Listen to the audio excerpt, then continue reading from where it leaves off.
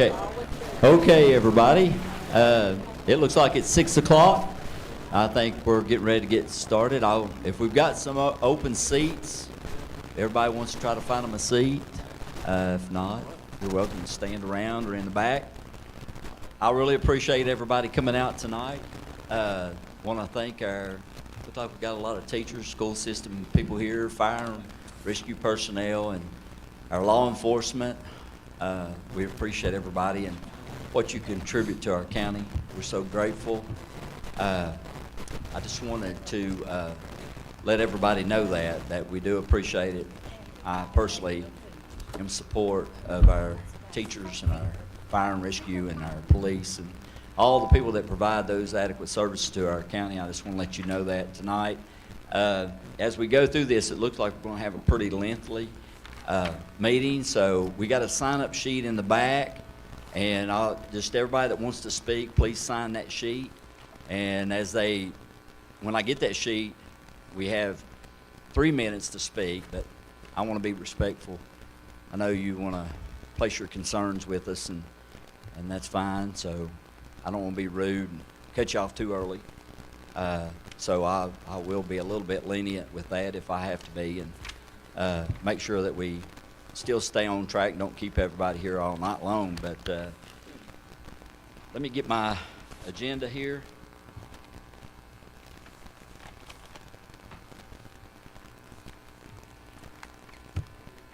Okay, first we have a call to order, a roll call. I'll turn it over to Mr. Lester.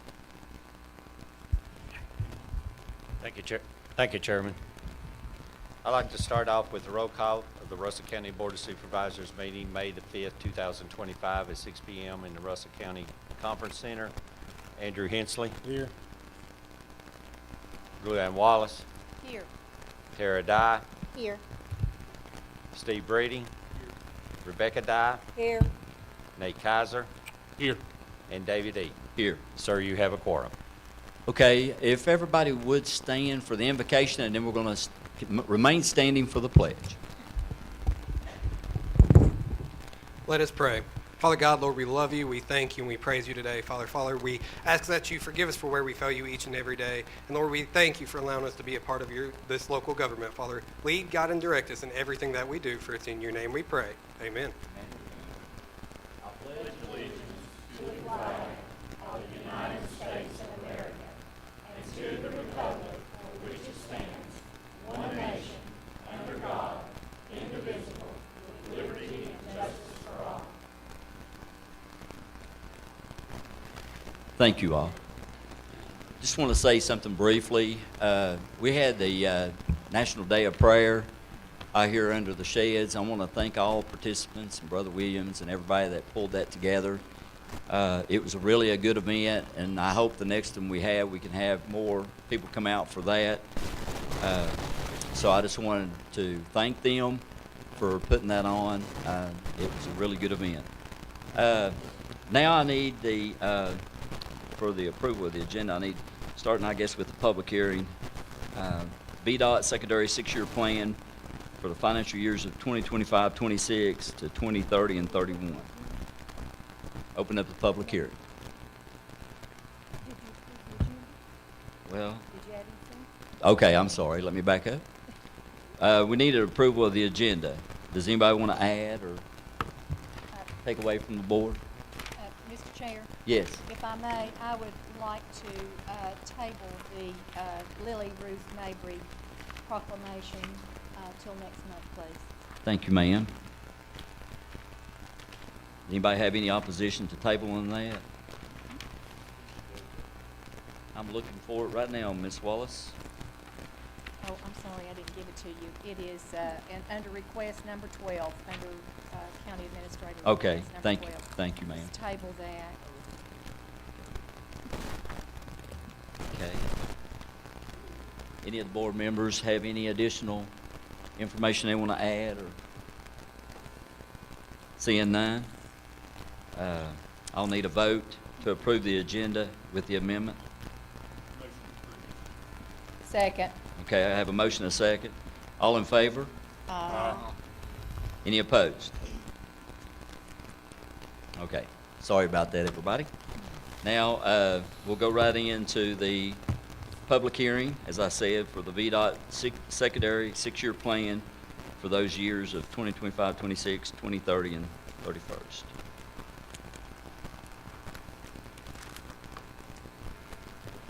Anybody want to speak on the VDOT secondary six-year plan? Okay. Seeing none, I'll go ahead and close that public hearing. The second one on the list is the Dank Fire Department property public hearing. Do we have anybody that would like to speak in regards to that? Mr. Chairman, before we proceed forward, if the representative, I think Mr. Buchanan is here, if you don't come up and care to speak upon the 60-year plan, and that way we could go ahead and get that out of the way so VDOT can move forward on their Okay. resolutions and allocations. That was your cue, John, to come up and speak. Sorry, sir. Not to put you on the spot. No, that's okay. Go ahead. Might need to turn the mic up.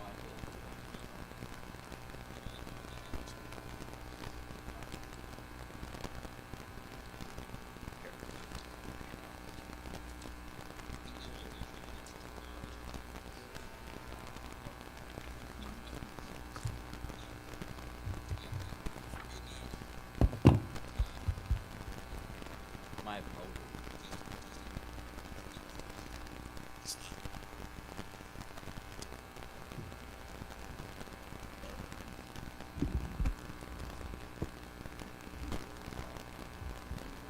Sorry about that.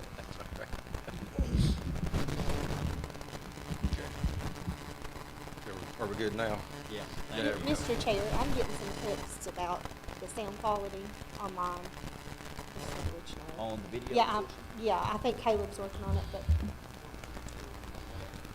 Okay.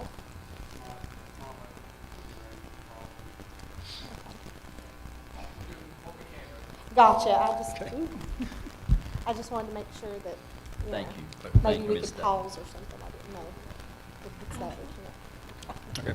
I'll be brief unless the board has any questions. We did add 2 routes to the plan this year.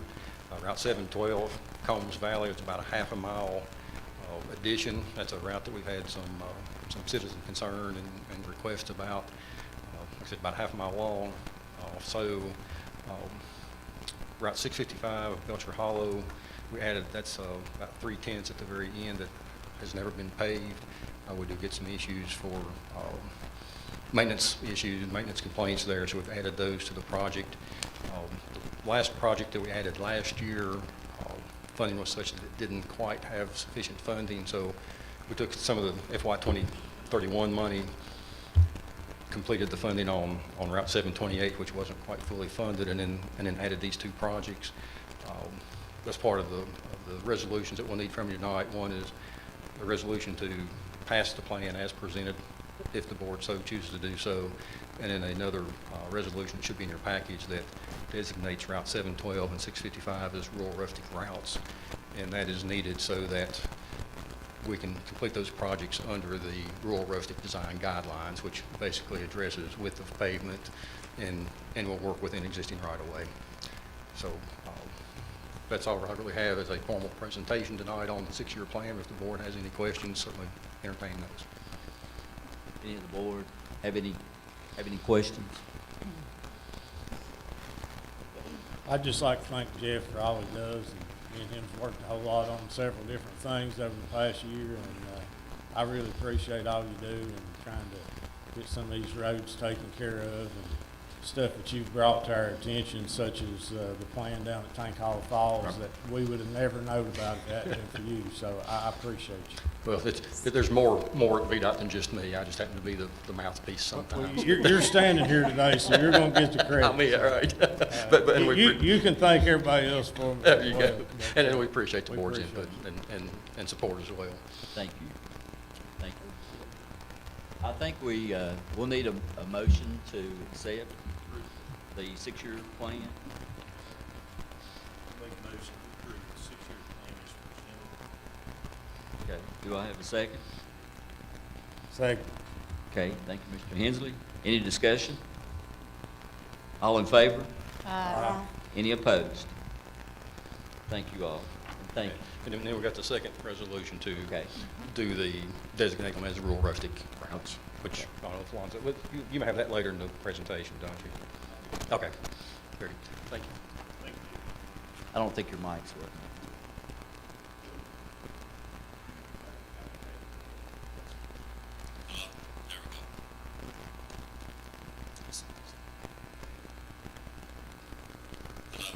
No, it's something wrong.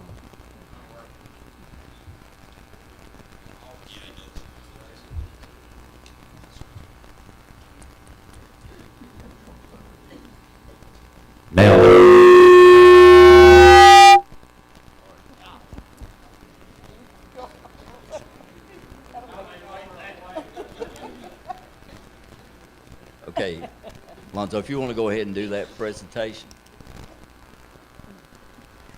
You can hear.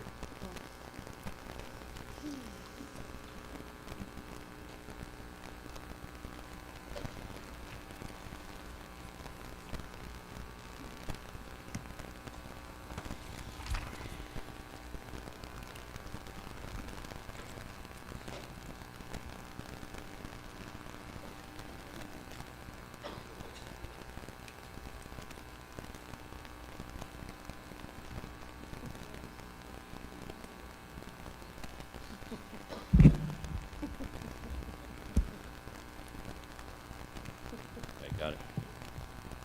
Can you hear me? Yeah. Okay. Sorry, Chairman. Now where were we at? Let's get back to work. Yes. What I was going to make on the comment, rural rustic resolution is under my request. When we start going down through it, I will go into detail on it because I want to explain what's going on between the Okay. routes. All right. Yes, so go ahead, if you don't care, go ahead, let the governing boards proceed with the public hearing. Okay. All right, now we finalized number one with the VDOT secondary 6-year plan. We move on to the Dank Fire Department property public hearing. And do we have anybody that wants to speak in regards to that? I open the public hearing right now. Okay, seeing none, I'll close this public hearing and do what, sir?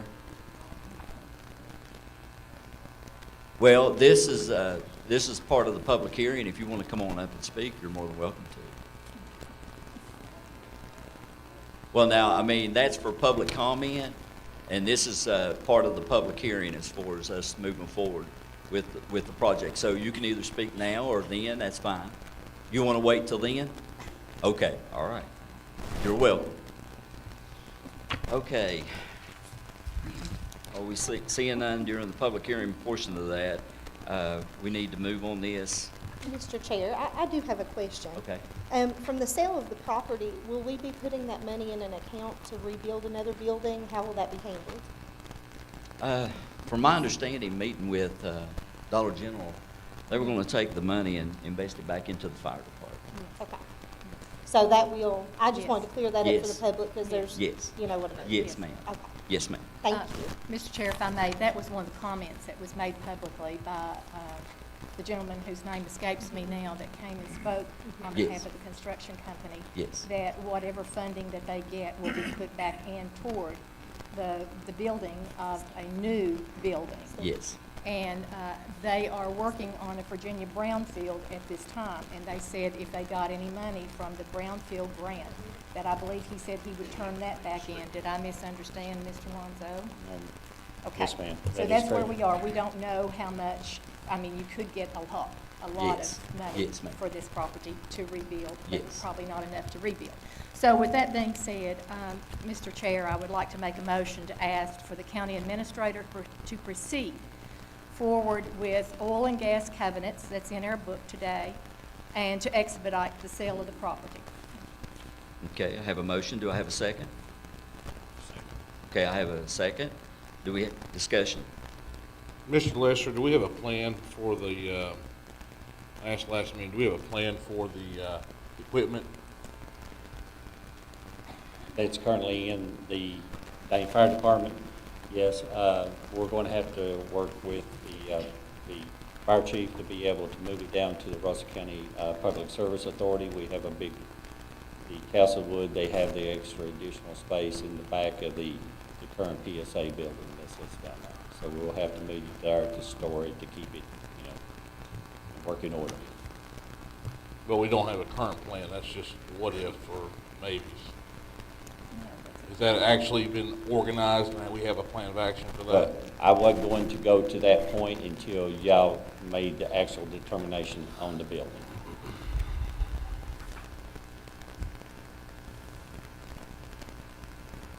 Any other discussion?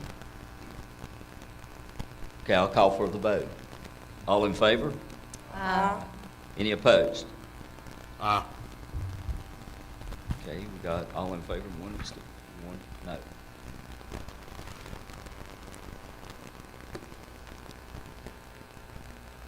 Okay, now we move on to presentations, and I have Dr. Michelle Meister with the Russell County Animal Shelter.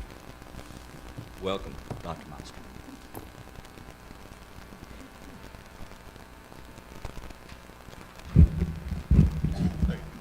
Good evening, Mr. Chairman and the board and our public. I'm here for Russell County Animal Shelter. I have been a veterinarian in our community for 25 years, and I've served as the Russell County supervising veterinarian for the last 15. I'm here for the proposal of a new shelter that we have been planning to build for the last 2 years. We currently do not have enough space in our current building. We are turning 3 to 10 dogs away per week due to the lack and size of the shelter. We receive weekly phone calls about taking cats. Current shelter, we cannot take cats. We do not have the space or the right setup. We have received multiple phone calls of our community members passing away and their animals being in their home and they have no place to go, particularly cats, and we cannot help with those situations. We also, in our current shelter, cannot house pregnant females, those puppies that are under 16 weeks of age, and in the past, I have personally taken them home to my home and raise them. I personally pay for the food to feed those puppies, and the other ones have been housed at Southwest Virginia Veterinary Service because we don't have the adequate space and conditions for little dogs of that size. We've spent in the last year $23,000 handling that problem. It takes about from 8 a.m. to 2:30 p.m. to currently clean our shelter. We don't have barriers between each of the kennels, so one side of the kennel has to be moved to be properly cleaned because you can't clean with chemicals and water while it's being housed. We've lost 1 to 6 dogs due to escapes from our shelter. We've had at least 3 dog bites per year. The last one occurred, a dog grabbed another dog through the nose, and of course that required my medical assistance. We do have dogs injured from our runs because our fencing and things are falling apart. We have some kennels that are secured by leashes and collars. We don't have accommodations for dogs over 100 pounds to adequately turn around in their runs. We have a problem with the drain. It blocks up every month. It's not being properly serviced. There's not much they can do. Our outside runs have tarps for roofs. Our laundry sink leaks, our tub leaks, there's permanent water there. Many guillotine doors are not working. Our outside kennels on the right side do not have adequate water pressure to properly clean those runs. Our cameras do not cover and do have the quality of picture to cover the entire shelter, so we do have community members after hours dropping animals off in our outside runs. We get bugs in our food. Our food building is not adequately proper to house dog food, so we have to deal with bugs and spraying for bugs, and we have to keep that product away from our dogs too. In 2025, the floods in February came within 5 feet of the side of our building. We have community members who are on wheelchairs who cannot gain proper access to the shelter. It's very difficult for them. They've commented on that. And if those dogs dumped outside of our shelter, they're placed in our outside runs without adequate roofing. So if it does rain, they end up soaking wet. They don't have proper water, and that's a violation according to the Virginia Agriculture Department of Consumer Services, which we are basically inspected every year. Our inspections, we have passed inspections, but our comments from our inspector is we have lack of ventilation. Our HVAC is not currently working, and we've had to heat the shelter with gas and propane and electric heaters this year. Our current isolation room for contagious diseases does not have a drain in the floor. We cannot use it as an isolation unit, which is also required by the state. The room we could use houses our cameras and computers and a hot water tank, and that cannot be in the same room as when you're confining a dog for parvo. The food storage buildings, they have issues with that. There is literally no section of the shelter that has not got cracks, chipping paint, and poor conditions. We have no separate housing for, like I said, the puppies, and we don't have separate housing for intake. So when we bring an animal into the shelter, we can't isolate those animals from our general population, which also exposes them to disease. Our inspector has given us what they call an opportunity for good faith consideration. That's how we've passed. That's going to end. She will be at our next inspection, which are always surprise inspections. And the fines that we're facing are thousands of dollars per day. Our time has run out on making this a new shelter. So without these things, we're going to look at a major expense. I know we have property purchased for the new shelter, and I highly compel you to get going on the plans for this shelter, and I'm happy to help in any way possible. Are there any questions I can answer for anyone? Does any of the board have any questions to Dr. Meister? I will tell you, I've met with Lonzo. I know that we have retained a couple of schools. One of the schools I was able to get filled, but we do have some buildings that is going to come available, and maybe some properties within the outline area, and I think we need to expedite. We can earmark, if we have a couple of potential things based on some of the federal cuts that was cut, that we had grant applications in and stuff like that, but I think we can earmark some of the sales of some of these properties to do an animal shelter and the Dank Fire Department, and some of these things that we can expedite to move forward faster and not have to wait on government movement, you know. So I have talked to Mr. Lester in regards to that, about the sales of some of these and getting them expedited. And since the market's pretty high right now, it might be a good opportunity to sell these properties, and then so we can expedite. We don't want to hold you up. I know we've been working with you on this, and we do. I am so grateful for you and what you do, and I think that we're going to have to expedite this opportunity and get it done. We don't have a choice in the matter. 76 dogs. 9% are adopted by our community. 6.7 are reclaimed by our community. That's a pretty low number. 72% of our dogs leave our community on our transports on Wednesdays and Saturdays. And we're down to less than 8% are actually euthanized. And I'm only euthanizing due to health and aggressive dogs, and those that I've had to do that with. So that tells you where our population is. Our shelter holds 21 comfortably, and we take in 64 dogs per month. So as you can see, and there's a copy of the shelter today. So, any further questions? So transport on Wednesday and Saturday, it's still all volunteer, correct? No, we have a community, one part-time, Mr. Alonso can comment on this more. We have a part-time member who drives that transport up for us. And when she can't, my husband does volunteer to do that. We got a pretty good crowd here tonight. I was going to try to recruit you some help. But, Yeah, gladly taken. if you do need any help, you be sure to let us know, and maybe we can put it out on Facebook or something. And I think people would be more than willing to help you out off and on if anything's needed. I appreciate that. Thank you. Thank you, Jim. Mr. Gillespie, Yes, sir. where do we stand on relocating that line? That's a whole Yep. Of course, the county already owns the property, and just a little FYI, where the county animal shelter currently is, it's owned by the town of Lebanon. So it was an agreement way back when the trash site was out at the park. That was part of, us maintaining the trash site along with the animal shelter. Well, the building is about approximately, I think it's 42 years old. It's a block building, so it's already dilapidated beyond the point. And of course, Dr. Meister, she's a real advocate of animals throughout the state, and she works, with DOC and other agencies. And BDAC has been very generous about giving us waivers until this point. Now, especially this started when we actually started into the pandemic. And when the pandemic, everything kind of slowed down, and then now that we're coming back out, they're saying, Russell County, you've got to get to the point, you've got to build a new animal shelter. We give you grace after grace after grace after this, and you've already bought the property. now's the point to move forward. So we have contacted AEP. They had to shut down PALS, Food City, the school board, to move the lines. That pole has moved, so we're right now waiting on Verizon and BVU and Chantel to move theirs. So that should be within the next 30 days. So this is moving forward, but again, it's an old building. That was a block building. That was a supply building that was turned into an animal shelter. Did I miss anything? I wanted to say something to you, Dr. Meister, an idea I thought of, kind of see what your thoughts are on this. But while we were going to Richmond to meet with all the VDAC and all of them, and I know we can apply for a grant, possibly to get these units, but up in the Charlottesville, Richmond area, they have these dog washing units.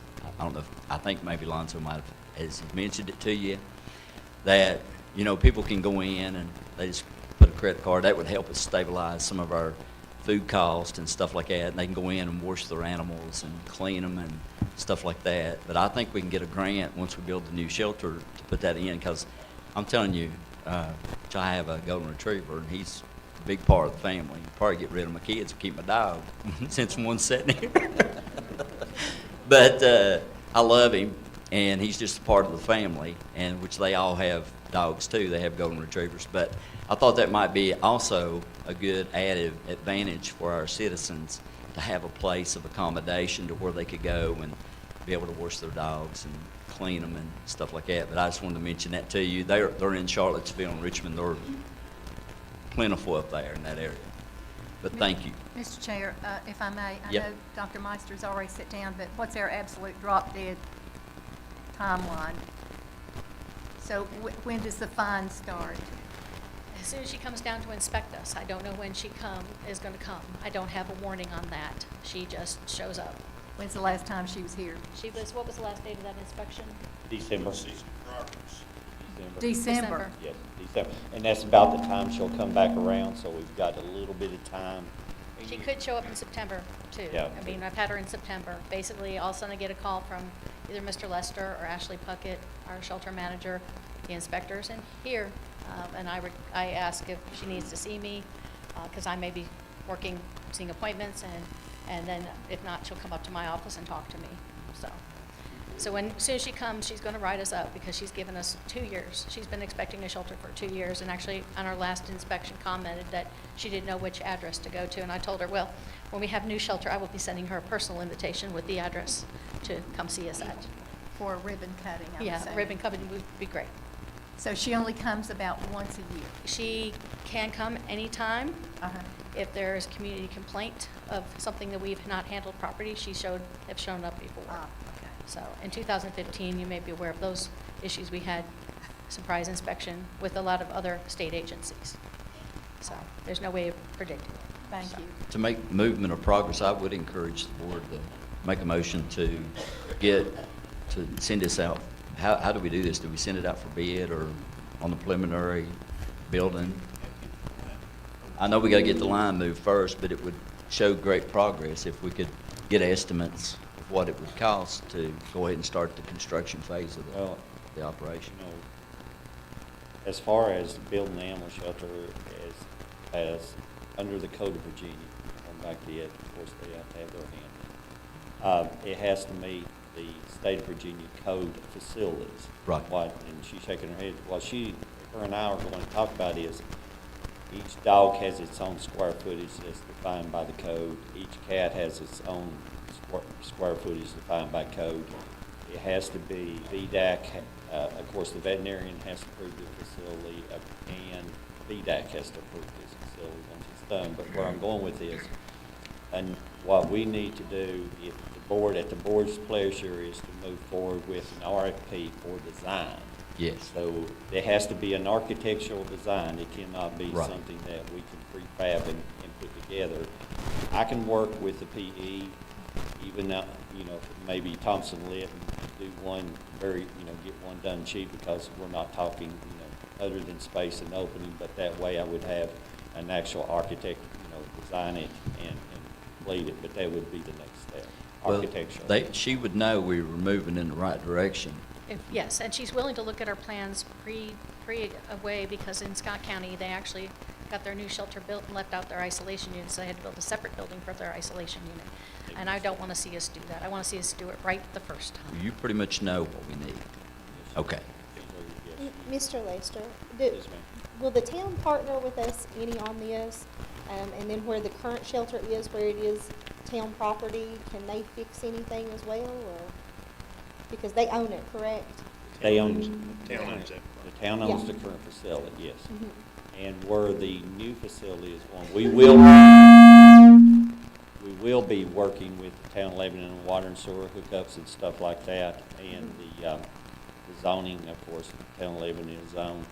So, and that was one of the costs. What Dr. Meister would tell you, in animal shelters, the way we're going to build these, where it's long-lasting, we will be utilizing the water and the sewer. That way, what the balance, the ammonia balances that come from animals are enormous. So we'll have the system set up for long-term, and we will work with the town of Lebanon on that. Now, as far as them partnering with us, that will have to be a town council question.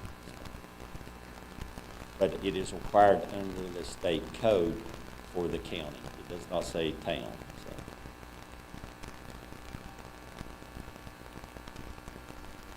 But they will use the services. Thank you. Thank you, Dr. Thank you, Doctor. Thank you. Thank you. Does any of the board have any other questions or anything? in regards to- Do we need a motion to start the Architecture. architectural engineering? I think that would be a great idea, so I'll make that motion when, go ahead and get started before we get in trouble. Second. okay, we got a motion in a couple of seconds here. All in favor? Any more discussion? Any opposed? Okay. Mr. Chair, can I have a word for a second? I see Mr. Doty in the audience tonight. If you would put it to your board, town council, to help assist us in any way that you all can with this new animal shelter, that'd be greatly appreciated.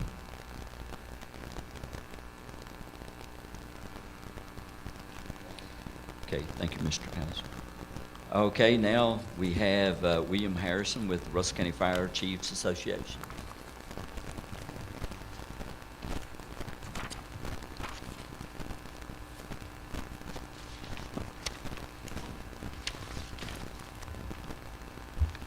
Good evening. I appreciate the opportunity to come and talk to the Board of Supervisors and Mr. Lester. Appreciate your time. I'm here on behalf of the Russell County Firefighters. We've got a Fire Chiefs Association that meets once a month. And we try to go over different things that affects each department in the county. The county needs all their fire departments. You know, and every fire department lacks something or needs something all the time. Last year, for an example, we had an air pack issue where the manufacturer was quit certifying the air packs that a lot of departments were using. So we brought this in front of the county, and the county came through and helped us with over $350,000 worth of funding to buy new air packs. If we hadn't have got this funding, a lot of the fire departments would have to quit operating just because the fact that we didn't have proper gear to go into a burning structure. That was really appreciated, and the rumor is now that in this proposed budget that the fire department's going to be cut, and I know that's nobody wants to cut. One of the issues that I think y'all need to realize, and most of you do, is the cost of everything just keeps going up. It's unreal how much the cost of equipment is now. In Honecker, we bought last Class A pumper we bought was back in '99, and we paid $187,000 for it. Today, to replace that pumper, you're talking about $900,000. And that's nothing fancy. That's a commercial cab, and, basic firefighting pumps and stuff on it. So it's just unreal what it costs to replace equipment or even to keep up with NFPA standards. It's just like replacing hose. They want you to replace hose every 10 years. We replaced 1,200 feet of hose in Honecker last year, and that was over $10,000. And that's just 1,200 feet of hose. And we've got over 4,000 feet of that hose that we've got to continually replace. And that's just one type of hose, and there's other different types of hoses everybody in the county uses. And the price is just unreal on how much it keeps going up.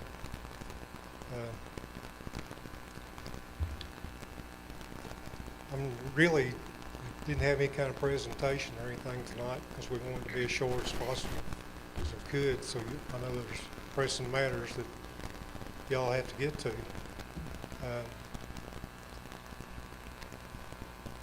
The biggest thing, I guess, that I want to emphasize is the county appropriations is a vital source for all fire departments, not just the town departments, but all of the departments. Some of the county departments, their insurance cost is between $16,000 to $20,000 a year. That's just insurance on their vehicles and on their manpower. So, you know, what we really get from the county is a drop in the bucket, if you get to looking at it. The county couldn't equip one manned station for what they put out in total appropriations for the whole county. We're talking about volunteers. They volunteer their time. You know, they go to training. They go on these calls, all hours, day and night. And we do the best we can with what we've got. But we need good equipment. Every fire department's like that. It's not just one department, it's everything. And we need all the fire departments in the county. It really helps. We've been doing double call on a structure fire now. On the first call, we have the closest two departments set off to go to this call. That's really helped us on our response times, our manpower, and you know it's been a blessing to have other people coming to back you up with mutual aid, and that's really worked out pretty good for the most part. But the thing of it is, we still need equipment, we still need funding, and it's just not feasible, I guess you'd say, if you're looking at it from the fire department's aspect, to fund the fire department the way we're funding them now. We've asked for increases over the years. The last increase we got was almost double, from like 26,000 to almost 40,000. And that was a big step, but it's still well short of what we need. And it gets harder and harder every day to keep good equipment, keep membership. You know, members are hard to find. It's hard to find volunteers for anything anymore. And a lot of the departments in the county do fundraisers like bingo and things. But the way I look at it personally, if we got people that's out there willing to put the time in, to volunteer their time, to take training, and to go out and fight these fires in these emergency situations, why do they have to get out and raise the money to do that? That should be we've got this. Somebody ought to have you back when it comes to providing equipment. And I don't mean we have to have the most elaborate things out there. We just need the basic equipment. And, all fire departments are struggling with manpower and everything. But if you can put a volunteer, somebody come in and get a new recruit, you tell them you got to go out and raise this money to buy this nozzle, which costs $1,000. And they sort of look at you and scratch your head, well, why do we have to do that? We're already volunteering our time. Why do we have to go out and do that? And it doesn't make a lot of sense. And it makes it harder and harder to keep volunteers. I don't know how many other chiefs is here tonight, but does anybody else would like to make a presentation?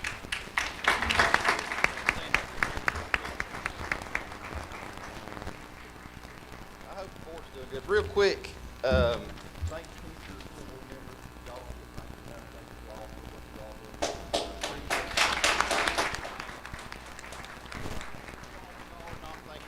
Appreciate it. Real quick, board, I hope y'all are doing good.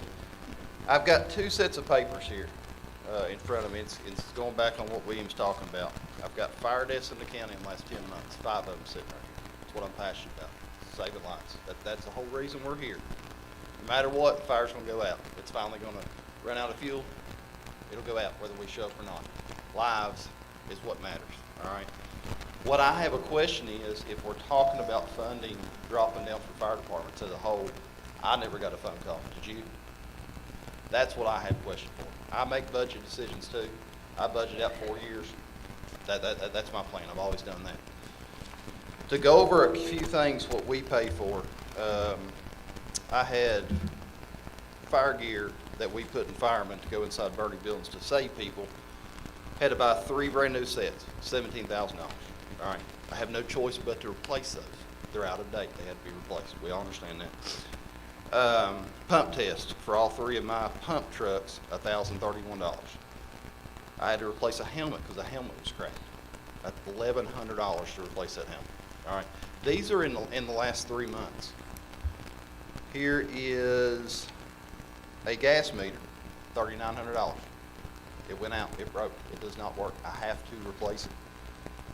To go back on what William's talking about, purchased a brand new tanker. I have to repack one of my tankers. That was $1,800. Had to be done. The truck's out. I have no choice. Hoses William was talking about. I've got a PO right here, $16,000 to replace hose. The hose was out of date. The hose was tested. We could not use it. It had holes in it. So I don't know where I can cut on my budget. We're talking about $40,000, $35,000, $40,000 here, where I can cut on my budget. You cut me down $13,000, it's got to come out of training. The most important thing we do is training. It's a perishable skill, firefighting is. If we do not train, we're not going to be as good as what we were yesterday. That's the only choice I have to cut my budget. I don't know about William, but it's probably the same thing. That's where our money's going to have to come from. If you cut us, it's coming from training. And this stack, this stack, which is my POs, will get shorter if you cut it. This stack, which is fire desk, will get bigger. I promise you it will. It's common sense. I'm glad I'm not in y'all's position to make the decision of what you're doing, but you cannot cut fire funding. I've seen it in 21 years in this. You can't do it. And if it was even questioned to do it, call me. Steve, Nate, y'all, you're my representatives. I would expect you to phone call at that point. I'm not trying to call you up publicly, but both of you have my cell phone number. I'm really easy to get to. All right? Thank you. Thank you.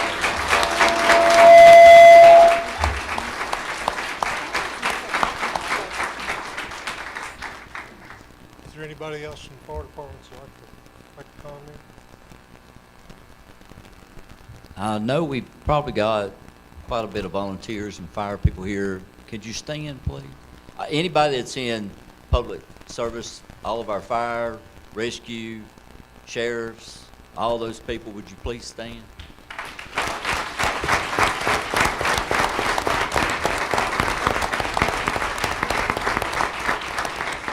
Thank you all.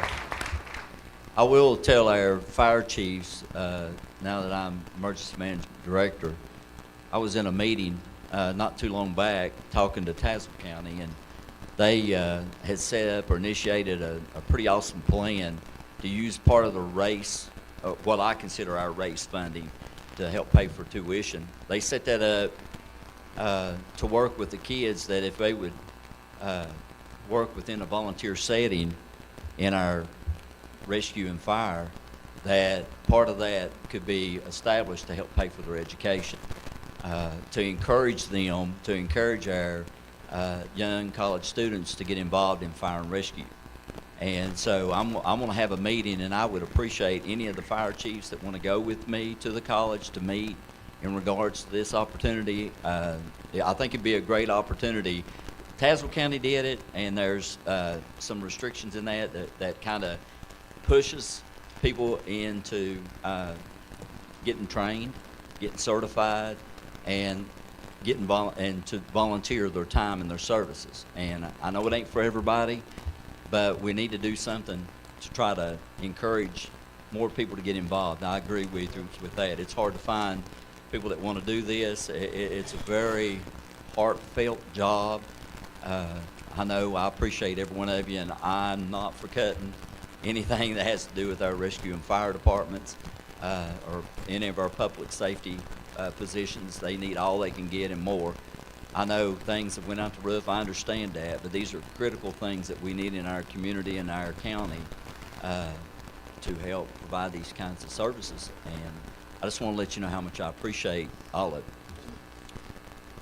I'd like to also mention that fire chiefs meet like every third Tuesday. We try to make it the third Tuesday of every month. We've had a couple of supervisors, Ms. Dye, Mr. Kaiser came by in one meeting, and we really appreciate them coming. They sort of see on a first-hand base. But I encourage all of you to go to your local fire department, go to your local rescue squad, see what's going on, ask questions, you know, see what's happening. I mean, see what it takes to operate a fire department.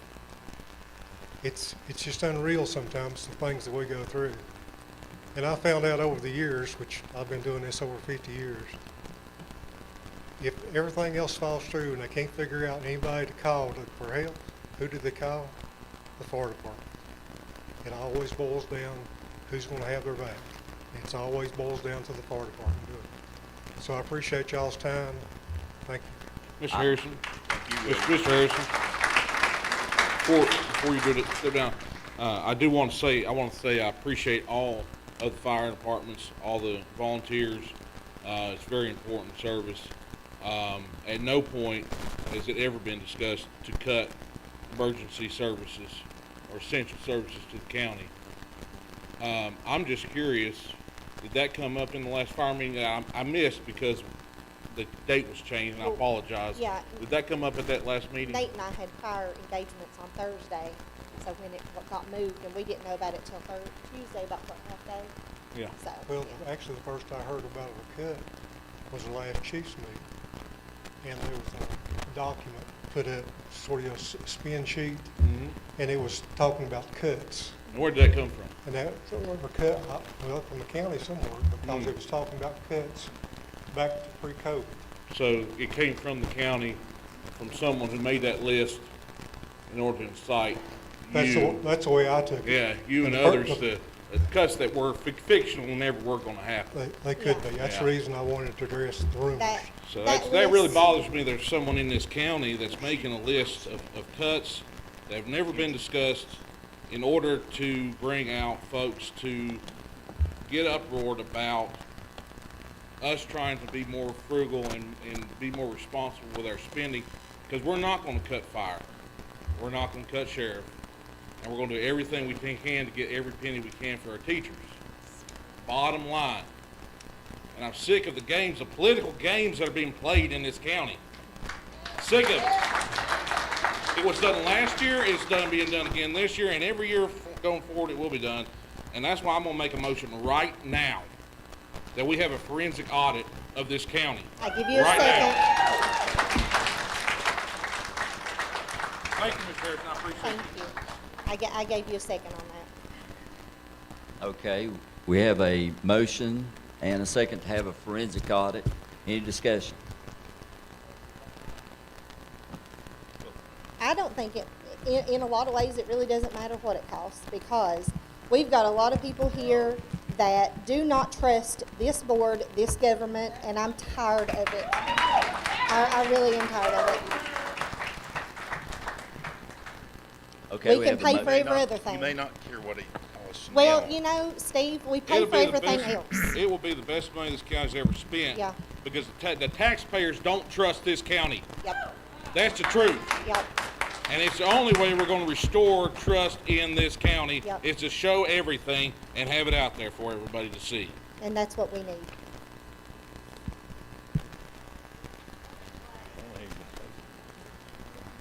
You know what? Well, I mean, I got a motion and a second. Well, we're in discussion. Any further I discussion? call the vote, Mr. Chair. All in favor? Aye. Any opposed?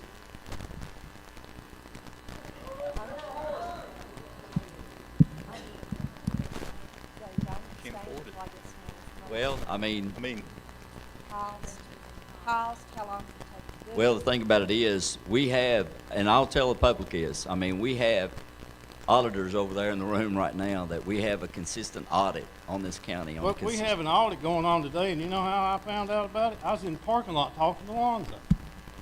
Well, it's Nobody knows it's a what's going on consistent. up here but you. No, that ain't true. This county has a consistent audit. For 9 years I've been elected, we have an audit. And the audit is certified by the state. Certified by every the year state. about this. There's nothing hidden. I can guarantee you that. I don't know where you're getting all this stuff from, but there's nothing hidden. And you all were the ones that particularly wanted everything on the chopping block. So, you know, you Well, wanted the it's- list of it all the is things that funny, could be cut. So don't sit here and tell Well- me that y'all didn't want all that stuff on the list. That got released, leaked, whatever you want to That's put it. everything that the Yeah, county pays for. I understand that. but Okay, well, that's no- what you want. Okay, well, give me just a second, let me talk. I mean, you can. Well, get I'll mad let on you what- talk, but don't try to act Apparently like not. it's one way or the other. That No, went out to apparently only not. board supervisors. So anyway, like I was gonna say, that list was compiled and it was emailed to us. No, I didn't ask for it. Did y'all ask for it? Because it is already in this. Nobody needed a list. But it's funny, it gets emailed out, the next day it gets leaked and everybody freaks out. I don't like it. I hate seeing teachers in here that are worried about their jobs and their salaries. I hate that. We should not be inducing anxiety for our teachers over their pay. We should not be inducing anxiety for Mr. Harrison and all the other fire departments. You know? Well, pass a rate then that pays for it. Well, I Because you didn't the last time. mean, no, and neither No, did you. you did not the last time, and I wouldn't vote for it. And neither did you. I wouldn't vote for it because it didn't take care of the Neither people. did you. It put you in the hole. I didn't pass a rate that would absolutely keep our county secure and safe. And all of our teachers paid, fire departments paid, and Mr. Breeding couldn't even get a second on the motion. Every That motion at 56.1 took care of all the needs without any cuts. Didn't All right, take care of Mr. the Lester, at taxpayer, that Mr. Chair. time. Okay. Yeah, that's exactly right. We did. You know, I mean, it's Everybody- time. Everybody's considered except the taxpayer. Yes. And I'm sitting here to consider the taxpayer. That's the only reason I even run to be here, is to try to take care of the taxpayer, because I figure that they're the last one considered at every meeting, Yep. is the taxpayer. Well, they're It's here always tonight. whoever comes in and makes the most noise that's considered first. And I'm sitting here to consider the taxpayer. Teachers are taxpayers. They're here tonight, and that's your largest taxpayer.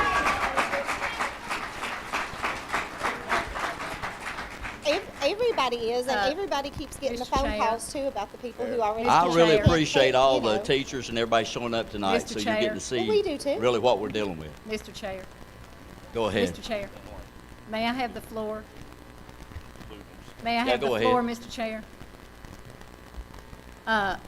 Last time we met, and it's in our book to approve the minutes, it was asked of Mr. Lester to cut and cut and cut the bone per in this book tonight.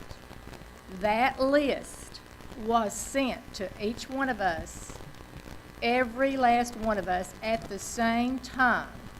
That was the cuts that this board can handle by law. How much can a board of supervisor cut, Mr. Lester? Please tell us. Percentage-wise.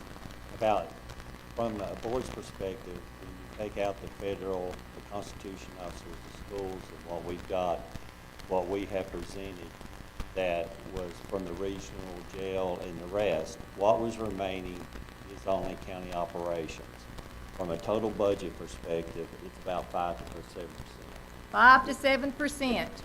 They can't cut courts, they cannot cut the Constitution officers. They cannot, it can only be county operations that they have autonomy and authority to do. That is crash sites, what they contribute to schools, what they contribute to donations and community centers and fire departments and et cetera. That's their only autonomy. The libraries, stuff like that, they don't have the autonomy over the Constitution officers. That was put into code by the state of Virginia because you would get one party in there or disagreements between the same party, like you're saying right here, to be able to take it out to where they're paid by the state. Same way the school teachers are paid, your 3% are paid, it's paid by the state. The Constitution officers sitting here tonight are paid by the state. They don't have any authority over that. They cannot change it, they cannot stop it. The only thing they can pull with is the administration and the operation that deals with the county from trash, libraries, community centers, and et cetera. But they have responsibility to make sure, as a forensic audit, which I do have the auditors in here. We passed 9 audits. I've got the main one in here. And I know where it comes from. Southwest Patriots thinks they got some big auditor, and I got one of the biggest auditors in the state of Virginia. Just talked to them today. Out of 95 counties, they handle 74 counties in 95 that gives us a clean audit. Why would you spend $100,000 that you could contribute to county operations to do something that is ridiculous, period? Usually I don't speak, but I'm speaking out. And if the treasurer get up here and speak, she will speak the same way, not to put her on the side. There is nothing here, there's nothing hidden. If you want to see it, come and see it. But again, 5-7%. Well, actually, I sent out emails to the full board on a consistent basis to come in individually. One of the reasons I didn't show up at the Fire Association meeting because you can't have 3 board members. I apologize for that. And I apologize to the fire chiefs, me being the emergency director, but I told the county administrator I couldn't be there. I sent out emails for everybody to come in and sit down with the commissioner, the treasurer, Lonzo, and myself, individually or 2 at a time. Did anybody show up? Absolutely not. I came and sat down with you. Today. Not today. Well, you sat down Me with and me Lonzo sat well, down me with and you and you a Lonzo month sat ago. down. But I sent out emails, Mr. Hensley, for everybody to come in, get these answers to their questions, and nobody has consistently showed up to get all these things. Now, it's time to quit politicking and start governing. And why can't I get an answer? Why can't I get an answer for how much money we carry over year, ever? Why can't I get that answer? You've had that consistently, Nate. No. There's no carryover. All you want to say is, oh, these restricted accounts we can't touch. That's right. I don't care about the restricted. I want to know how much money is carried over. Because how much of our taxpayers' dollars gets contributed to those restricted funds?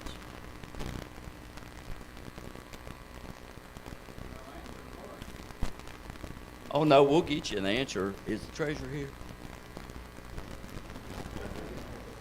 Alicia, can you come up, please? Come up here. Everybody calm down a little bit till we get some of this resolved. Take your own advice, Mr. Chair. My question is, how much is carried over year to year in our restricted accounts, and how much of our taxpayer money that we collect goes to those restricted accounts? How much do we contribute to those accounts? The taxpayer money, as far as taxes, that does not go into any of the restricted accounts. None. No, your employee insurance, that comes from your employees, from your schools, from the county. That money is put in by them, so that's restricted. You can only use the health insurance for health insurance. No tax dollars goes into that. Your tax dollars goes into the general fund. So if you've got Coal Road, that only goes into the Coal Road fund. That Coal Road is divided between Coal Severance and Coal Road. So part of that goes into Coal Severance. The county keeps half of that. The other part goes into the coal fund. Your ARPA money, your COVID money, all that goes into those separate funds. Anything that's in a fund besides the 100 fund is not contributed from tax dollars. So what's in your 100 fund is what is contributed by your taxpayer. The 100 fund? The 100 fund. Your general fund. That's your general. Yes, sir. Mr. Lester, and I don't mean to interrupt you, Ms. McLaughlin. Does Mr. Kaiser and Mr. Hensley and Ms. Dye have a chart of accounts booklet? This is put in the booklet every month. Okay. Chart of accounts. Charge account? Chart of accounts. Yes. Yes. So your 100 fund is where all your tax dollars go. So anything that is got a separate fund number, it's been funded by something else. Does that answer your question? Somewhat, but when we go to pay for something, do we ever take any money out of restricted and then also general funds to pay for those items. Not Can't that. do that. No, not It's that I'm illegal. aware of.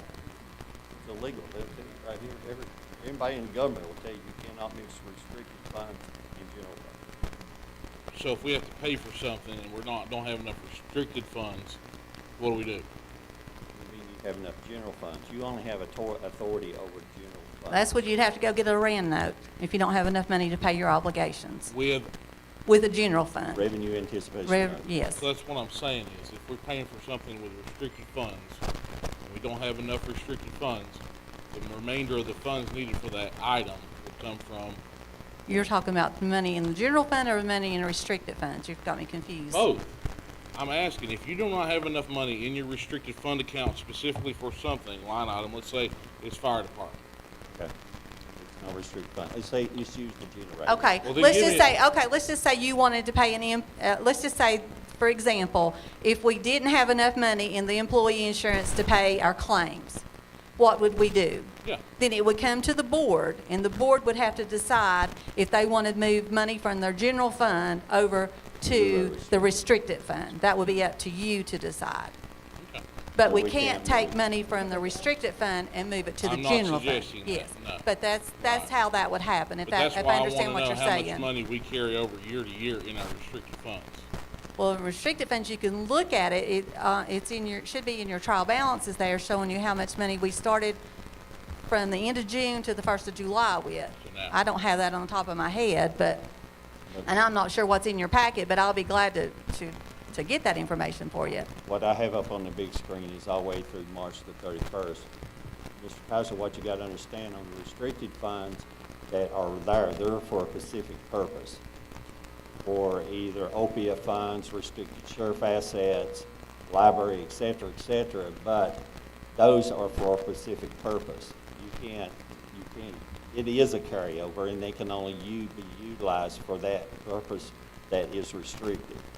The only thing that the governing board has authority with, if you need something that's arbitrarily to pay operational bills, is the general fund, the high one, the one that's on the top that's highlighted.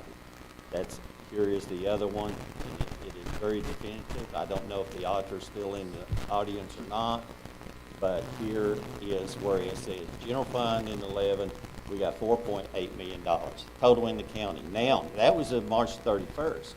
Now, I'm going to put the treasurer on the spot, and I'm going to ask her, what is the day's balance? We know.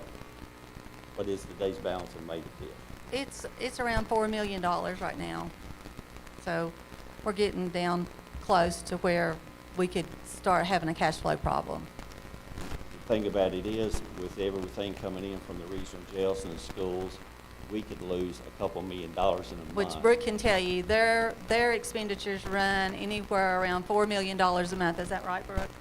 But we have to, So anytime now, because we work a month behind. I don't get, from the schools, I don't get their stuff until like the 10th of the next month.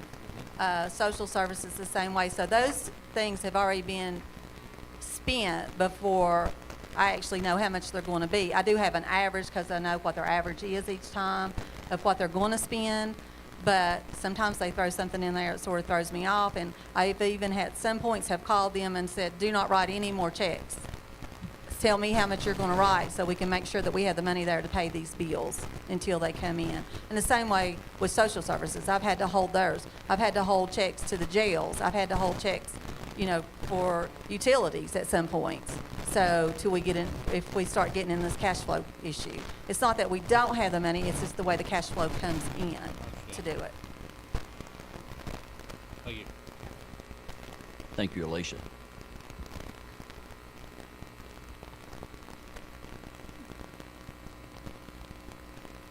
I guess we need to pull back to the forensic audit motion in a second. And did that vote pass, or did we have enough? 3 yeas, 3 noes, and 1 abstention. 3 yeas, 3 noes, and 1 abstention. right now. We had, on the forensic audit, we had 3 yeas, 3 nays, and 1 abstention. That is correct. So it's good. So it did not pass. All right.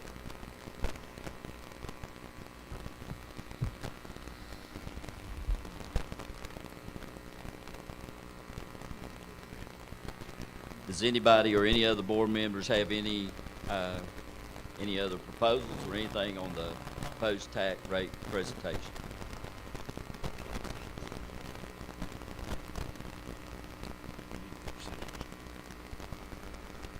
Oh, I'm sorry. Do I have the list for citizens' comment?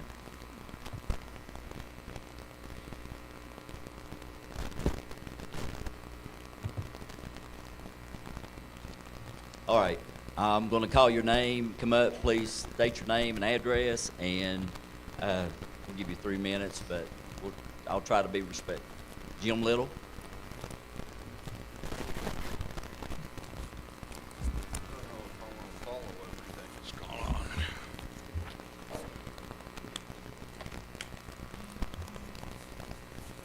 Jim Little, 1660 Copper Ridge Road in Castlewood, District 1, Andrews District. Been approached, told not to take things personally. Trust me, when you affect someone's job, when you affect their benefits, when you affect anything, it is personal. When you affect their tax rate, it is personal. So whatever we do, don't say it's not personal. The other thing, if Eddie Poe's out here, I think you could have done a better picture of me about 2 months ago. And, you know, I am a boomer and I'm proud of it. Boomers! Okay. John Lennon did a song called Imagine. I want you for just a moment to imagine Russell County in 5 years, where a business is looking to locate but finds no or extremely outdated library, no tourist opportunities or little recreation, loss of historical significance, struggling health care, lacking a quality education, all because we've terminated these people, and much more. Is this the choice we want to make moving forward? Is this what we want to bring our young people back to? I don't like taxes any more than the rest of you, but I do want to see that we have a county that attracts viable businesses, jobs, and encourages our youth to stay or return to the county, without which we will have little to no future in this county as our median age continues to grow. One thing on the taxes, we've all talked real estate tax. I just, on a personal level, would rather see us address the personal property tax and an increase there, because I see that as a more equitable tax that more of us would absorb there. As most know, my passion is tourism. Over 20 years ago, I had been appointed to the tourism board by then Supervisor Bob Gibson. That shows how long. Alice Mead's the only one with me that for long. The role it plays in the infrastructure of this county, and over the past 3 years, the department has been, the tourism department, able to collect and manage over $40,000 in grants, therefore multiplying the department's minimal $6,000 a year. That's it in their line item budget over the last 2 fiscal years, based on the data collected by the Virginia Tourism Corporation. $6,000 we've been able to parlay into $40,000 through grants, because that's the way we have to exist and live. And I'm not even going to say we had more money, because a lot of it's matching grants. We certainly could generate a lot more, but now's not the time or place for that. Just giving some data here, $18 million in visitor spending over the last couple of years. Okay, that's people outside a certain radius here. I'm not saying all of that's tourism, but a lot of it is people that are coming in and spending additional time. 4% of all county jobs are sustained by tourism. Not just directly payroll here, but bed and breakfasts, percentage of people coming into motels, restaurants from outside the area, objects like this. 4% of all county jobs are sustained by tourism. 1.2 million Local and state taxes are generated by visitors to Russell County over the last year. 2024, Russell County saw steady visitation across every month, and the strongest ones being May, July, and October. 76.3% of all 2024 visits included at least one overnight stay, meaning tourists are spending more time and more money. The average stay in Russell County from these is 1.6 nights to 4 nights there. And that is all going into the motels, bed and breakfasts, other things, and spending money that's taxed in the county. I think your time's close, but go ahead, sir. Okay, I'll go ahead and just wrap up then. Thank you. I've given to the supervisors here a lot of other things, so I actually show that I've got 35 more seconds, David. Just other things that we've benefited in that 35 seconds. We provide a $1,000 scholarship every year to students in Russell County over the last 5 years. And all that's from donations and fundraisers, not from anything from the county. We had over 35 Century Farms that were presented and 4 bicentennial farms, having the Assistant Secretary of Agriculture come down to make those presentations. What that brought in, I think, says a lot for tourism and agritourism in the county. And I've got several other things, but I won't go there. Thank you. But you all have that list in front of you. Thank you for your time. Thank you, Jim.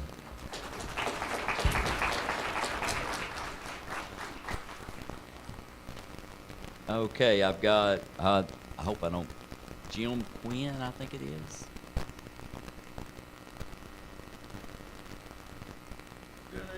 Good evening, sir. I'm trying to bring a little money into Russell County. I need a bridge built down there on Copper Creek. I want to put a campground, four-wheeler trails for them to ride four-wheelers down there. It's time this county made a little bit of money. And I need some help. Let's build a bridge. I started the Copper Creek Fire Department, just talking about fire departments. I'm the man that started it. I've got no recognition. But if you'll give me a bridge, I'll show you some recognition. Y'all have a wonderful day. Thank you, sir. Nice talking to all of you. Thank you. Thank you. Okay, Mr. Dave Mullins.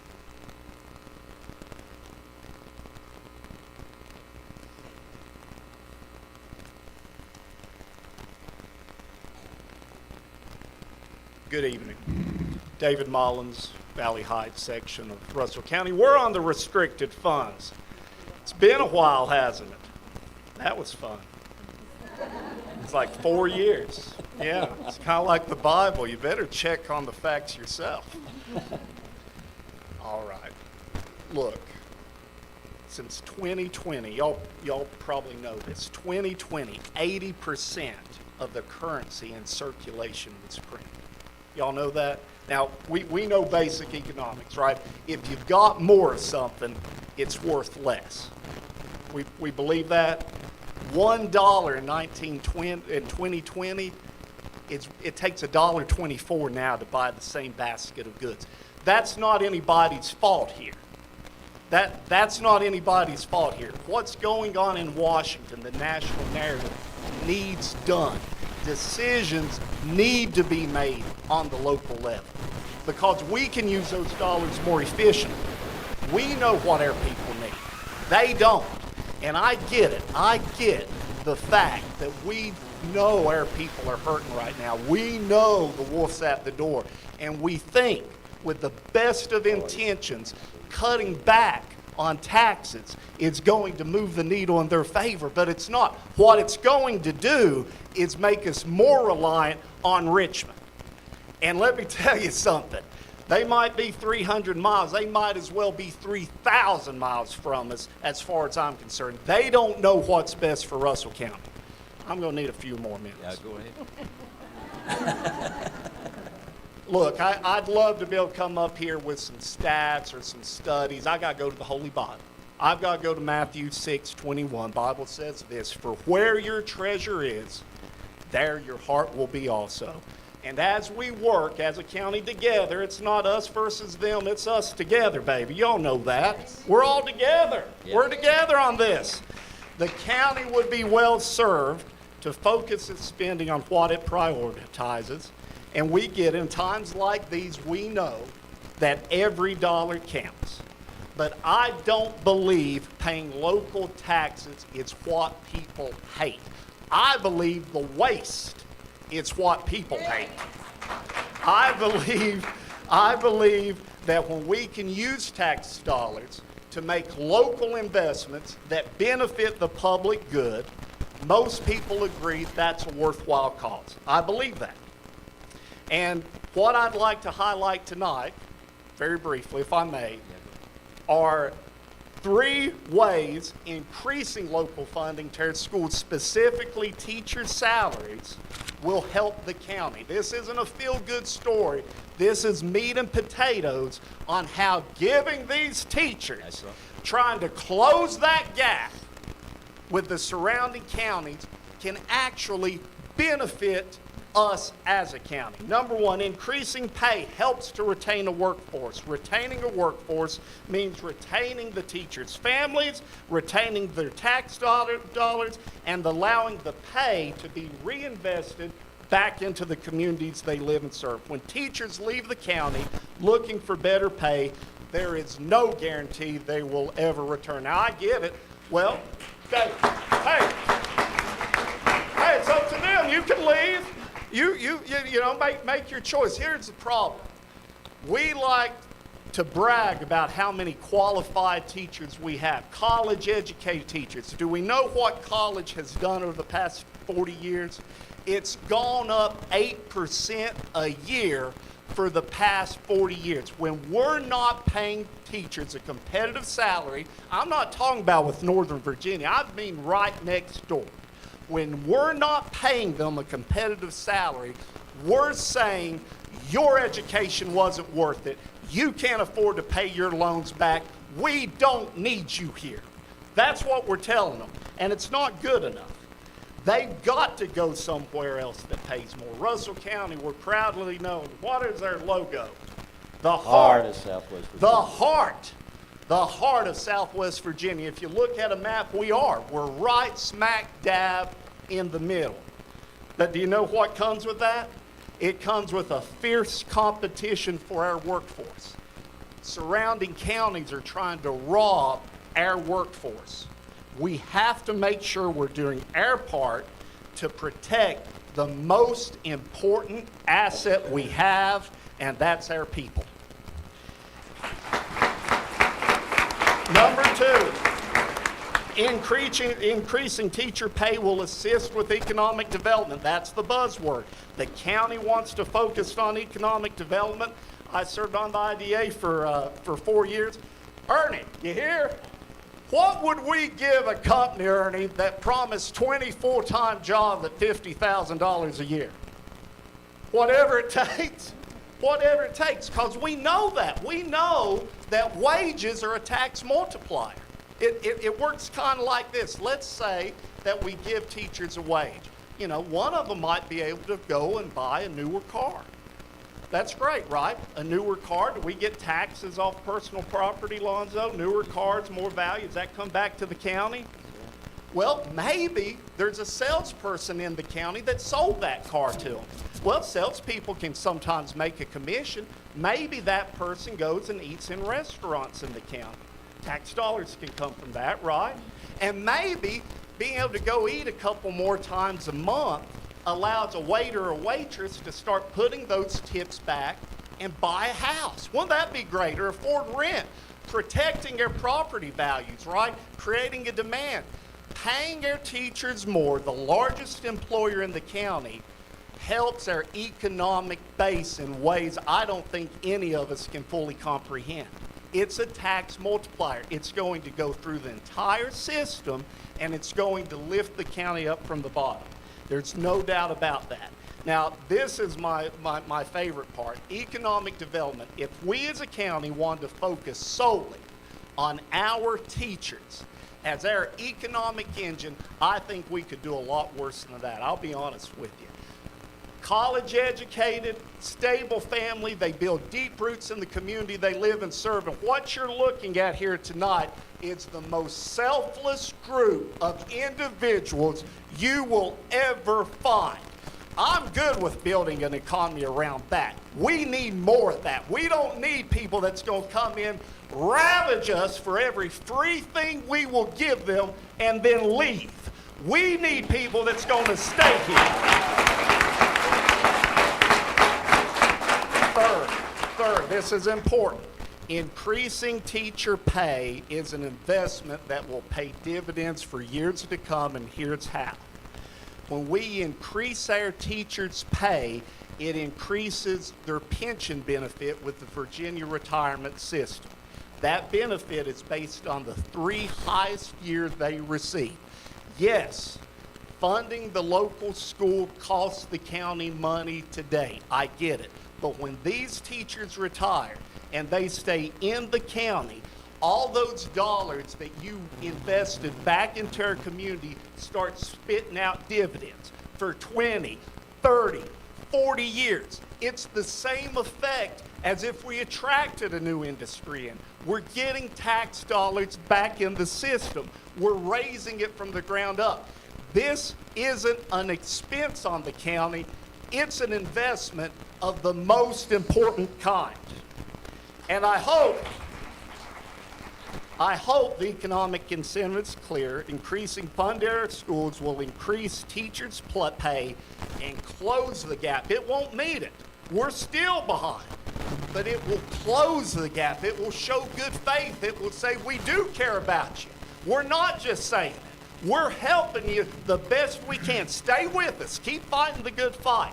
A rising tide lifts all boats. Such an investment will help the county as a whole.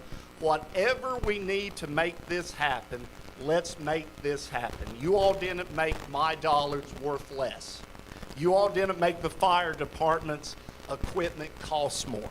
That wasn't done on the local level, but that's the reality that we're in. Let's get it done. Let's come together for Russell County and prioritize the things that will actually help the county. Dr. Hooker has made very clear, every cent they're asking for is going straight towards salary increases. Every cent of additional funding is going straight towards teachers' salaries. Let's make an investment in ourselves for once. I'm tired of making investments in companies that are here for about 3 years and then they hop to another state. Let's make the investment in ourselves and let's support these teachers who call Russell County home. Thank you for the extra time.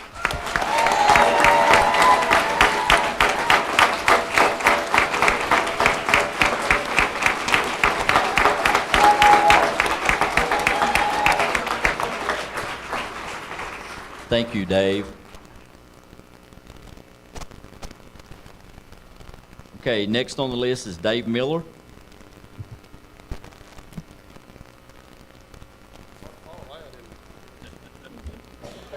You got it, Dave. When we think about Russell County, the things that we see for our tax dollars are schools, our teachers, our fire, EMS, our sheriff's department, and trash. That's the things we can physically see.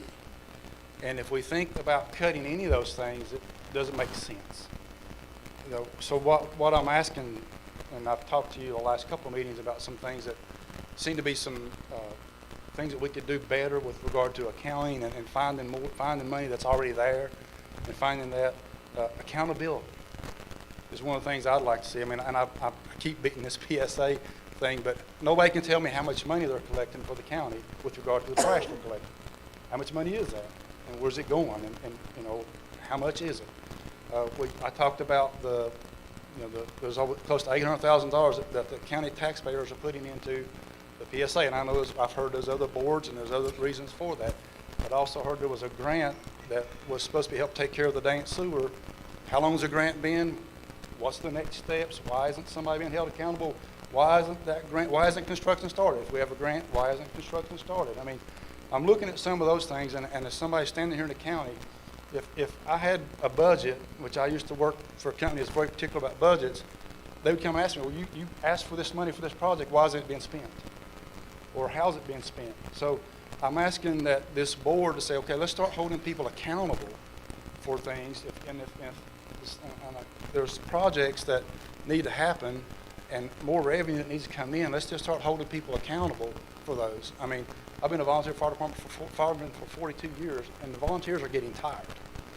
And it's harder to get more people to volunteer. I mean, go out at 2 in the morning when it's 0 degrees. I mean, and I think William and John touched on that, but what we want to see is accountability, and start, answer some of those questions, and like I've been asking, is how do we find where these holes are, plug those holes, and get the revenue that we're supposed to be getting, and then find out, why do we have a grant, for example, that nobody's done anything with, and who's responsible for it, and why isn't somebody responsible for it, and why isn't somebody been held accountable? And that's what we want to see as citizens. And if, you keep putting money into these things, like, and I use that the PSA as an example, but and they got a tough job. But they're a standalone, independent company. I've been told that by just about everybody on this board. They're a standalone, independent company. So why can't they stand alone and be independent? And let's take our tax dollars and put it into our schools and other places need to be. Thank you. Thank you, Dave.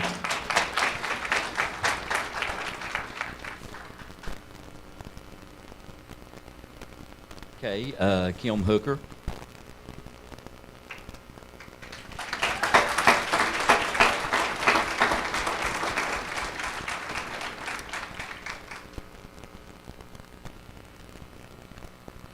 Thank you, Mr. Chair, members of the board. Thank you for giving me the opportunity to speak with you tonight. I come to you not only as an advocate for our schools, but a representative of many dedicated, passionate educators and school employees who serve our children each and every day, and many of those are here tonight, and I want to thank them. Tonight, I respectfully ask you for your support in helping us fund a 3% raise for all school employees and to continue honoring the step increase. We are proud of the raise we were able to provide last year, and we're grateful for the partnership that helped make that happen. But this effort must be sustained, not just once, but every year. We want to remain competitive with surrounding counties and keep our best educators here at home. A lot of people have asked, why are we in this situation? So I'm 38 years into Russell County, so I've thought about that. And I know, Ms. Dye, you're a former educator as well. And in the early 90s and 2000s, we went years without a regular salary increase. So that history has left us behind, trying to make up ground while other counties have moved forward. As a result, we continue to struggle to offer salaries that can compete, and that makes it harder to retain and to attract quality staff. Our teachers and school staff are the foundation of our educational system. I really mean that. They are asked to do more than ever, support students academically, emotionally, and socially, and they do it with unwavering commitment. But commitment alone isn't enough to keep them here, especially when neighboring counties are offering more competitive compensation. This raise and step increase are essential, not just for fairness, but for the future of our schools.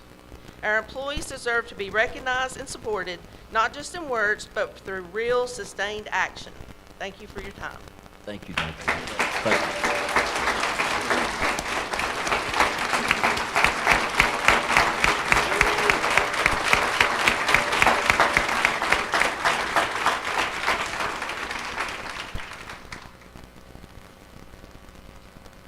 Okay, Dakota Cordell.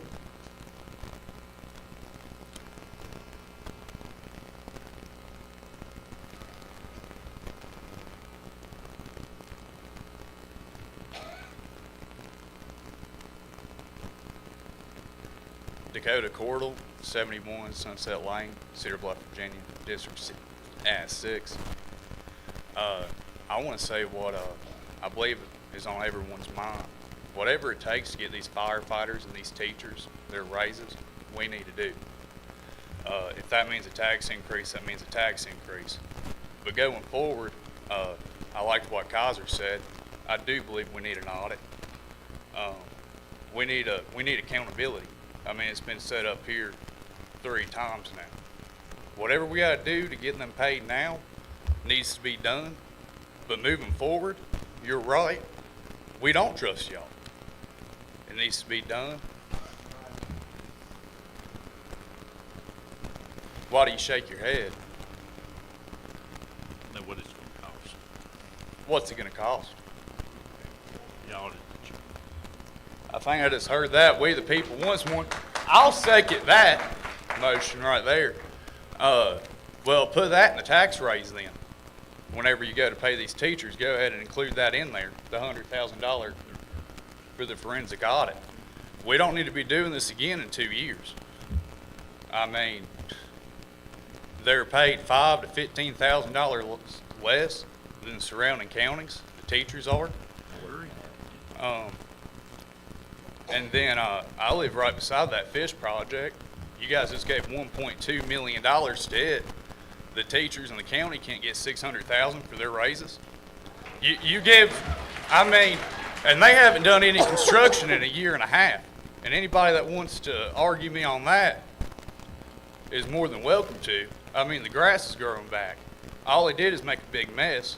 They're a company from Abu Dhabi, and we're going to give them $1.2 million and then have to fight over our teachers? How does that make any sense?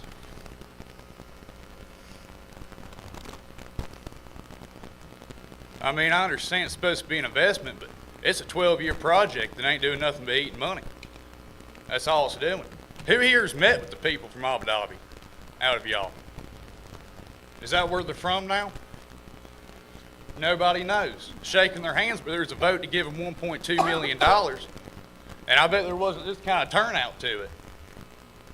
And there was no mention of a tax raise. I mean, does that not sound fishy to you? I mean,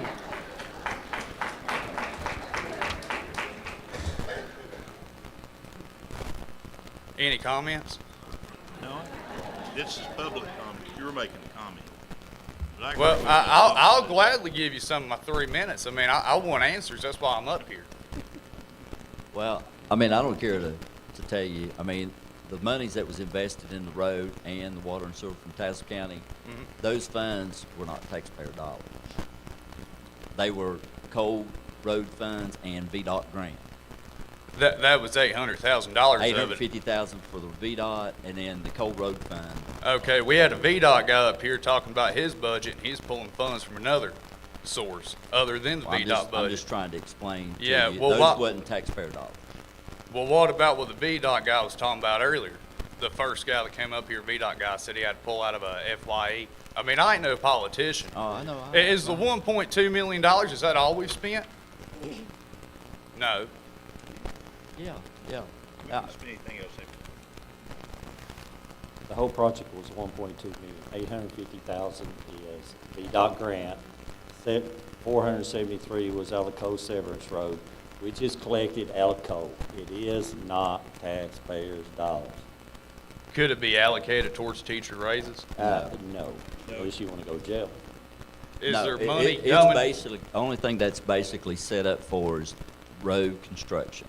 And VDOT will actually, this will actually be a VDOT road into an industrial site once it's complete. And that's all Russell County is invested in? Yes. That's correct. Well, like you were saying, if there was some transparency in the beginning, then that would have been nice. Well, the thing about it is, we have a state audit every year.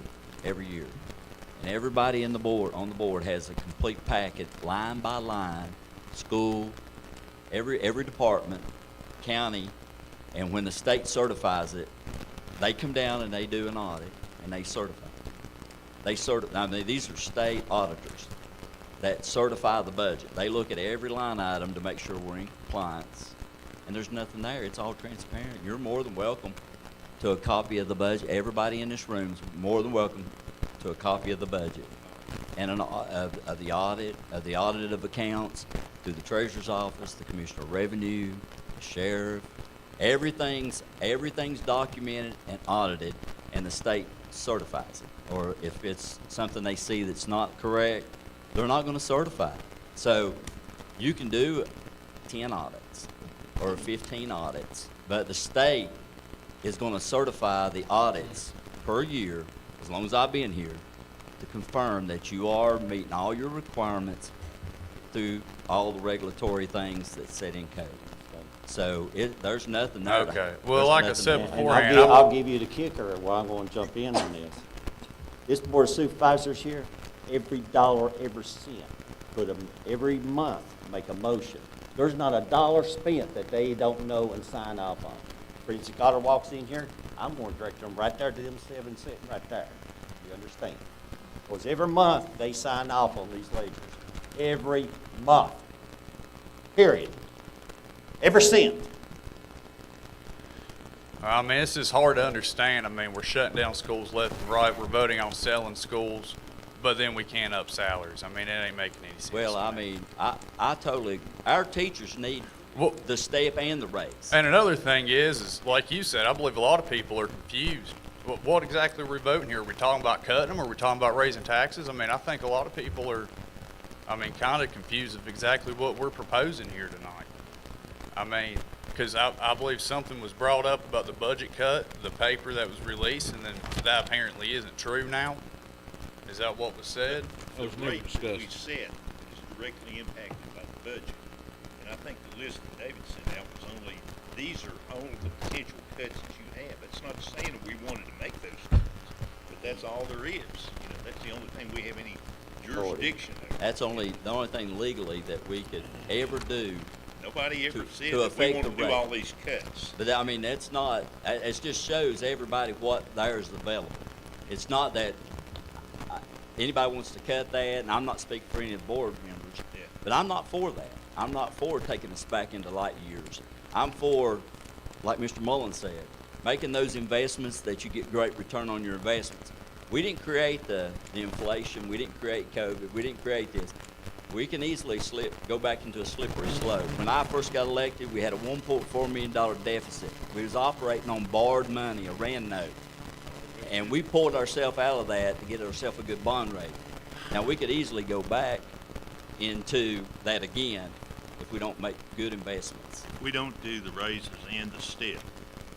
It wipes out what we did last year. Bottom line.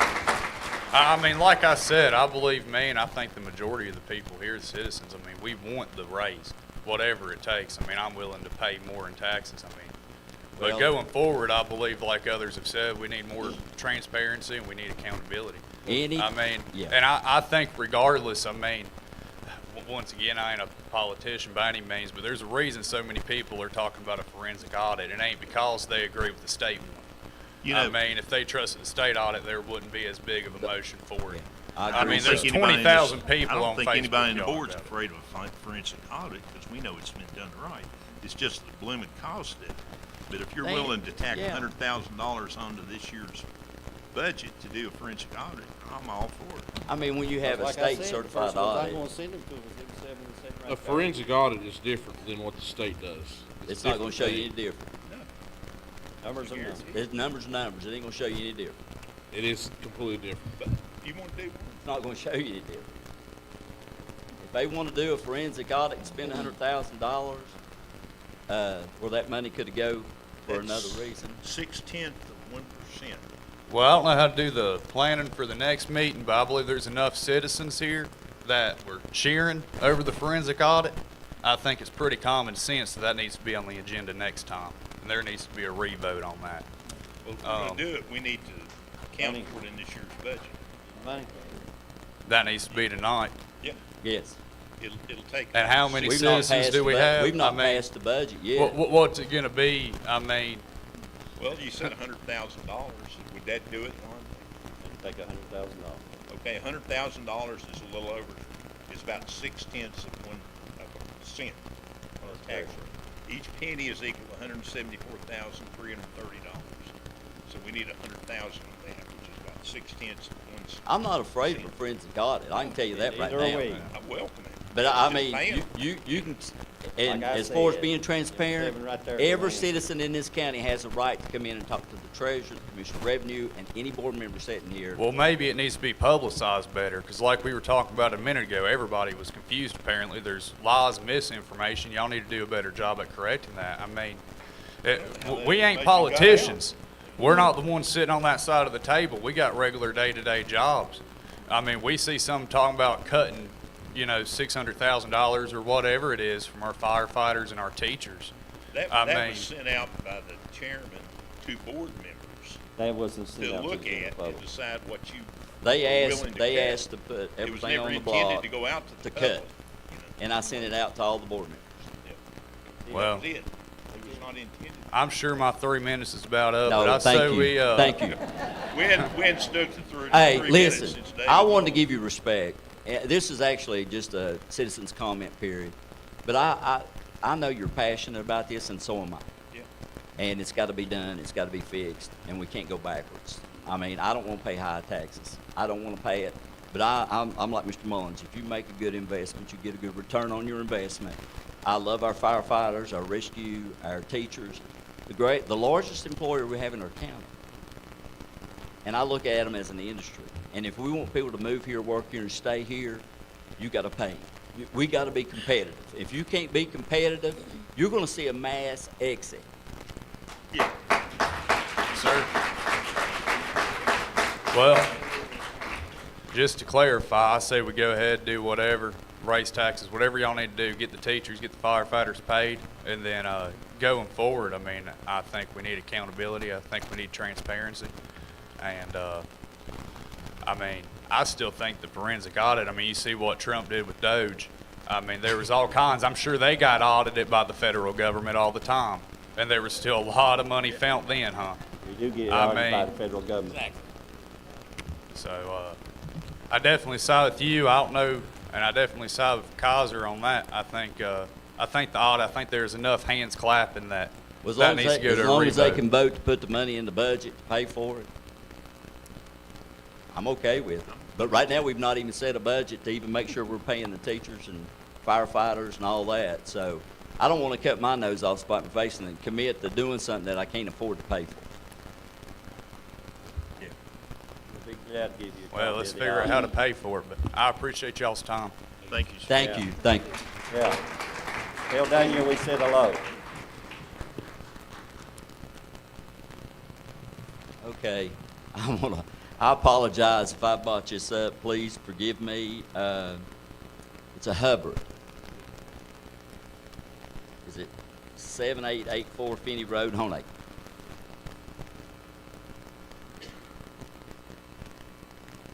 Okay. Is it, I can't make that out. I'm sorry. Is it Darrell or something Hubbard? 7484 Finney Road, Honaker. And it says over here, budget for teachers. If y'all see this person come in, I'll put them back on the list, okay? If y'all know this person. Tracy Hayes.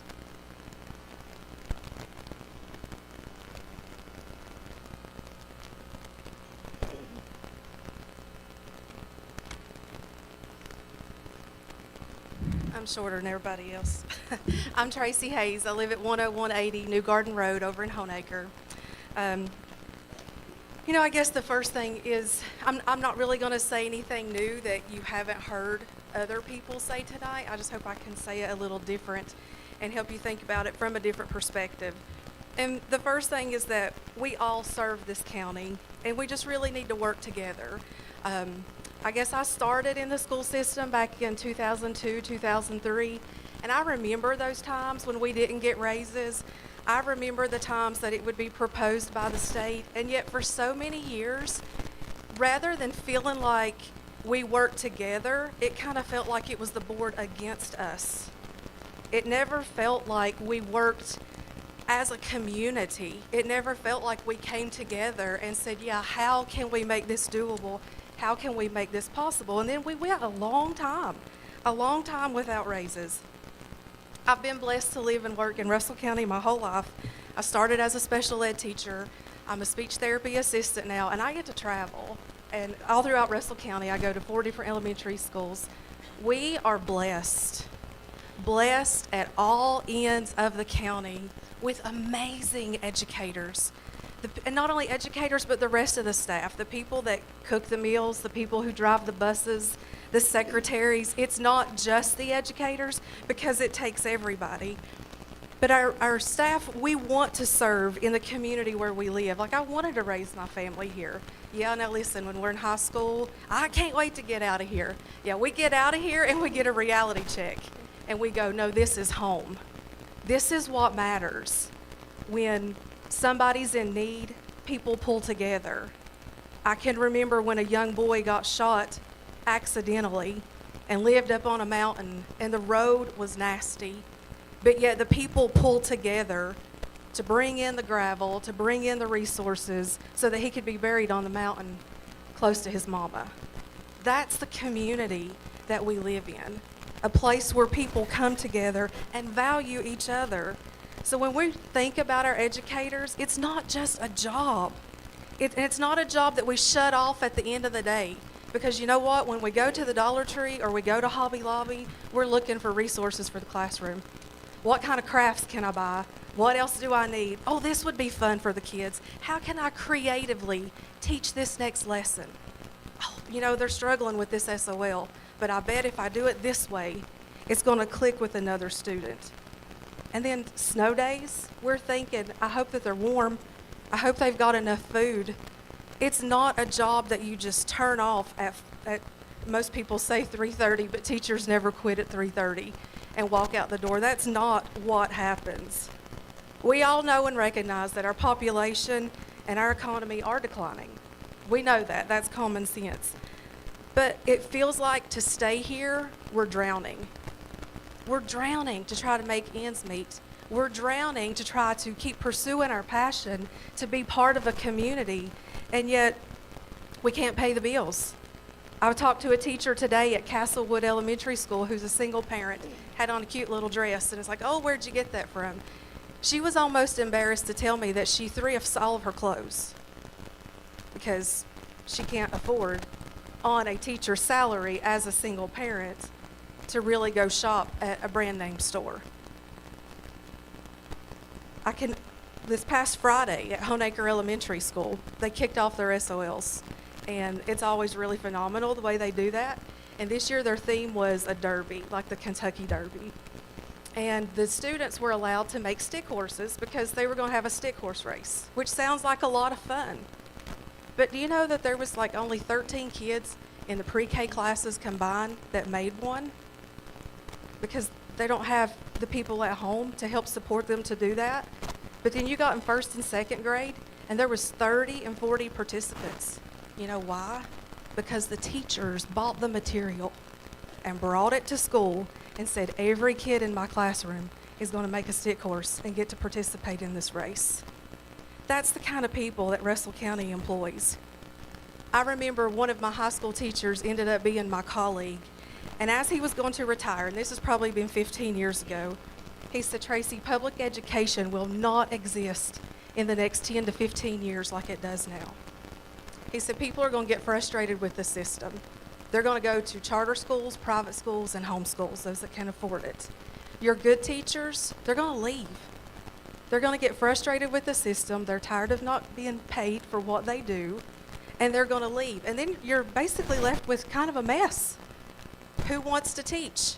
Who wants to do anything? You know, we have 8 teachers at Honaker that are also bus drivers. We have a hard time finding substitutes. If they all take off the rest of the days that they're entitled to for the end of the year, I've heard that there's a concern that they may not even be able to drive the bus routes those days if they all take off on the same day. There's a lady that helps me with speech on Fridays. Unless there's so many people absent, there's not enough substitutes, and she has to be pulled to another classroom. You know, we have people that want to stay and want to do, and there's a shortage everywhere. And we've talked a lot about surrounding counties. We live in the heart of Russell County, right? I can drive 45 minutes and be in, I live in Honaker, so I can be in Castlewood, I can be in Abington, Tazewell, Grundy. I can be a lot of different places in the same amount of time. And yes, there are concerns about surrounding counties. But you know, there's also concerns about other businesses and industries. because along my career, I've also worked for a bank and I worked for CGI. When I started working for a bank in 2018, my starting salary was what the salary is for 30-year teachers in Russell County. And then when I started for CGI, it was like double what new teachers start at. And here's the thing about it, they love to hire educators. Businesses and industries do, not just other school systems. And the reason why, one, they're dedicated, they're detailed. They have a transferable skill set. Teachers are flexible, they're adaptable. They're communicators, they're problem solvers, and they're team players. That's what other businesses and industries are looking for. So let's take care of our people here. Yes, the school system is the largest employer. We are taxpayers too. We have a heart to serve. Teachers are passionate to empower that next generation. They're loyal, but that doesn't mean they should be taken advantage of. It doesn't mean that because you have a heart to do something, you shouldn't be compensated for your education and your skills. I don't mind the thoughts of paying more taxes, but at the same time, I don't want to get a raise just to pay taxes. You know, if I get a raise, I'd like to feel like I got some money in my pocket. Just like was said earlier, maybe I can go out and eat again an extra time this month. And really, it's not even about that. Maybe I can be a blessing to the kids that I reach, to the other people in my community. So really, when we invest in educators, we're investing in all of us, because strong schools build strong towns. Whether it's a lesson taught, a child that's inspired, the future's being shaped by the dedicated teachers. So this is not just about salaries, but it's about us coming together and believing that what we build is going to be a brighter and a better future right here at home. It takes all of us. So what else can we really do? Thanks. Thank you, Tracy.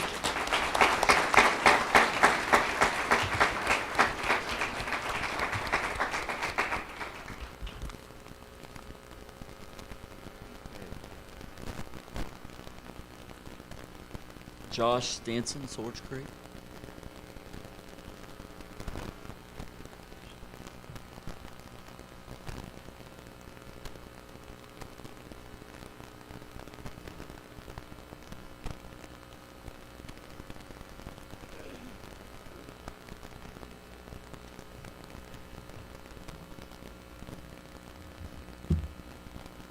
Evening. Josh Stinson, Swords Creek, Virginia. Ladies and gentlemen of the Russell County, for those of you who don't know, I am actually the current building official for Russell County. I'm also a citizen of this county. As released earlier in the month, there was position cuts mentioned. I'll be honest, there's a girl in my office that is listed because on this list, there's 2 of us in the office. Before I get to any numbers and any information, I just want to let you all know that we at Russell County operate an office that has a reputation for being knowledgeable, polite, professional, and expedient in all aspects. I've given you a few letters from a few of our reputable contractors in the county that can justify what I'm getting ready to tell you. Now, there's been a lot of talk about budget. I want to talk about services and the services that could potentially be lost with the termination of the position that's in my office. Our budget is roughly $140,000 a year. We operate our office on $10,000, roughly $10,000 a year minus salary and wages. We're getting a pretty good deal if you ask me. That includes 8 ordinances that we operate under as opposed to building inspections in itself.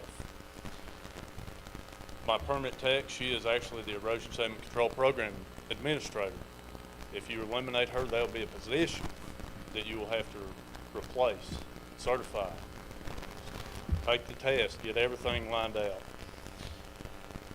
Now, it's a lot. We have 8 ordinances in the county. We do dilapidated structures, we do the floodplain management, we do solar, we do subdivision, we do outdoor sign, junkyard. We do a lot. There's 2 people in our office, but we get the work done. All right? So I'm going to get into some numbers. Last year, building permit-wise, we did 571 permits. Best case scenario, to do a permit, it takes 30 minutes in the office. That's 285 and a half hours a year. I performed 614 building inspections last year. Travel time, everything, that allows to about 614 hours, given an hour. That's best case scenario.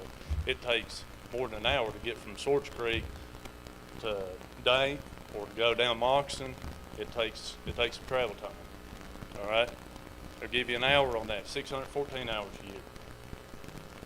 We issued 14 permits for new houses last year. That's 28 hours for plan review, 2 hours to review a plan for a house. All right? We had 2,632 calls come through our office. That's not counting my cell phone. Now, I'm gonna be generous and again give you 15 minutes per call. That's being very generous because I spend hours on the phone with designers. But 15 minutes a call, that gives us 746 hours. All right? Erosion sediment control is mandatory. I have to do inspections once every 2 weeks for within 48 hours of a rain event. That equates to 12 hours a week, roughly. That's a lot. That's 624 hours a year. All right? Now, for those running a total, that's 2,297 hours.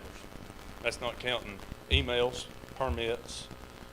Bridget does monthly reports. She sends you all the report. We do a DOJ report. We do a DHCD report. If there's anything, there's a report. We send a report to the assessor so that he gets property. We do a report for single wides to Frida in the commissioner's office. All right? With roughly 12 holidays in a year, we get 120, that's 120 hours. I get 3 weeks vacation a year. I usually only take one because if I take more than one, I'm so far behind I can't catch up. And that's 2 in the office. All right? We have to monitor expired permits. Permits are good for 6 months. They expire after 6 months. We have to regularly monitor that. FOIA request, 5 days to respond to a FOIA request. With no days off, there is 2,080 work hours in a year. Running total, that's over 337 hours extra with the time we've got in. And that's not counting the emails, the reports, all the extra that goes on in my office. I could not be in the field inspecting projects and be here and answering the phone at the same time. The citizens will suffer. They will suffer. Either that or we'll lose revenue because people will be out there building without a permit. We'll cut the assessor. Who's going to catch new construction in there? We will lose revenue and service for the citizens. AEP is a bad word around here, but I'm going to give you a little story about AEP. If your power's turned off for more than a month, they will request an inspection. If I'm the only one in the office and you call me for a power inspection on a Monday, let's say I'm in Swords Creek, ain't got service.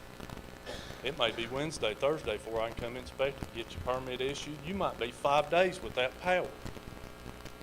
With Bridget in the office, the permit's issued that day, it's scheduled, and I'm inspecting it the next day. Service for the citizens of the county will lack if the position is terminated.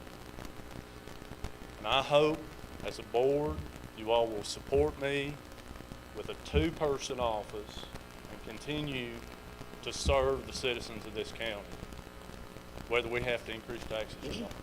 I'm a citizen of the county. I don't want to pay taxes, but I'll pay taxes before I have to suffer with one person in my office. Thank you. Thank you, John.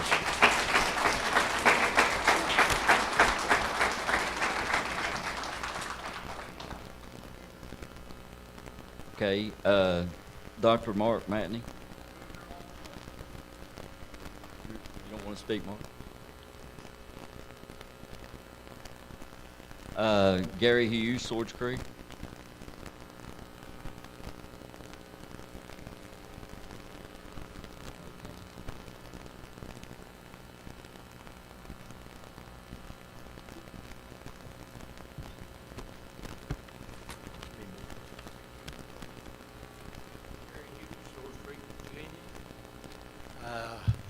I worked in the school system 30 years during the Massey era, so I know that the teachers didn't make any money because I didn't either. So, my family will have to suffer until I die because of what little I was paid during that time. So I'm not against the teachers at all. What we need in this county desperately is some more jobs. If we had more jobs, we'd have more tax money. Until we somehow can do that, I don't know what's going to happen. I mean, our minimum wage in this country is too high. A lot of salaries are too high because we can't compete in the world market because of that. So, I'm just a janitor. I'm not a genius. So, I don't know how we're going to end up. But I want to thank you all for all you do. I appreciate it. And as long as I can pay my taxes, I'll pay. And, but you've got a limited amount of money to pay people in the county. Enrollment's going down every year. It's going to get harder and harder and harder unless we get some industry. So I don't have the answer, but hopefully that you all can entice some people to come in here and stay instead of be a grant grabber. So thank you all for all that you do. I appreciate it. I really do. And that's all I have to say. But I love all of you. Thank you. Thank you, sir. Thank you, sir.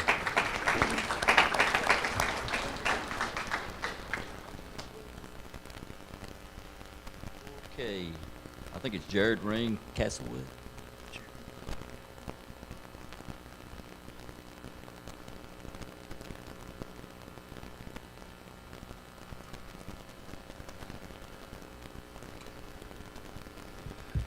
Good evening, y'all. I'm Jared Ring of Castlewood, and hope you'll forgive me. I didn't have time to finish putting my remarks together. They might not be as coherent as usual.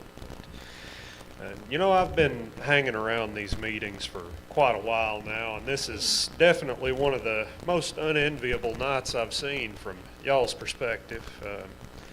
I just wanted to say that I am proud of each of you as supervisors. Because as fun as it is watching the supervisor smackdown, I do find it heartening because I think it shows how much each of you cares about the county and making it a better place to live, even if we do sometimes disagree about how to get there. Now, my mom's a career educator, first with Wise County and now with Russell, and she's made just a little bit above minimum wage for my entire life. I can count on one hand the amount of times she's gotten a raise, but she's stuck with the schools through everything. I think the first time I made more money than my mom, I was in high school working as a team lead at McDonald's, and she had been in education for 20 years. Now, even after my dad passed away for COVID, she's remained with the school systems, and I think she'd have liked to be here tonight, but she is washing dishes at a local business to make ends meet. Now, I think we all agree that we need more opportunities, jobs and industry in Russell County, but how do we get there? Do we attract large businesses, offering them incentives? Do we use coal abatement money to build roads for them? Will those businesses stay here long term? I don't have answers for that, but I do think that we would be better off investing in local businesses and citizens that have been here for a while, because those seem to be the things that stick around.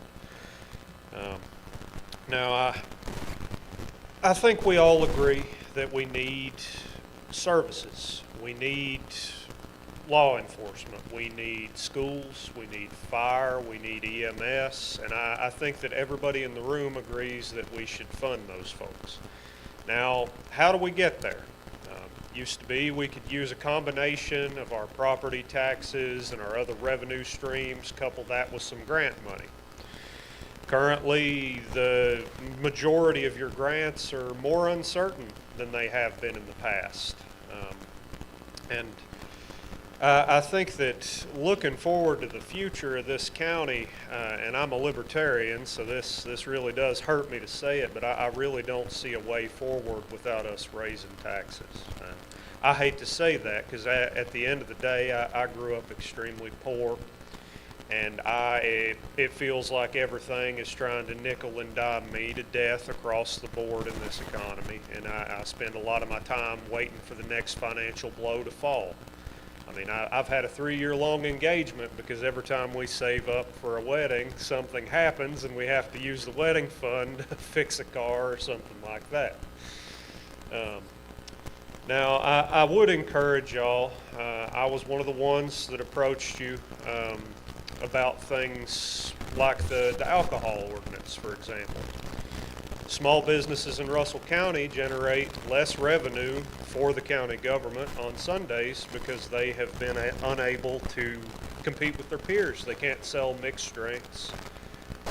And I understand that that's going to be on the referendum for the next election, but when I look through the historical data and try to approximate a number on the amount of revenue that has cost the county government, it was millions, and that wasn't even adjusted for inflation since that ordinance was put into place in 1945. And that's one example, but I believe that repealing ordinances like that costs us nothing and would generate revenue for this county. And I'd encourage each of you to look for things like that that could generate revenue, make things easier on our small businesses. And I think trying to attract these larger businesses,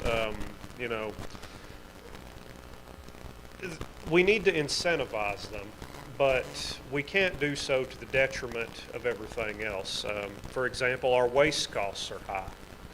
And I was one of the ones that argued against the Moss 3 landfill, spent 9 months doing it. And as long as we are in a position where our budget isn't healthy, we're going to be vulnerable to predatory projects. Our teachers won't be able to get the raises with the regularity that they need.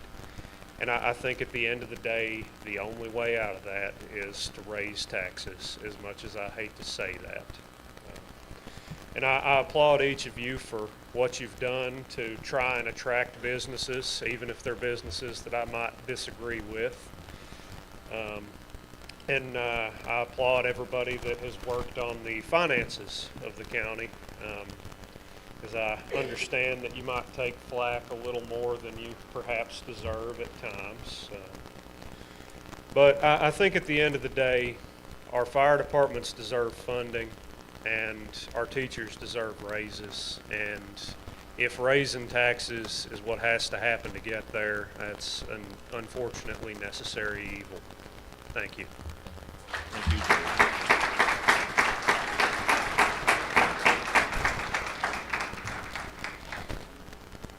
Okay, Kelsey Sykes.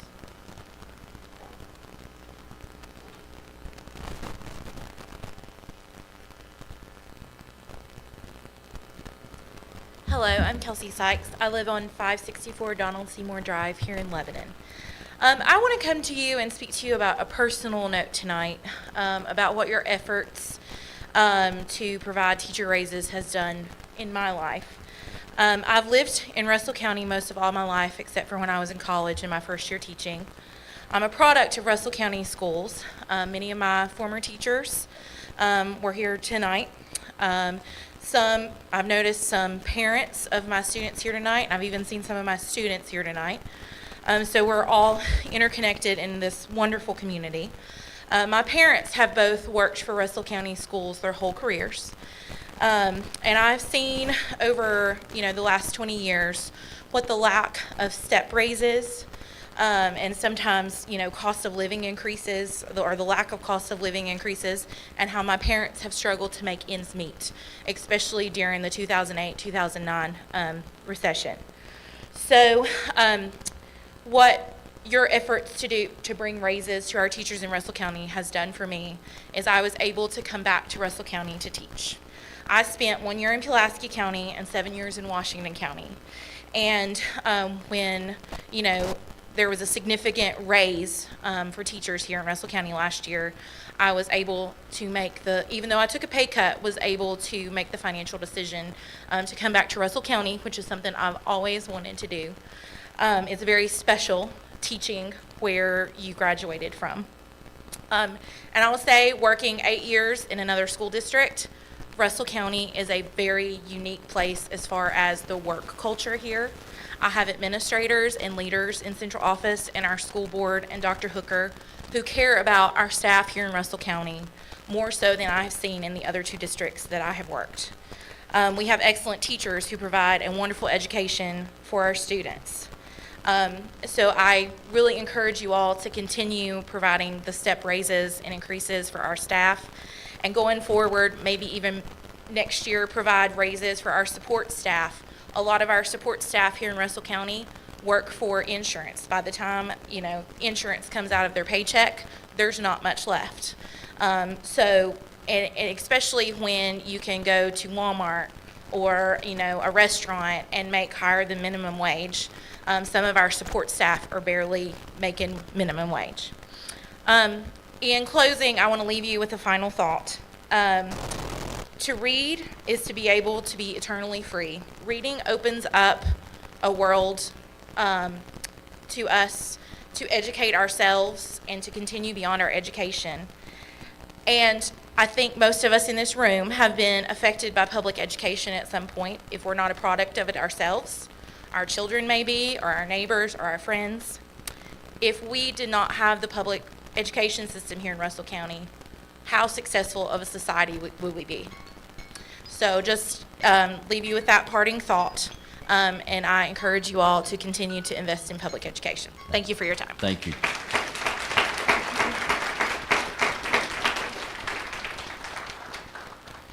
Okay, Mike Wilson.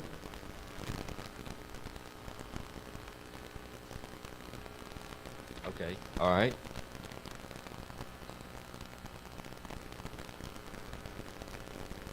Brenda Miller.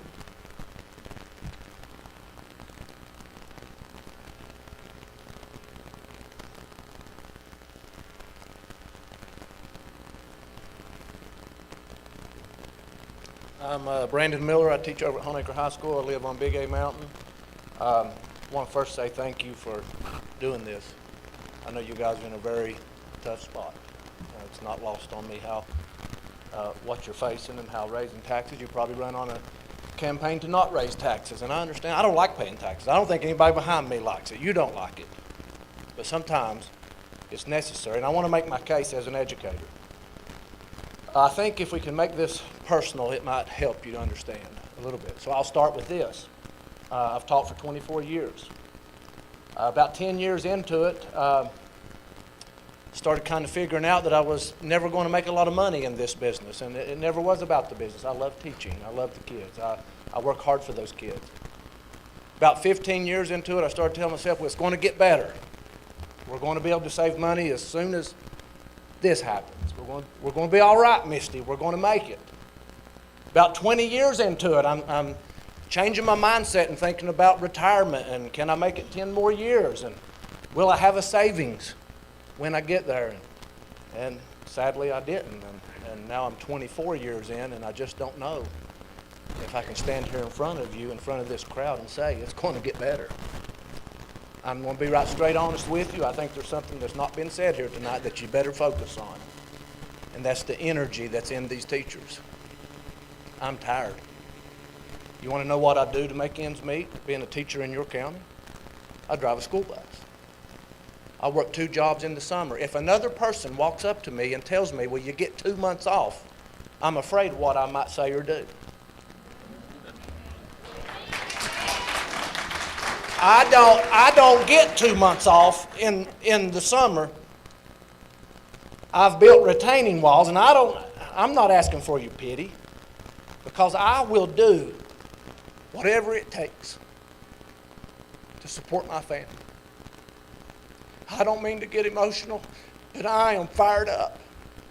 When I hear anybody say that there's a chance we take a step backwards, and I already don't have the energy to drag myself on that bus in the morning at 7 o'clock, working 10 and a half, 11-hour days already, sitting back there squirming in my seat because my back is broke from building those walls, facing a back surgery.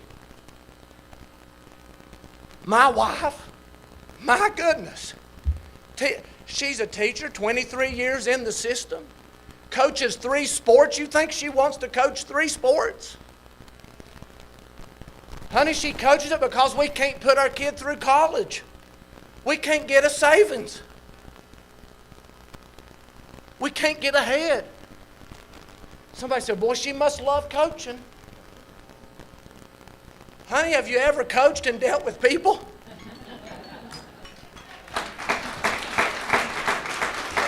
I love her to death. I admire her. She's a very good, successful coach. She's got 3 state titles to her name. She's good at what she does, but I can promise you she ain't coaching the other 2 sports because she just loves coaching. We're trying to pay bills. Now, I'm telling you, I don't want you to sit here and argue and blame the other board and all that crap, that political crap that goes on. I agree with you, brother. If I'm not mistaken, I coached you in baseball, didn't I? I want to tell you a story. I want this to sink in. I was somewhere speaking at an engagement, and I had a girl come up to me. She's a woman. And she said, you don't remember me, do you? And I guess all these teachers will understand when I say this. No, we don't remember all of them. And I'm so stressed out most of the time, I'm losing my memory. She said, Coach Miller, you don't remember me. And I said, no, honey, I'm not even going to fake it. I don't remember you. She said, well, you changed my life. I said, Lord, how did I do that? She said, one day in your government class, she said, I was having the worst day of my life, and I won't go into details of what she had going on that day. And she said that she had to take a test for me, a very serious, I think it was one of those, I can't even remember, like a exam, midterm exam or something. It was big. It was big for her grade. It meant a lot to her. She was a girl that actually cared about her grades. And she said, Coach Miller, I failed that test miserably, and I studied for that test for 4 nights with my mom. And she said, I walked in there, and I got nervous, and I failed your test. And it was a big deal. And she said she stayed after my class. Now, granted, I don't remember all this. I don't even remember doing this, and I'm not taking any credit for it because I was just doing my job. She said, Coach Miller, I came to you and said, pleaded with you and begged you to let me retake that test. And she said, not only did you let me retake the test, you hugged me and you smiled and you encouraged me. And she said, I knew that day there was good people in this world. And she hasn't forgotten that. That was 12 years later she came up to me and told me that story. So if you're sitting up here wondering, do I vote on a little bit of a tax raise? Is it worth it? Honey, we change lives. We change those kids' lives. We change your kids' lives. I'm tired of screaming and trying to get people to understand just how important these teachers and these school officials and all of these people, these bus drivers, how important. I'm screaming the top of my lungs, wake up and realize what you got. And I'm going to be honest with you. I gave a speech at the school board. Probably not this passionate. But I gave a speech out there, and at that point when I gave that speech, I was looking for a new job. I don't want to leave this county. I don't want to leave. But I promise you, honey, I had already put in an application for a neighboring county. I'm not saying I'm the best teacher. I'm not saying I'm not bragging on me. I'm not the greatest. I think I work hard, though. I think I got a lot of colleagues back here who will agree with me on that.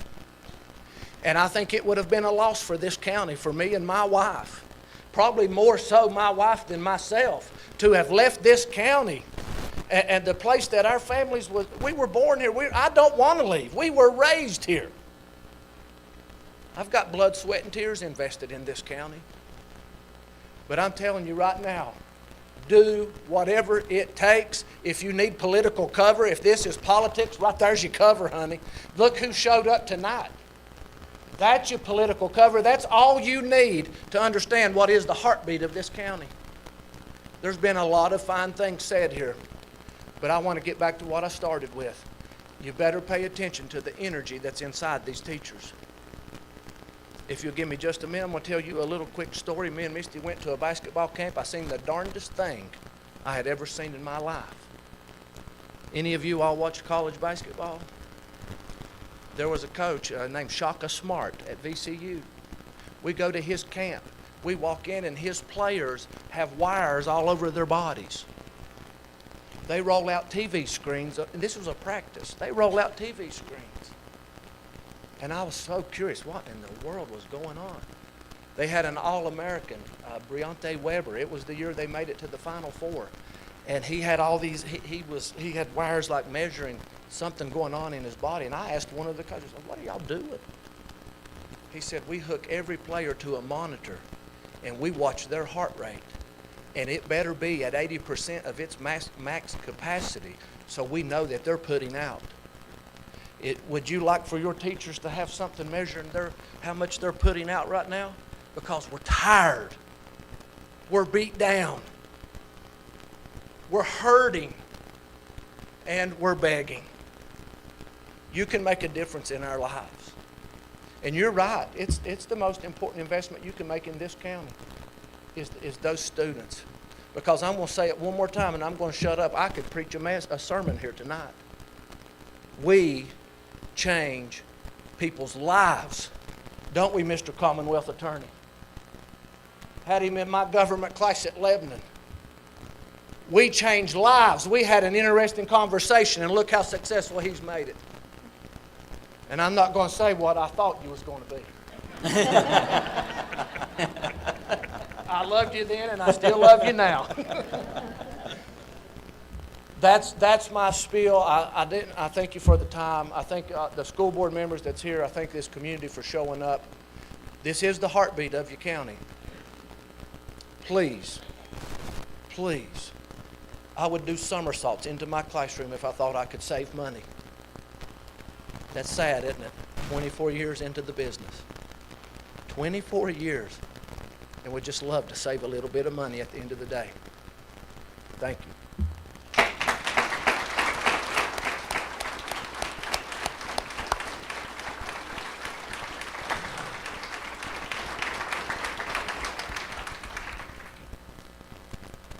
Before I call the next one up, something I think, I had a gentleman, elderly gentleman call me today, and he said, has anybody considered the children? And thank you, Brandon, for that. You all have our children, sometimes more than we do, as parents. And what you do in regards to those children is unbelievable. Unbelievable. And I'm so grateful for that. I mean, you all have our children. Some people don't get it at home. We understand that. But we know what they get at school. And they get fed, and they get nurtured, and they get loved on. And there's so much compassion there to what we know. I personally know that because I'm graduating my last one, getting ready to start all over again, sending 2 grandsons to Honecker Elementary. And I just want to say thank you. I know what my sons have been able to do and accomplish, and it wasn't just because of me and the mom, it's because of the teachers they had and what they put into their lives, and they pushed them. And I know Brandon's one that pushed them. He pushed them. He made them better than what they thought they could be, and I'm grateful for that. And the next one I have is Orsh Christian.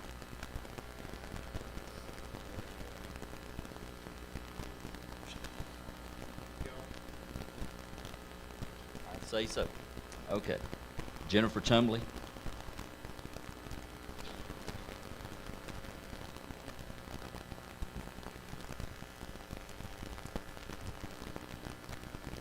Thank you, Jennifer.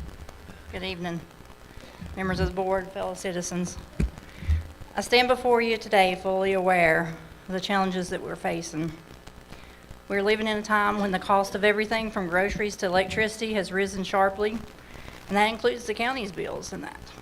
Now we're staring down the possibility of increased taxes. And I understand why this issue weighs heavily on the minds of our residents. No one wants to pay more when we're already stretched so thin. But at the same time, we must remember, we do not want to become a county without essential services. We pay taxes for a reason, to maintain our county, and that comes with support for our schools, public safety, and providing basic services that holds our communities together. And that includes libraries, community centers, canneries, and trash sites. We have worked hard to clean up the county from illegal trash dumps and out of the river. We've worked hard on tourism to bring in new faces. We do not need to turn back now. Our small businesses in this area are counting on a viable county, and that will include essential services in that county. It's worth noting that the county has not raised taxes, as far as I'm aware, since 1999, if I am correct. And that's been a good run, I think. Even though this board last year approved increases to compensation packages, greatly deserved, to our employees, our teachers, our EMS, and part of that job is now backing those votes from last year. Y'all voted to do that, every one of you. It's also worth noting that the assessment of the property went up. The tax rate's actually going to go down, but our assessments went up. We want the value of our houses to go up, especially if we need to sell them. Looking at the proposed tax rates, I believe there is middle ground. We must find a path forward that allows us to responsibly fund what we need to without tearing down the very foundations of this county. This is not about burdening our people unnecessarily. It's about ensuring we have a strong, sustainable future, one where we can build, not diminish, the quality of life for everyone here. I urge the board to approach these decisions carefully, with fairness, and a clear commitment to the well-being of our community, including every job that y'all have looked at cutting. I would cut myself and my pay before I'd ever cut one of these fine folks' jobs. And I want to tell you a personal story. My daughter's graduating law school this Saturday. She's worked very hard, 7 years. That comes with a great price for her to stay into this county and make a life here. And that comes with a big price that she owes in student loans because we didn't have the money to give that to her. She has borrowed that money, and it's well over, we'll just say it's well over $100,000 that she owes. But she's going to stay here and pay that money back. And that's how we build that future, is with our children that stay here, that went to school here, and they stay here, and they build upon that. So if we got to pay more in taxes, I've stood before you before, and I said if we didn't get a landfill, I'd be willing to do that, and I stand by that today. Thank you. Thank you.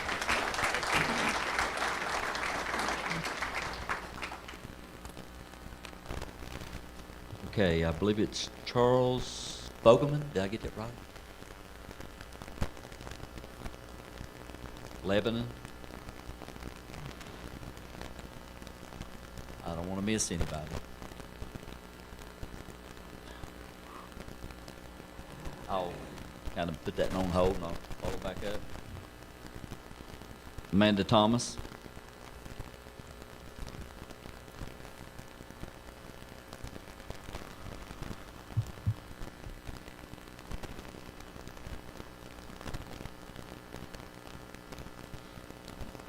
The good thing is you get a break from taxes. Good thing. Since September 2021, we've been in the given schools serving right here, Southwest Virginia, Eastern Kentucky, Northeast Tennessee, Southwest West Virginia, Western North Carolina. We provided food for thousands of families right here in Russell County. We provided Christmas for over 27 years. We've done no less than 500 kids per year the last 3 years. We've done a back-to-school program every year, helping 100+ kids in Russell County each year. We provided furniture, clothing, hundreds of families due to homes burning, flooding, starting over, or just getting started. We worked the floods in Hurley both times. It's flooded in the last 3 years. We sent supplies to Whitewood, Garden Creek, Neon, Kentucky, Elizabethton, Tennessee, Mountain City, Tennessee, Grundy, Virginia, Cleveland, Virginia, Damascus multiple times, Newland, North Carolina. Since October, we've loaded 4 disaster relief clothing trucks weighing between 10,000 and 25,000 pounds each. We've unloaded disaster relief trucks, loaded trucks up, and sent them to all these areas. We feed between 400 and 650 people every Thanksgiving. We've helped countless folks here with these ridiculous AEP and the ODP bills. We paid water bills here in the county, at least 5 this year alone. Easter time, we have egg hunts for the kids. The kids have great prizes, but the best part is Rain makes sure they all know who Jesus is. On Tuesday and Friday nights, we have auctions. These aren't just to raise money for our bills. These have become our family. We get together and we just talk. Most of our people, they don't even go anywhere else unless they go to church or funerals. So that's a community service. We provided food to multiple families when we served at the Sunshine Shack while it was open. We enjoyed that. We cooked there at least once a week for months. We've done countless dinners for folks who have needed surgery. We did liver transplants. We did everything that anybody asked, we do a fundraiser for. We've taken shoes and clothes to our schools when they call and they need them for their students. We provided hours of community service to people either on probation or wanting it for their school needs. We're here to ask to keep our buildings so we can keep helping these people in our own community. Thank you. Thank you, Amanda. Thank you, Amanda. Carl Ray, Cleveland.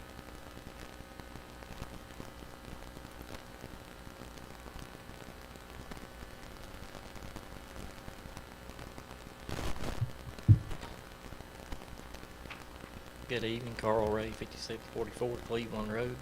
And I'm just here to say that I think that what I'm seeing is y'all are about 1.7, 1.8 million short.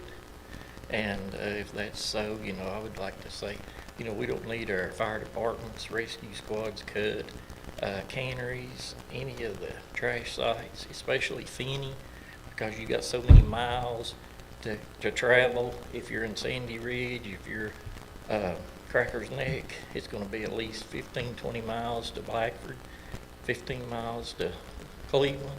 So I'd like to see those things. And really, it's really important that teachers got their raise. They need their step. They need their 3%.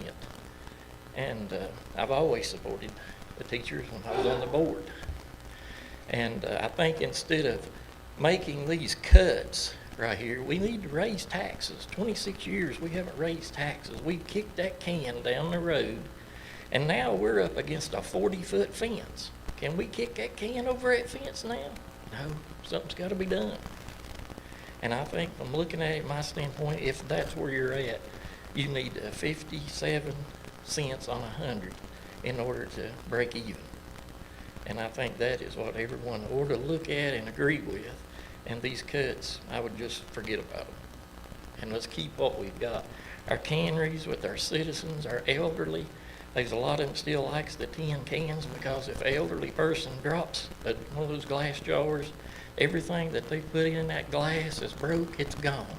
If they drop that can, it slips out of their hand, they can always recover it. I mean, it's just the small things. It means a lot to people. And that's why I ran on this board.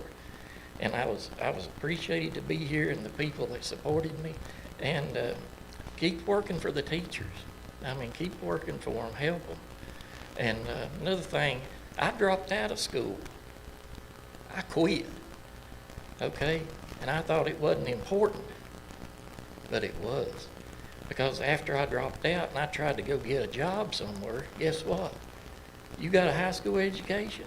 No? Well, we can't hire you. So I did the important thing. In 1996, I went and got my GED. And when I went and got my GED, one of my teachers was there, Mr. Scotty Fletcher. He's the one that gave it to me. And I passed. And that was a great accomplishment, and it showed how important. And that's how, and those teachers that taught me until I quit, I didn't think I was actually learning a lot, but when I took that test, everything started coming back to me that they showed me. And that was very important. But I'm asking each and every one of you to look at our county and let's move forward. Let's don't go backwards. Nobody wants to go backwards. Let's move forward. Let's compromise. Let's get together. Let's talk to each other. This is a board. You're a single moving part to help this county. Thank you. Thank you. Jimmy Little, Castlewood.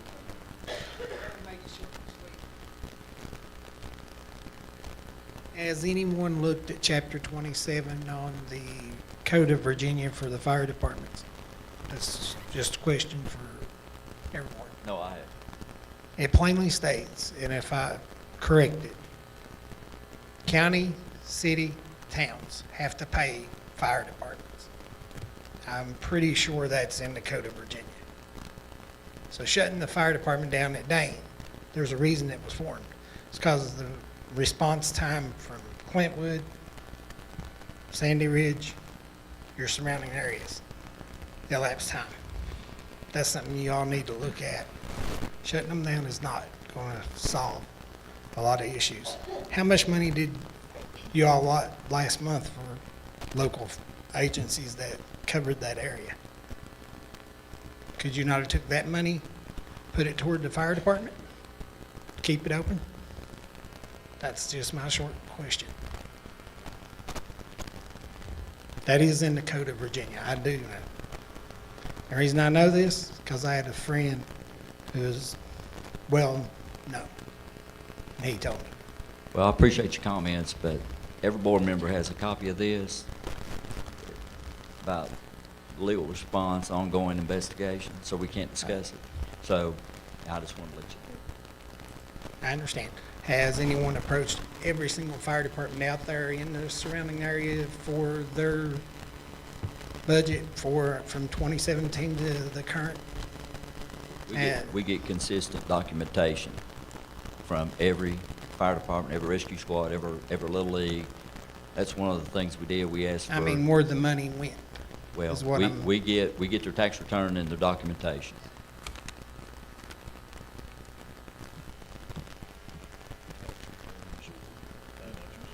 Yeah, we get their tax return and financial statements. How are you sure that money went there? Well, this is not a question and answer, Jimmy, but I I will understand. tell you. I will tell you. I can't talk a lot because Of the investigation, I understand. understand. But I appreciate it. But shutting it down is not going to, you're just going to raise the homeowner's insurance considerably by doing that. I know. But I can't answer all these questions because of this document. I got you. When will we be can we get a copy of that? Yes, it's public knowledge. So it is on the webpage? You will have it there for you. Okay, thank you. Thank you.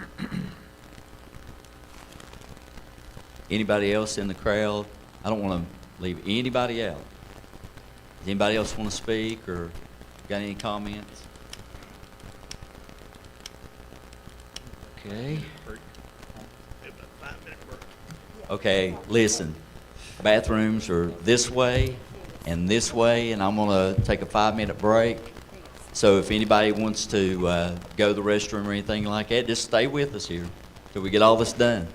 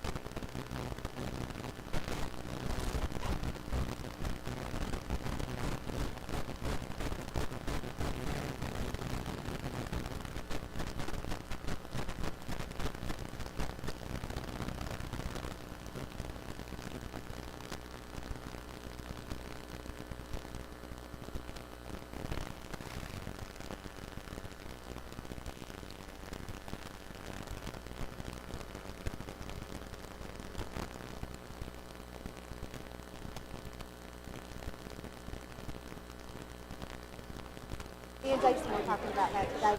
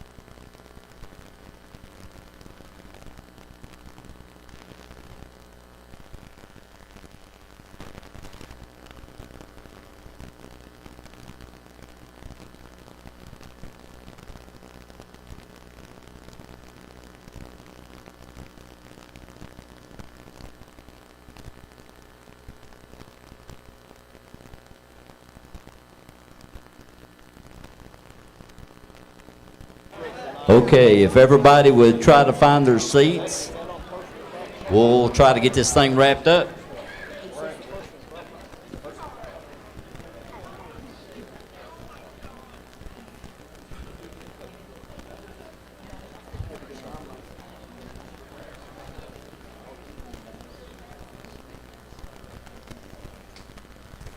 Mr. Little, you want to come back? Are you sure? I owe Mr. Little an apology. I kind of was going by my timekeeper over here, and I let other people speak a little longer, and I apologized to him earlier for that. That was my bad, my mistake, but I do apologize. I've asked him, does he want to come back up and finish, and he said no. But I'm sorry, Mr. Little. I apologize for that, not giving him. Come on up. Come on up, Mr. Little. I apologize. I want to give you the right opportunity like I did everybody. Everyone's spoken for the teachers, and I'll speak too, but many of you know my wife passed away in January. She'd been in education here for 32 years. A lot of times offered positions in other counties, at considerably more. But I can remember every year between Castlewood High School and Lebanon, where she first taught and then was a guidance counselor for over a decade there, us paying for prom dresses for the girls. Every year I'd ask, how many prom dresses are we buying this year? We buy prom dresses, just different things. And I'll just iterate that we did a memorial scholarship for Sherry for Lebanon High School. And her goal was not the best academic, but it's awarded on pull yourself up by your bootstraps. It's the ones, many that were facing adversity and all, and her role as a counselor, she came home and cried over these kids. And like I say, we, as many have expressed, there's a passion for them, that these teachers have. And I saw that in my wife. I see it in my daughter. I mean, she went away to Radford and came back with a bunch of student loans, but didn't take any hope for any buyout and forgiveness. She sat and paid them, and I'm very proud. But you gotta remember, these kids, if they're gonna come back, there's gotta be something to come back to. And that's what we've got to ensure, is that there's a reason. She picked a major just because she could come back to that major in this county. But let's not forget the teachers. There is a passion in their heart. And a previous school board member, who I certainly not name, but back when they were talking about raises, said, we don't need to worry about raises for teachers. And this came straight from this school board member, because they all are from families here and they have ties. They were like my wife. We've got a farm here in the county, and she lived on it. And so she wasn't going anywhere, was the logic. And that was the logic held by many before, that these teachers will just stay. But now these teachers, like my wife, are passing on, or like others that are retiring. And suddenly you have a younger group that there is a motivation to leave, and it's financial. So, thank you, David. Thank you, sir. I appreciate you.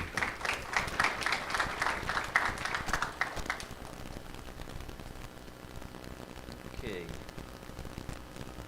Now we're down to approval of the minutes. Considered approval of the minutes of the following meeting of the Russell County Board of Supervisors. We have, That all, excuse me, Chair. no, go ahead. Is that all the citizens' comments? Oh, well, I asked there a minute ago, does anybody else want to speak? While we've still got a good crowd here tonight, is anybody? Okay, I'll close the citizens' comment. I just want to make sure I give everybody an opportunity. And like I told Mr. Little, I'm sorry about that, sir. And I appreciate what you shared. That means a lot.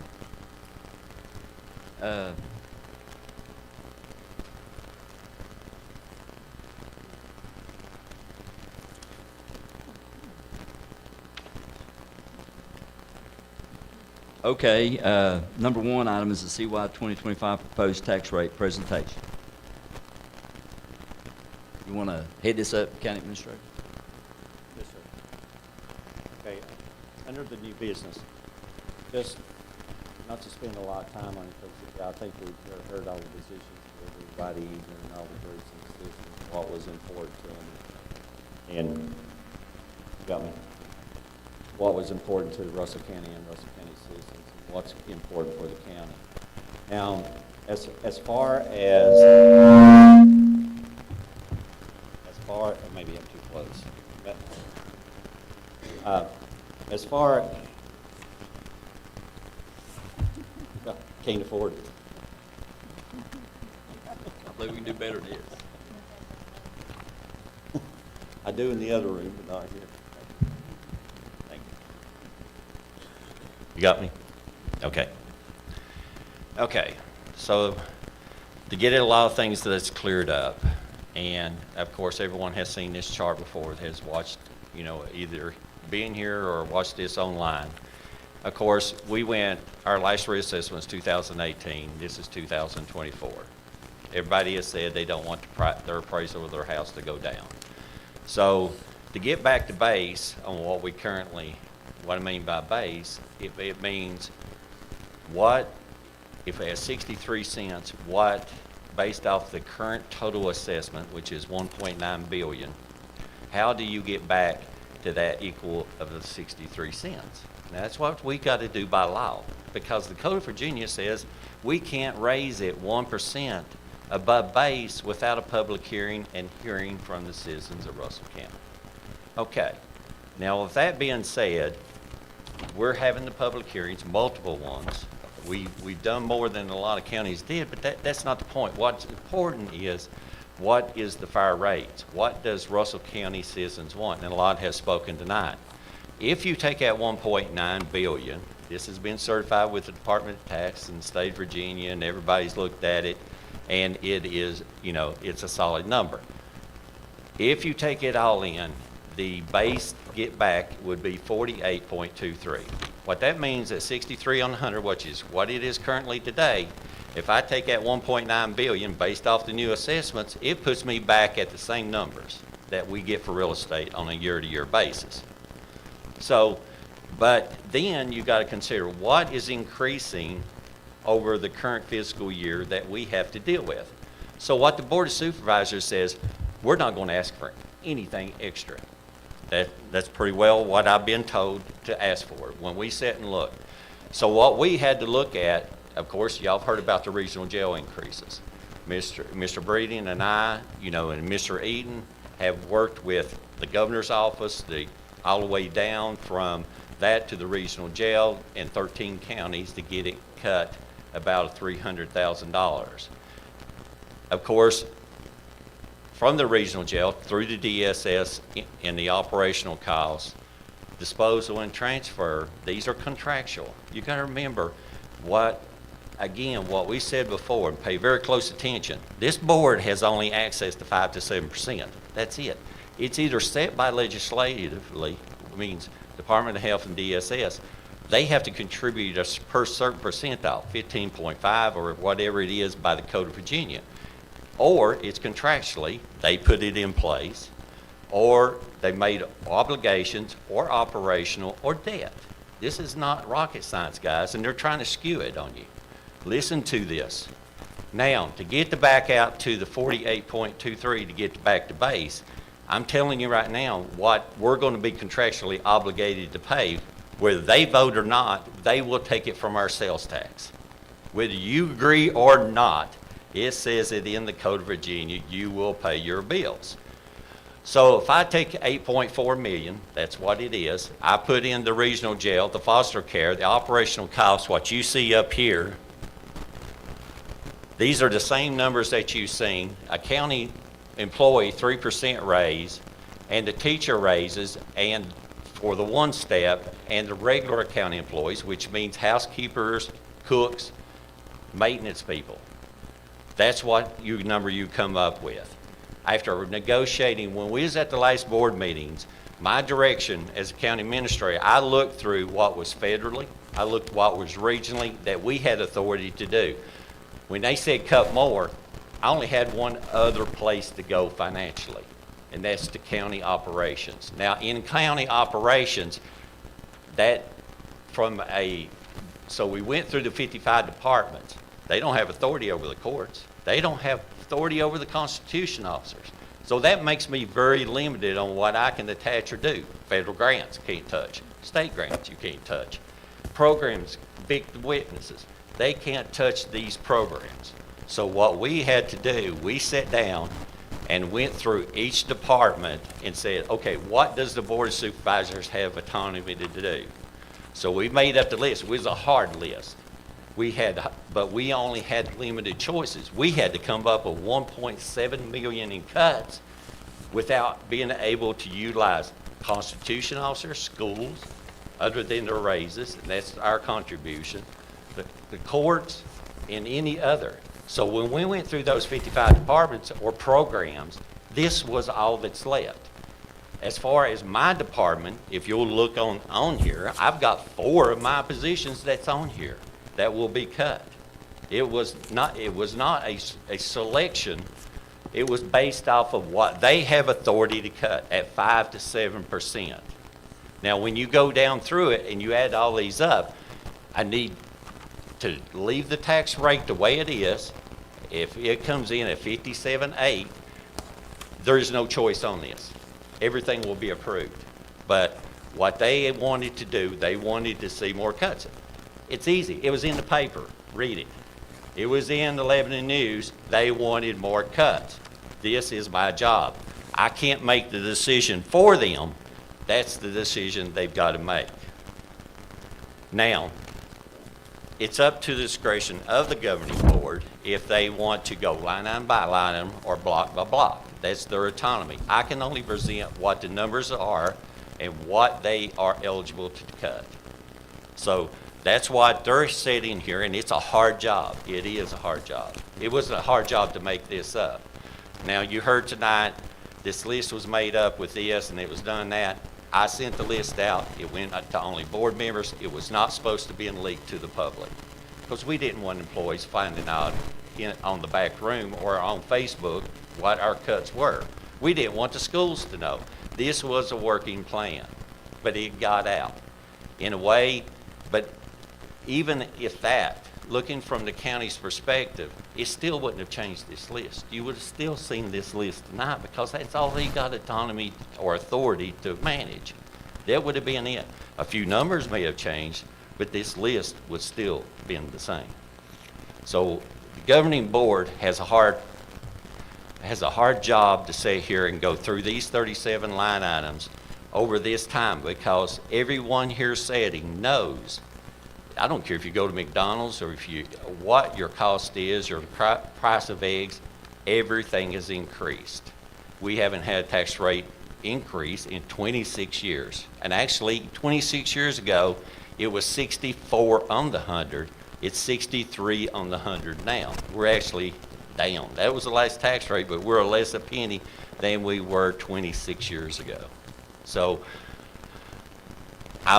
Again, back to the list, and as you come through here, you'll see that even on this, working through here today, even up to yesterday, which was released, we were still working with the governor's office, the constitutions, which has no effect on us. They did better. But the 3% raise that goes to the teachers, the bonuses that goes, the state agencies, that's theirs. We don't get to use that money. I can't use restricted money and mingle it with general fund. I'm not going to jail for this board. I'm telling you. You don't have to worry about an audit. I'm telling you right now, I'm not going to jail for the Board of Supervisors. And neither is the treasurer, period. So anybody that wants to see these numbers is more than welcome to come and see them. Open door policy. Take a look. Like I said, the auditors were here today. Don't get up into the Facebook politics or the numbers, because I have seen Russell County has got a $120 million debt. Folks, fake news. I know every department, what we have from each department. The total county has $41 million in debt, and that includes the PSA, the IDA, the courthouse, the BOS, and every obligation. But to be fair to these, they did not create a majority of this. Majority of it was PSA. I'm talking 3 or 4 boards back. Some of these loans have been on the books for 25 years. That's not fair. Same way with the schools. This school board didn't create it either. They've got it. So the time is the truth come out. Let's hear it.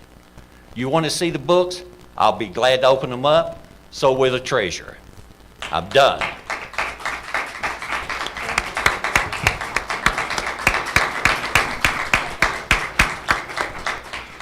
I get another one on the casino money. I'm getting $100,000 a day. Wrong. I said on the casino board. I am the treasurer and the secretary of the casino board. But I've got people on Facebook that's telling me what we're getting. That is the craziest thing I've ever heard. So I will show you every number that we're getting. The first year we got 600,000. Last year we got 713. This year we haven't got totally appropriated is 800,000. So add all those numbers up. What they were projecting in 1 year, I haven't collected in 3. That was appropriated out between the 4 departments by code. My auditors will tell you, so does the casino board look at it. They look at it. We have federal oversight. We have state oversight. I have auditors that come in. I have attorneys, the court systems, the sheriffs. Everybody's audited. Everybody's audited separately. Nonsense. Enough. Make a decision to do what's right. Go through these 37 and do what needs to be done.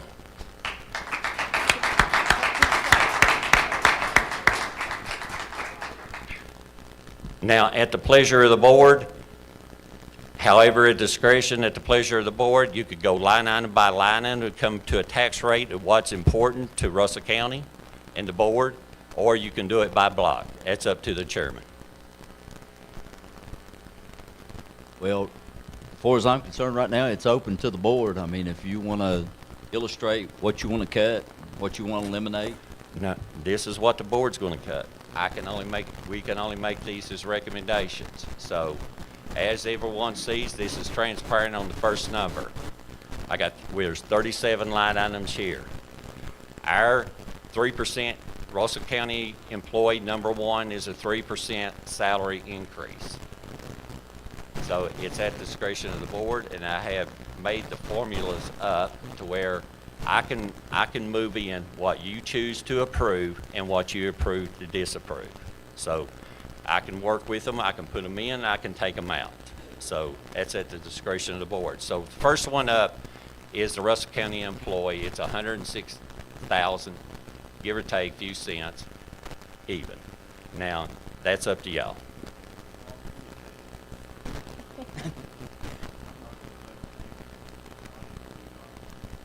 Steve, can you? You'll have to turn his mic. I can't hear. I'm not going to approve anything or vote for anything. I'm not going to vote for anything that does not include items 1 through 5.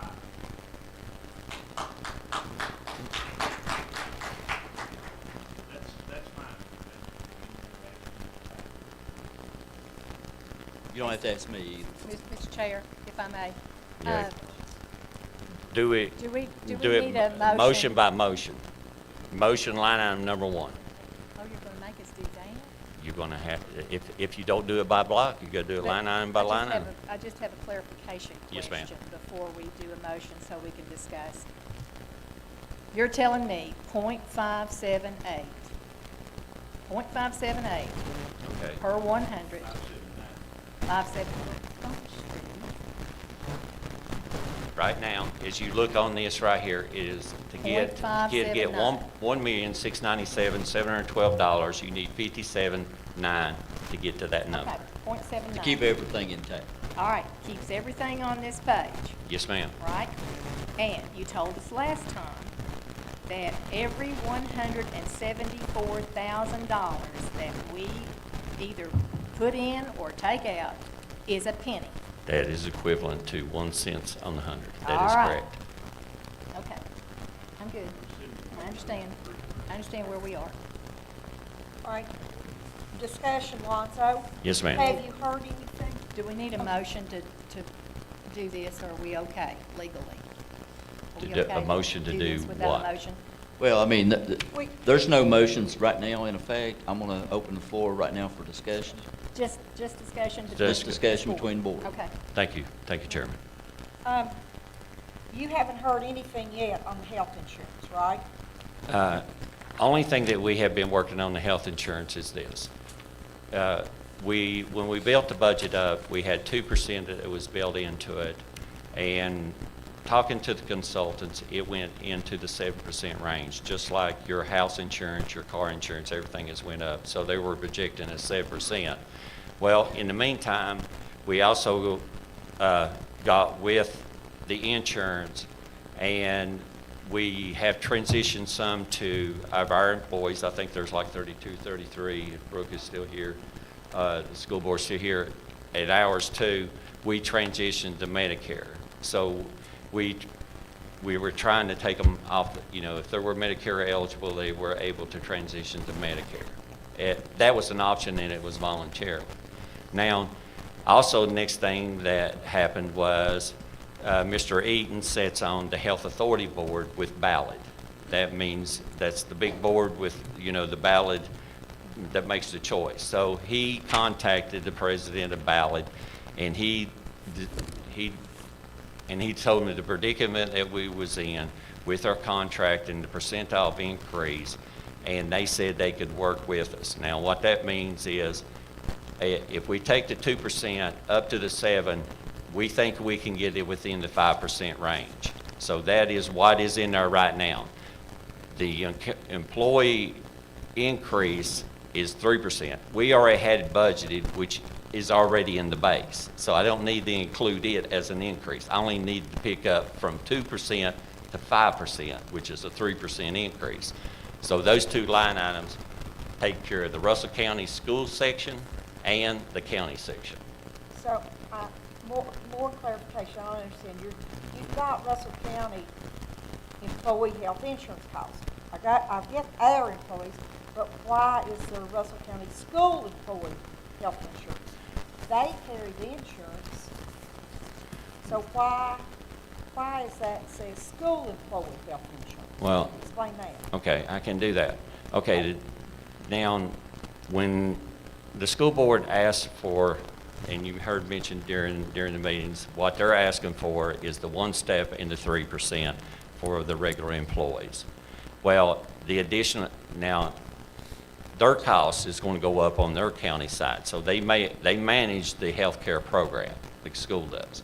But they're going to have a cost of $82,354. That's at 3% that's going to have to be added to them that they say they need.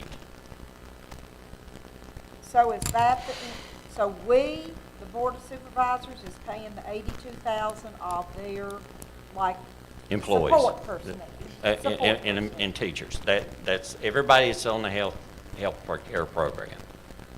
That includes our side, their side. Our side is everyone that's under the Board of Supervisors autonomy. Yeah, we've got it $37,000. And then $82,000 covers everyone that's on the school side. So we're paying 3% of their health.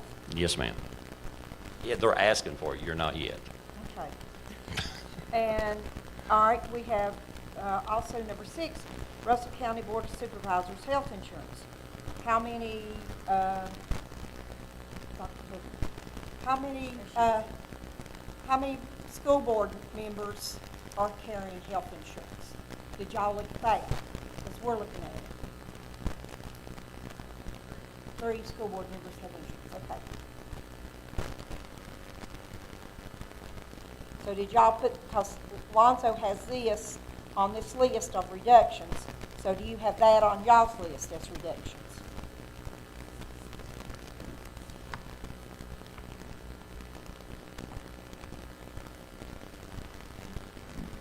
Yeah, she said yes. They do have it as,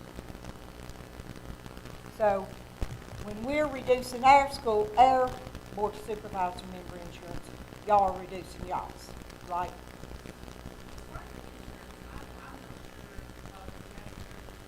Discuss it. Okay. Okay. what was she? I'm just doing a comparison. Yeah. No problem.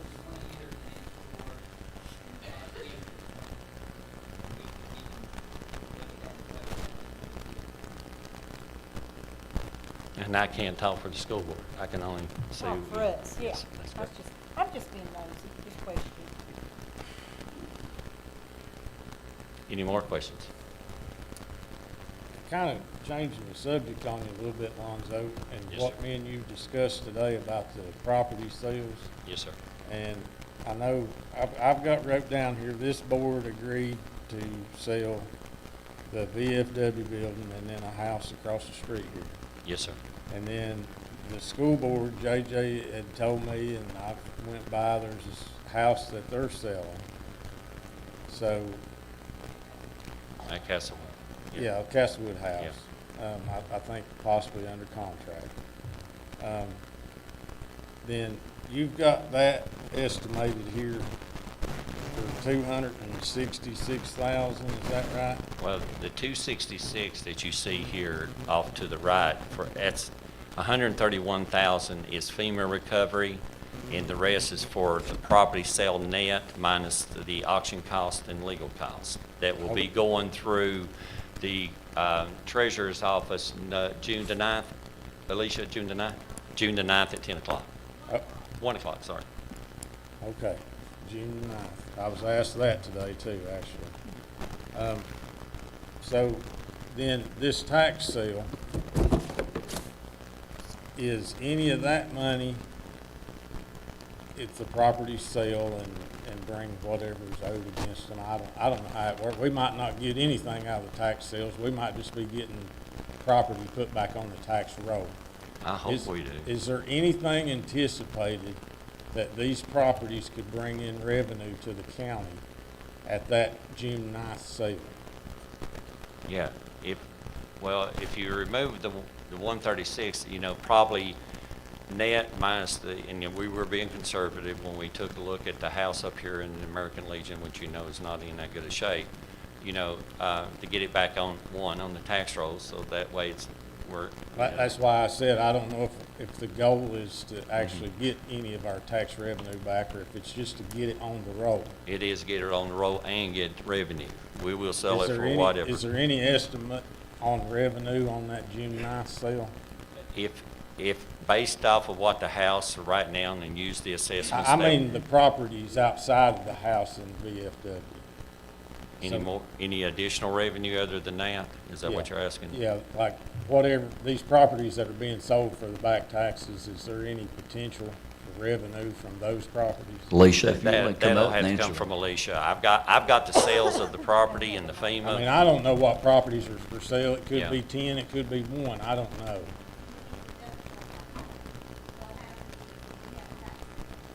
Okay. Microphone. Get her a mic. Hang on just a minute, please. Please, Alicia. Yes. Here you go, Alicia. You just shout at me. My phone's lighting up. We got the other 17,000 residents watching, so. Okay, I'm sorry. Well, how that works, our tax sales is, of course, we have to have we have to have several people here to make it legitimate that we had enough people bidding on the properties, or Judge Moore won't approve our properties. But once they're sold and he approves the sale, then if it brought more than what the taxes were owed against it, then that money will go in after the taxes and the cost are paid. Then that money goes into an escrow account, and it's held for 2 years for the people that maybe owned the property or was heirs of the property. And after they've got 2 years to claim that money, it's held at the clerk's office. And once that money, if it's not claimed, then it could come back to us. Very rare cases. What about the money beyond They get it. Before the escrow? So essentially your tax revenue. If it brings more than what the taxes are on that piece of property. I understand that, Okay. but what I'm asking is there any potential for revenue to the county through this tax sale beyond paying the auctioneer and the legal costs to sell the property? Yeah, but there's really no way of knowing how much that's going to be because you don't know what somebody's going to bid on that property. So they don't always bid No. what the taxes is owed? No. Okay. No. And then it's up to Judge Moore to decide if we have. I was thinking you could just take, these 10 properties have $10,000 owed on it, and we could potentially get that $10,000. No, it just goes to the highest bidder, and you might have a property that's worth $5,000, and the highest bid we've got is $1,000. And so then that's up to them to decide if we had enough bidders here to make that a legal sale for somebody. Okay. Thank you. Last thing I got for you on the revenue side, Lonzo, is I was reading Governor Youngkin signed his bill, and that there was going to be some FEMA reimbursement. That is correct. Through that funding. Mm-hmm. Is that 131,000 including the state reimbursement? Or is it before the state reimbursement?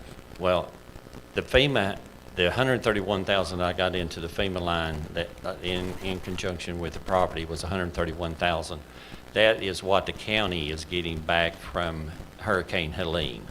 That is only that is not included in the February. We're still doing the analysis on the February flood to be able to get what is eligible for emergency debris and public assistance. So that is still being determined. Is the state going to cover any of that cost from Helene? That is the. It's included in the 131. The FEMA, yes, but clarity. Russell County will be getting $131,412 from Hurricane Helene. Now that doesn't mean. So that's from the state and from FEMA? Yes, that's both. Now, that doesn't mean individual assistance, the ones that out there has got their own house and their farms. That's just money back to the county that the sheriff department got overtime. Our response was, that's the county, what we expended, during that little period, for overtime. Because we don't get regular salaries back on reimbursement. We only get 75% back of FEMA money. So it came out to $131,000, and Sheriff Watson's here, and as a majority of it was him, he had chainsaws with every one of his deputies. So they did an enormous amount of work plus what we did in the county. So that's emergency debris removal and then public assistance. So your estimate for the 3 properties that we have for sale, counting the house at Castlewood the school board is selling? Now, I don't have the one at Castlewood. The only one I have in my estimate is the house that was with the disabled that came out of the Cumberland Plateau Housing Authority, and the one that's sitting on Pioneer Drive. The property at Castlewood is still in the school board. Okay. Right, Jay? Does the school board get that revenue, or is that to the county? How does that work? You're talking about the county property that's sitting down at the school? That house at Castlewood, is that school revenue or is that county revenue? That's county revenue. Okay, so can the sale of that house go towards these line items that we've been discussing, the insurance and That's at the discretion of the Board of Supervisors. But Okay, so I'll do leave we- you a butt in here first, though. And I just got to say it, because if you don't, we're going to be in here next year looking at this.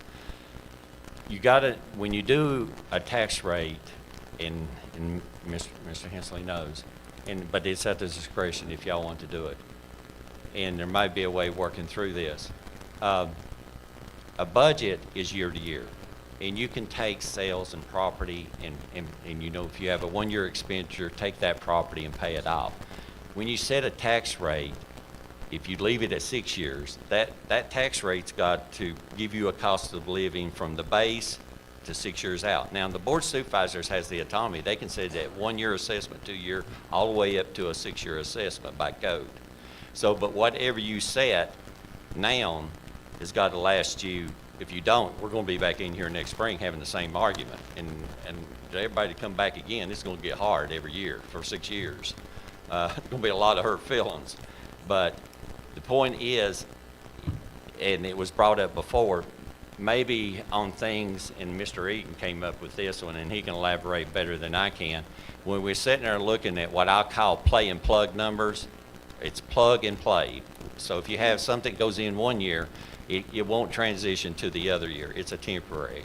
Maybe instead of taking money, because you're going to have to build an animal shelter, take the funds from these sales into FEMA and put it, and that way you're not pulling it off the general fund. Dedicate it to a specific capital outlay project.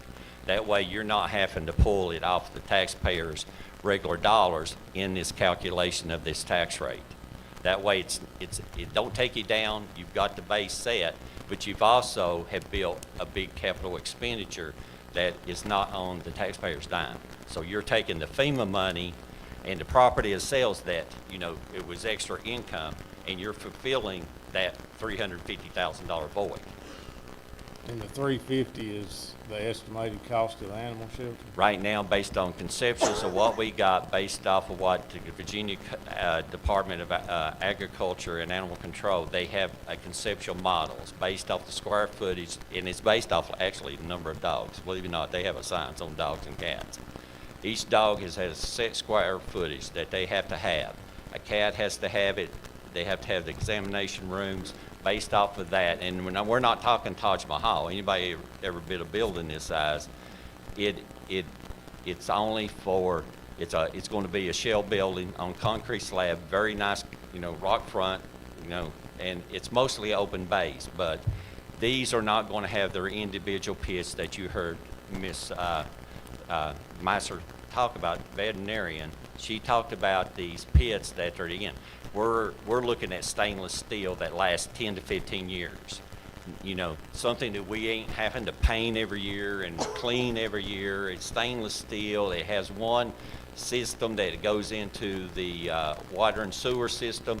It's amazing what systems they have for animals these days. So we're not building the Taj Mahal. It's an animal shelter. It's to take care of what we got and be able to transition. And one of the things, and I'm just going to give some accolades to the veterinarian.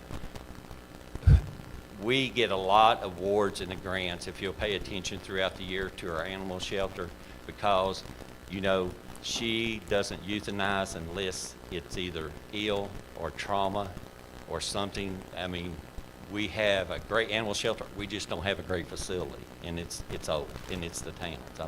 Tony, if you're still here, I'm sorry, but it's worn out.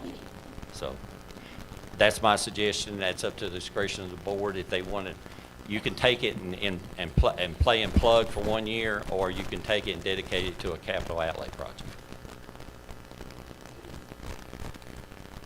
That's up to you. Mr. Lester? Yes, sir.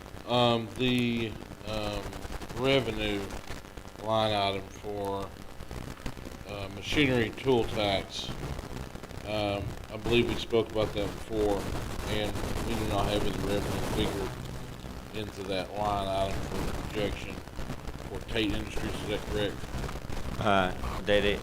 For Tate, Ernie's here. We do have this year's, yes. That's included in that total? Yes. So we're only expecting to gain $5,000 from Tate's Industries? No, Tate was actually in it when the budget began, based off the projection of the performance agreement. That's the way we did both Tate and Siemens. Now, way it works is, when they first started, and Ernie's more than welcome to come up here and elaborate on it, as Tate, when they first in, they put in more equipment since then. So that'll have to be evaluated, brought in 26. Does that make sense? Same way with Siemens. Same way they upgrade their equipment. And then there's one other project, you know, it's on the table, I can't discuss. Sure. That will go on there too. And Ernie and I sat down and had a meeting last week on projecting, you know, what we would get in addition out of these new companies, and it'd be about, and my estimate was around $325 additional $1,000, but I can't count it until we get there. Not this year? Or it's in 26, coming in it'll be in 26, yes. But So- it may not be in the first phases, because you know where the current project sets. Right. But you're expecting the second half of this budget year, is that what you're saying? Altogether aggregate, but that doesn't machine and tool, that's not 325,000 machine and tool, that's real estate, machine and tool, and PMP. But for our Ernie and my budget- off here. For our budget, we've got on there, Yeah, I'm good. looks like Said.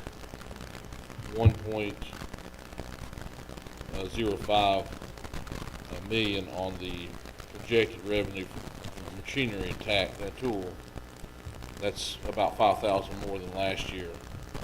Yeah. Which they had their facility up and running at the beginning of the year, so that's why I was just wondering or is there an agreement that they don't pay machinery and tool until a certain period? Now, on the machine and tool, as you'll look on this, behind you, up on the big screen, this was ran today. When we projected with what we knew based off the performance agreements on the business that we had, we projected $1,040,000. See, right now today, which we're already at May 1st, which means we only have 60 days remaining in the current fiscal year, we're $50,000 behind in that projection right now. So we had to be very conservative when we do this, because we know what they're paying. They're not going to pay more tax than what they have to. So we're right, really, if you look at what is occurring in a current amount, which is $56,000, if we collect that in May and June, we'll be within the margin of error, within that $1,050,000. Right. So that was for last year, right? But we're talking about. That's current, that's right now today. That's right now. That was ran this morning. Gotcha. Yep. But moving into next year, based on assessments from this past January, moving into next year's budget, that's gonna stay the same? No, One it will point go five? up. Now, if the other business goes in, Right, but they won't be taxed until, that's correct. What you'll get in addition, and Ernie can speak, what is additional equipment that they have added in as they build up onto this next one. Now, right now, we have it meeting $1,050,000. Now, if I take a look at the budget on machine and tool, just a second. Now, I've got it set at $1,050,000. The same thing. That's absolutely correct. but we should see an increase in that. You will see an increase in that. We know approximately, If the one that's not completed yet, I can't. right, I know. Yeah. Yeah. If you do the other one, I'd say around 140, 150 out of the next year, Ernie, if I'm hitting the numbers are correct, based off their depreciation schedule. On current, not On the current two ones that we Yeah. are absolutely firm on. Okay. So about 150 Yes, sir. more, plus if we can get the other. Yeah, that's correct. And even on it, and the treasurer will tell you too while you're talking about it, and that was one of the things that we did. We didn't want to, Steve and David, we didn't want to push all of these tax increases on real estate. So we went back to what I call the king and queen of taxes. We went back through the mineral tax and the personal property tax, and you know, the M&T, the top kings and queens of tax at 17 million that you're setting here. And as y'all have looked through your budgets, take a look at the changes. we have increased on the PMP, which is coming from businesses that have increased. You'll look at from one to the other, it's increased over $220,000 since your first little budget to now. I'm moving with today's date, so I've got in at $5,198,000 right now. And if I go to what the report is, as you can see on personal property, if I take that plus the delinquency, and I'm counting delinquency, and if I add 200,000, I'm at 5,183,000. So I can't. It's came in about 430, but that 430 was back taxes and collections. That will not be applicable in FY26. We're using that right now to pay it, whatever we got. The SBAs, y'all spent $375,000 on those. Plus, I had to have a couple more refit. That was an additional $20,000. So that one line item, which y'all sitting here talking about for SBAs for the fire department that they mentioned before, was a $400,000 line item that was not budgeted for, that you're going to have to cover. So whatever excess that we got, I don't care if we go through the public service taxes or the mineral taxes or the rest. Look at the bottom line. We'll be lucky to break even. I mean, no reserve. There ain't a reserve in there anyway, but I'm telling you, there's nothing left. That's why it's so desperate. And I know that everybody's heated on this, and everybody has an opinion, but the numbers are the numbers. I can't make them up. These are what goes to the state of Virginia, goes to the treasurer. This is what is looked at. This is what's sent in through the auditors of public accounts. I can't make these numbers up. I would love to, and Alicia would love to be able to have a copier to print this stuff off, but we can't. And it's not fair to put it on to the taxpayers. But what is it, what services, back to the 37, does the Board of Supervisors, and what you've heard tonight here, and what you've heard out from your constituents, what's most important to Russell County?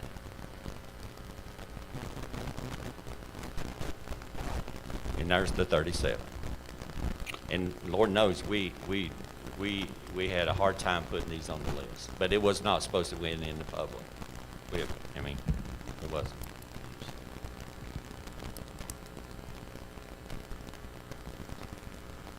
Why are we projecting the food and meal tax down 20,000 this year when it's raised? It's gone up every year. Just curious. It's looking like last year was 180, projecting 160 this year, 160 for next year. We looked at that one and the cigarette tax. I said everybody quit smoking because it got too expensive. The same way with McDonald's. Everybody been to McDonald's lately? It's $12 to buy a Big Mac now. And what y'all got to remember, the meal and food tax, the meal tax, it's only applicable to, we can't tax the towns. So all the McDonald's and that's not where it comes from. This is only the Blairos and the stations that's outside the jurisdictions of the town. So we can only tax those. If they stop and get a piece of pizza at Honeacre in Rosedale, or if they stop up here and get potato wedges and nuggets at Valero. That's it. And I walked in from church the other day, and I'll give you an example. I walked in to get a chicken biscuit. Guess what a chicken biscuit cost? I was going to get 3. $15 for 3 little biscuits. Go buy them yourself. I mean, but I didn't mean to be facetious, but nobody's eating out as much as they are now. Everybody's being conservative. It's hard to, on the family and the budget and AEP. We know all this. We hear it. But what does Russell County citizens want? What is the magic number? And another thing I want to make sure that y'all know too, that when you sit and look at these numbers right here, and I'm going to back to these, and be very careful, because I ran these numbers.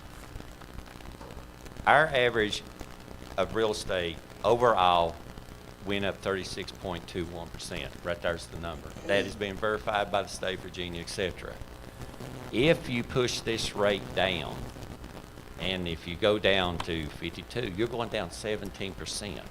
So if you take 17% from 36, out of that tax rate, I'm pushing into, because businesses only went up 20.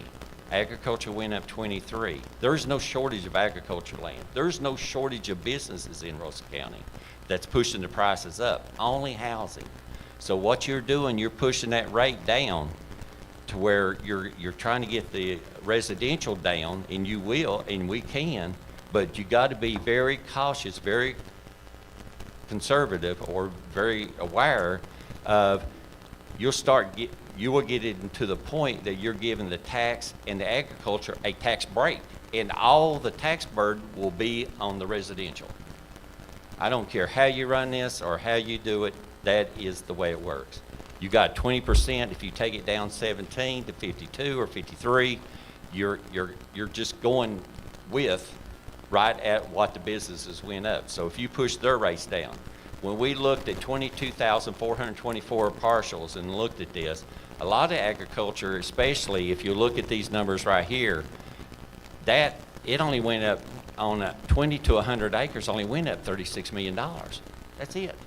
That's not a lot for 20 to 100 acres. Who would like to have 20 to 100 acres in this county? But same way here with this one, it went up 30 million.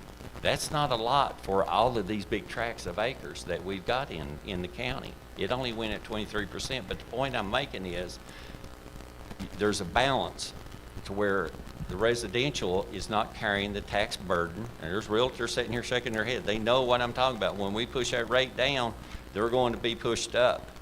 There's a breaking point to where you're not carrying the tax burden on the residential. Lord, I've talked way more than I'm used to. But I want y'all to understand the importance of this. This is not a budget year. The budget is coming next. When you set this tax rate, you'll be setting the budget. That's a one-year period. You can use these play and plug numbers. But when you set that tax rate, if you don't, what are you going to do on the next 3% raise? Because I know what the state with the $4 billion surplus is going to do. The Constitution officers in schools be going to get another 3%. What are you going to do? What are you going to do the year after that? It's progressive. It's progressive every year. So whatever you set, it's not a budget. It's a tax rate. If you decide to take it down to every 2 years, we discussed that with the Department of Tax too. But what the problem is, and the realtors will tell you in here, we only have about 300 to 350 appraisals or sales in this county per year. That is our average. If you only go with 1 or 2 years, you have to use what they call indexing in conjunction with the appraisals. What that does is you'll index these big subdivisions and these houses, but what will do, it will hurt the citizens that are not in that subdivision.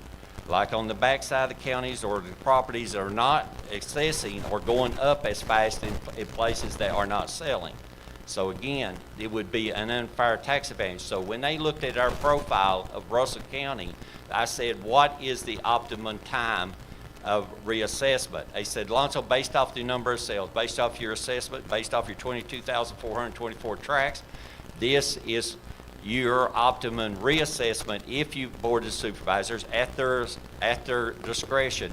It'd be a 3-year period. You've got enough comps over a 3-year period to be able to come to a fair assessment and not overassess or underassess any properties. Is there a rough idea on how much that would be every 3 years versus every 6? Well, okay, I can do that. In your budget, assessment is $500,000. So is that $500,000 every 3 or half? It depends on how you do it.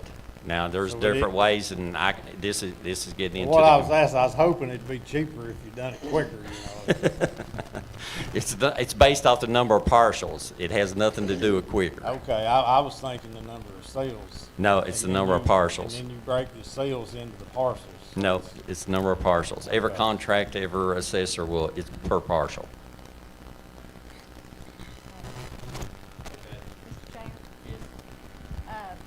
First of all, since we're having this robust conversation, I would prefer that I'm going to stick this right out here and go for it.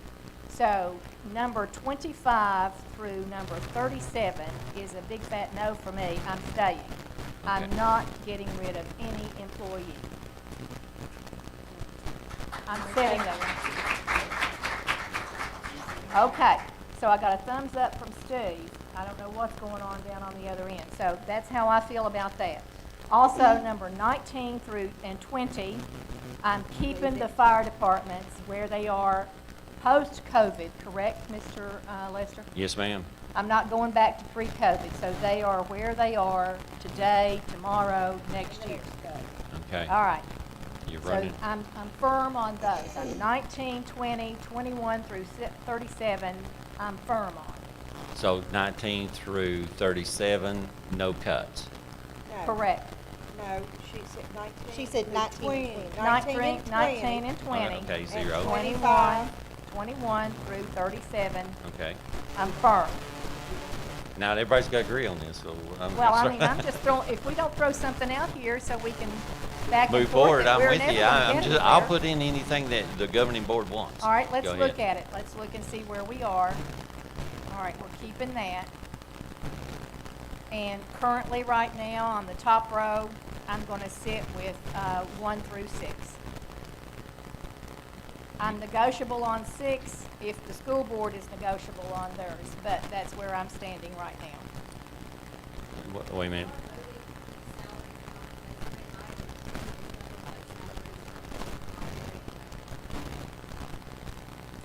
Yeah, we ain't down to 10 yet. We haven't got there, but okay, thank Okay, you. yeah. Wait a minute. Oh, wait a minute. Let's go back to 1 and 6. This is very 1 through, important. I'm keeping 1 through 6 intact. No cuts. No cuts. That's, just answer it that way. No cuts. Okay, Okay. that's my suggestion. Okay. And number 6, it's at what? I'm leaving it until we hear from the school board how they're going to handle theirs. Okay. Well, you're running out of room here. So you got the trash sites, the solid waste, the Honaker Cannery, Honaker and Castlewood Canneries, and the Honaker and Lebanon Library. That's on the list. Now, one of the things on the library that I will say, now, that $260,000 does not cover the 100%. There is a $210,000 grant that's in conjunction with it. So if you give up to 260, you lose 210. So, So that's just salaries of the yes, two libraries. that's correct. So how many employees do you have?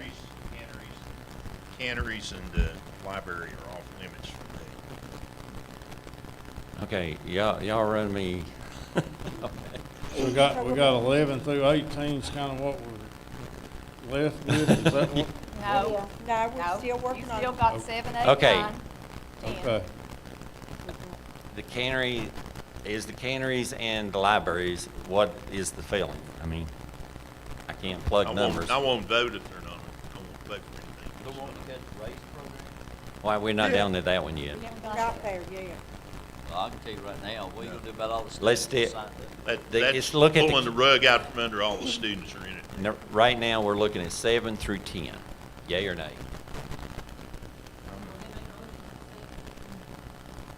All right. If we can I get mean, to I it.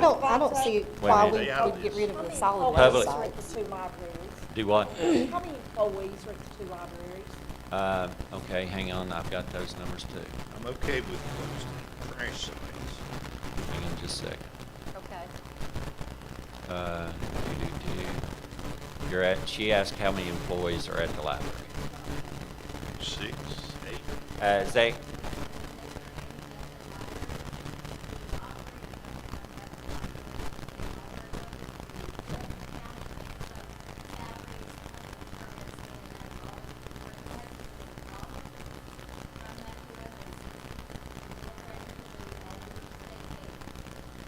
Well, how many employees do you have? She's got, How many employees do she's you got have? 4 12? full-time. She doesn't understand what you're saying. She's got 4 full-time and 8 part-time. That's the 12, right? Am I correct? Yeah.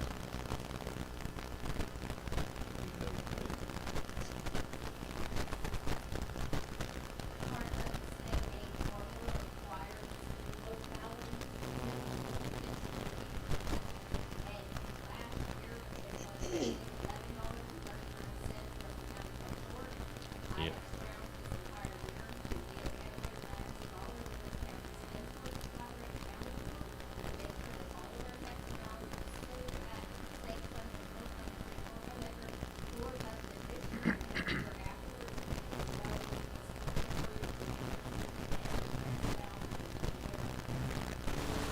Now, do you receive any funding from the towns, Ms. Pam? Yes, ma'am. Okay, because I was thinking on there, I saw something about 11,000. Yeah, that was the previous director, that was usually what she had put at the first of the year before she transitioned. Yeah, we've corrected that since, yeah. Steve, you said earlier that 56 cents was the number that you wanted, and that would cover everything. But now we're looking at 58, is that correct? It's changed now. Yeah, that's due to the insurance, Mr. Kaiser. That increase in, because at the time, we had to go up from 2% that was already plugged and put those additional ones in. And we were also hoping that we could cut the regional jail, but that was a battle. I mean, we had Washington County and Brag on Dixon. yourself a little bit. You did make a good trip. Okay. Yeah, we got them cut at $100,000. Yes, we did. I think the taxpayer needs to know you did we get did. 100,000 cut off that. We got them to cut it 380 the first time and 100,000 the second time. So we're 57.9 or 58, basically? Right now, and if you approve if 57.9, nothing goes on the list. Yeah. That would cover 100%. This. All right, here's your motion, 50. Well, I had one more question, Okay. real quick. Mr. I'll make a Wilson, motion that we set the tax rate at 57.9. Can I just ask one more question? Absolutely. Real quick. Okay, so you had sent out the letters for, I think it's IDA and Spearhead Trails. Yes. IDA wanted 50, but you've got listed 70. Spearhead wanted 25, and you've got listed 35. The Spearhead, that is their annual maintenance fee that they've got that was given last year. Yeah, the 25,000 is according to this that I have printed out, not 35. They asked for 35 last year. So, Well, February 7th of 2025, it says, "We are requesting renewal for the 2026 fiscal year at the county's generous contribution of 25,000.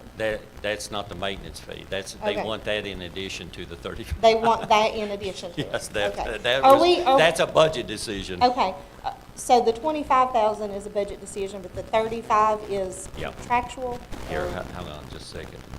Let's just clear this up right real quick. And then the same with the IDA where it said 50 and then 70, which I'm a no for either one of those. Okay, hang on just a second. There is the tax. I can agree with that. You agree? Yes.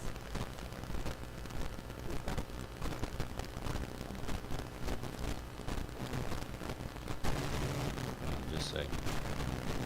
Y'all got, Okay, I got a motion on the table. 57, y'all got me behind these numbers. 57.9. 57.9. And that keeps everything funded? 57.9 keeps everything funded. That's y'all's discretion. I got a motion.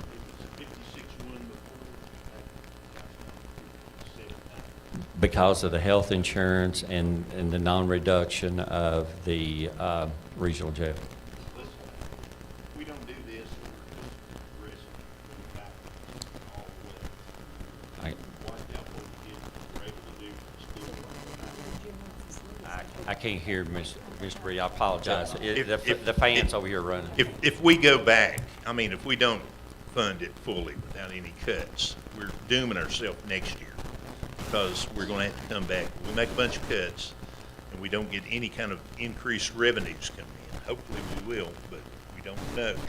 We're going to end up, back here arguing again next year, about making an additional increase in the tax rate. Let's set it what it takes to, pay the bills. It funds the teachers.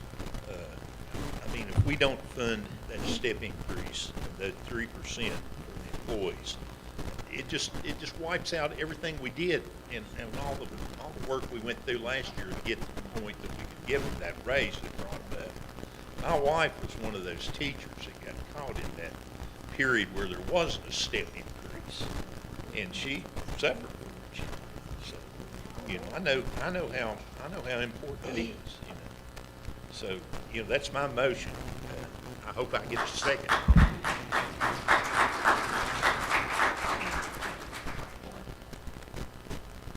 Okay, there's a motion on the table. I'm gonna give up my chairmanship, turn it over to Mr. Breeden as chairman. Second. Now we're discussion. We'll turn it back over. Mr. Lester, my concern is if we give a step this year, is that number go up again next year? Yes. Salaries are progressive. So That's what I say, if you don't, we're going to be back in here. that step in the salary increases will be $500,000 again next year. Well, it depends on how much the state gives. If they don't, So it's not, what you got to remember is the it's state. it's variable. Well, I'll just give you a heads up, and you've read it too, Mr. Hensley. The state has a $4 billion surplus. So you can guarantee that the teachers will get another raise next year. Well, here's my worry is, and I've been told I hated teachers, and I don't hate no teacher. A teacher taught me how to learn to read all this stuff right here. But if we do this, then are we gonna have to come in next year and raise taxes another 3 or 4 cents?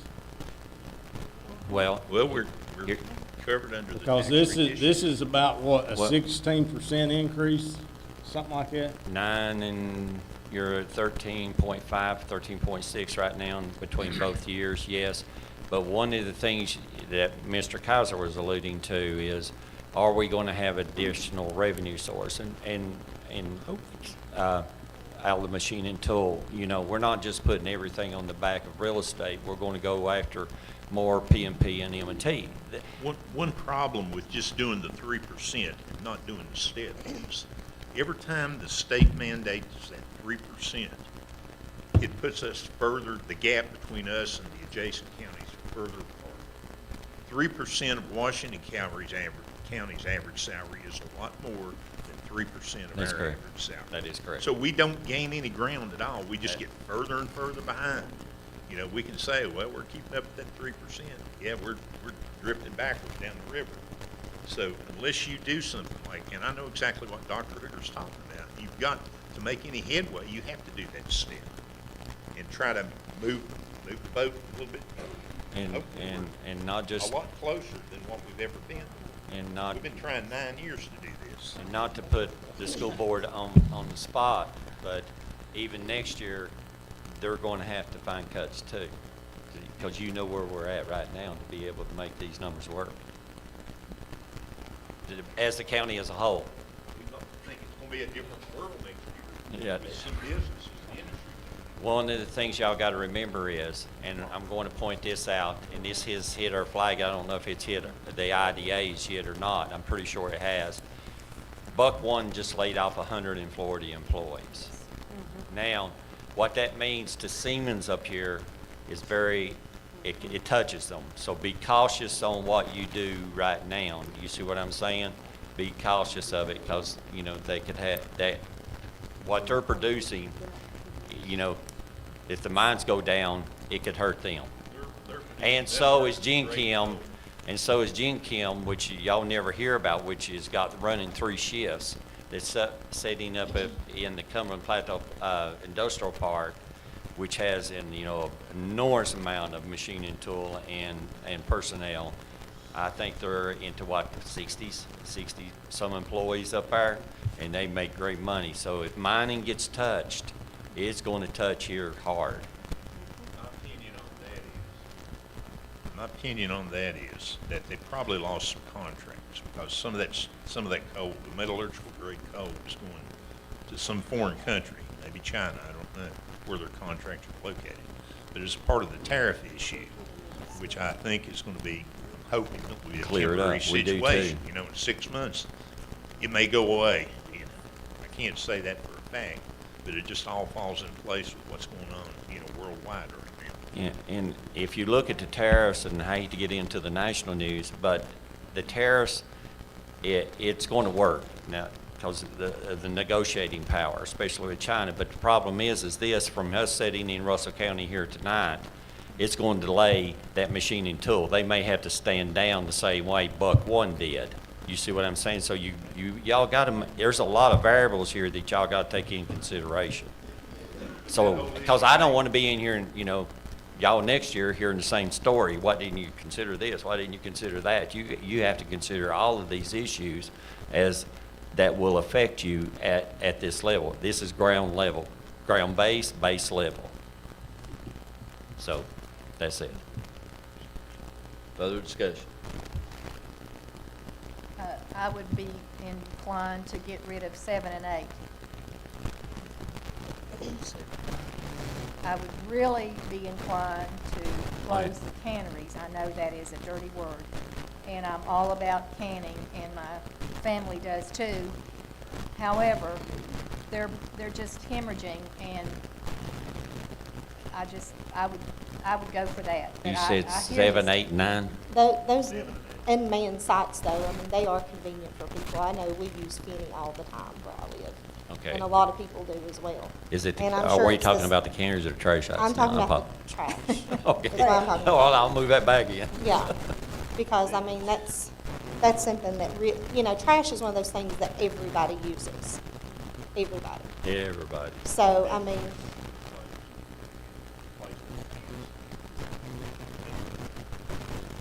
Okay.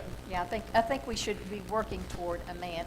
I'm with Mr. Breeding. We need to be working toward manned sites that have compactors that work for our communities. And I'm grateful that you all helped me get rid of an unmanned site down there that the Bears was abusing, so. I think we can, I honestly believe with what we're working on, what I've been working with Ernie and IDA on, be a game changer for the county.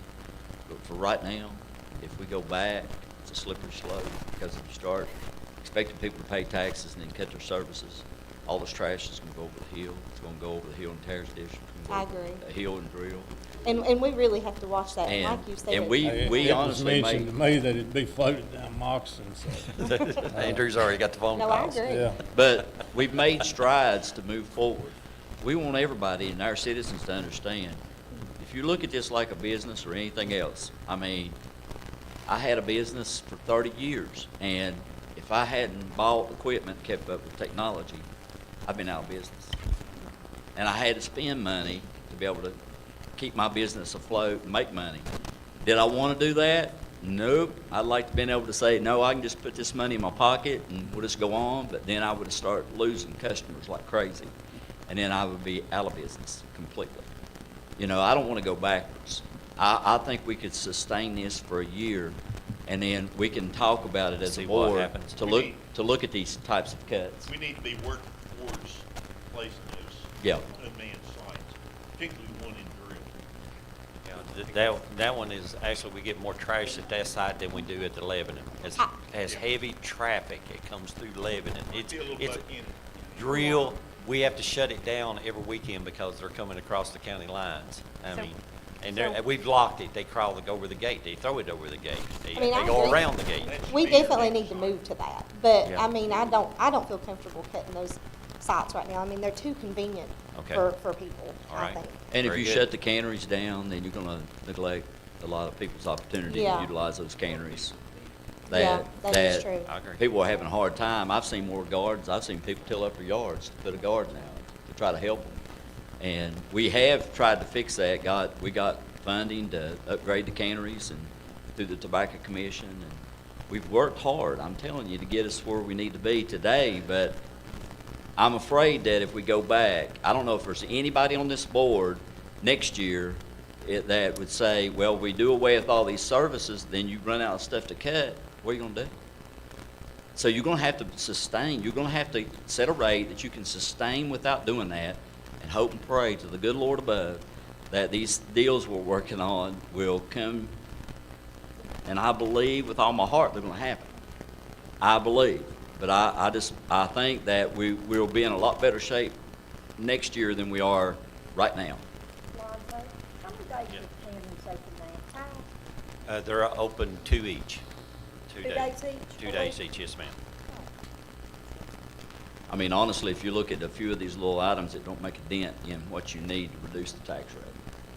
And you're just killing services for no reason. I'm just being honest. I'm being transparent.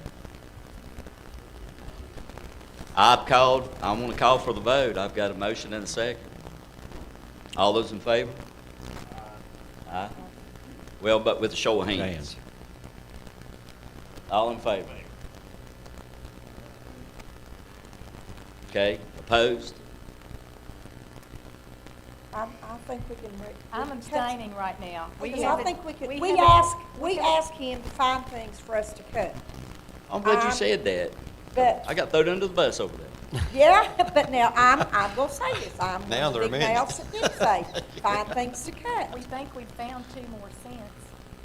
So, and I agree, I mean, I think we need, there was 50-some bags of trash at Drill over Easter break.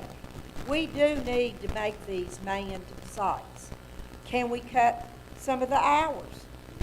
Is there anything that we can help cut back to not have such a burden on our people? Can we cut out, I mean, we've talked about 11 through 18. That's basically some of the things I think we can all agree on. What can we work on there?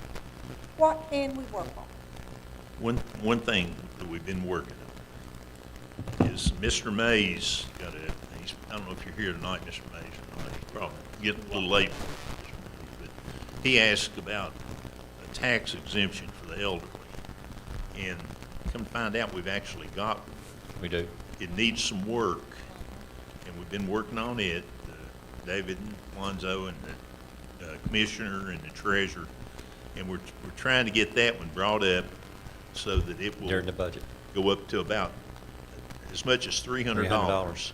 Yes, and this would cover a lot of the people that I really worry about. It's a little old man and woman who's living on minimum Social Security, and they're going to have to make a decision whether they're going to eat or pay their taxes. And if they're like most of them, they're going to pay their taxes. It's just the work ethic that they've always had. You're going to pay your bills. So if we can get them something to wipe out the biggest part of their taxes, that's what we do. So we're working on that, and anybody that has a disability, I don't know if there's any way that we can work the veterans in on this or not. There's nothing. The veterans already have a. They already have. Veterans already have Yeah. one? Okay. But now, I was talking to our treasurer earlier, Steve, and she mentioned to raise the gross income and the net worth, so, on that. Mr. Lester, you're maybe a little better That's at what math we than I am. Wait a minute, we got a legal problem here. Okay. Well, we're going to be a little more generous than that. Mr. Chairman, the motion that was on the table a minute ago that was voted on, could we get a roll call vote on that? Just what the votes were? Yes, because my understanding was it was 2-1 to carry with 4 abstentions. Yeah, I Never took account of the nays on my count. No one's ever asked that I heard. Do a roll call. All right. Start with me. All right, let's have a roll call vote. All those in favor? On 57-9, right? 57-9, and keep all services intact. With a raise of your hand, or I'll just go individually. Verbal. Lou, I'm District 2. Start with District 1. District 1, No. at large. Always on my districts. Well, I said at large. That's last, buddy. No. Tara, No, sir. Steve? Rebecca? No. Lou? Abstention. I need more information. I need less. I'm ready to work. And I vote cut. yes. Thank you, Mr. Chairman. Mr. Lester, Yes, sir. on that motion, would that be an 18% increase in our tax rate? Is that right? Roughly? You're 17.3, something like it, yeah. something. Okay. I done my Give or math. take. I done my math right. I was just Yeah. checking. Yeah. Yeah. And I was wanting to ask Ernie, was that 50,000 or 70,000? I'm still going back to Tara's numbers. I'm still running through those two. It bothers me if the number ain't right. Was that 50 or, that was 50, wasn't it? He was right, 50. I apologize. Because I want 50,000. Okay. There we go. So, Mr. Attorney, that didn't pass. Okay.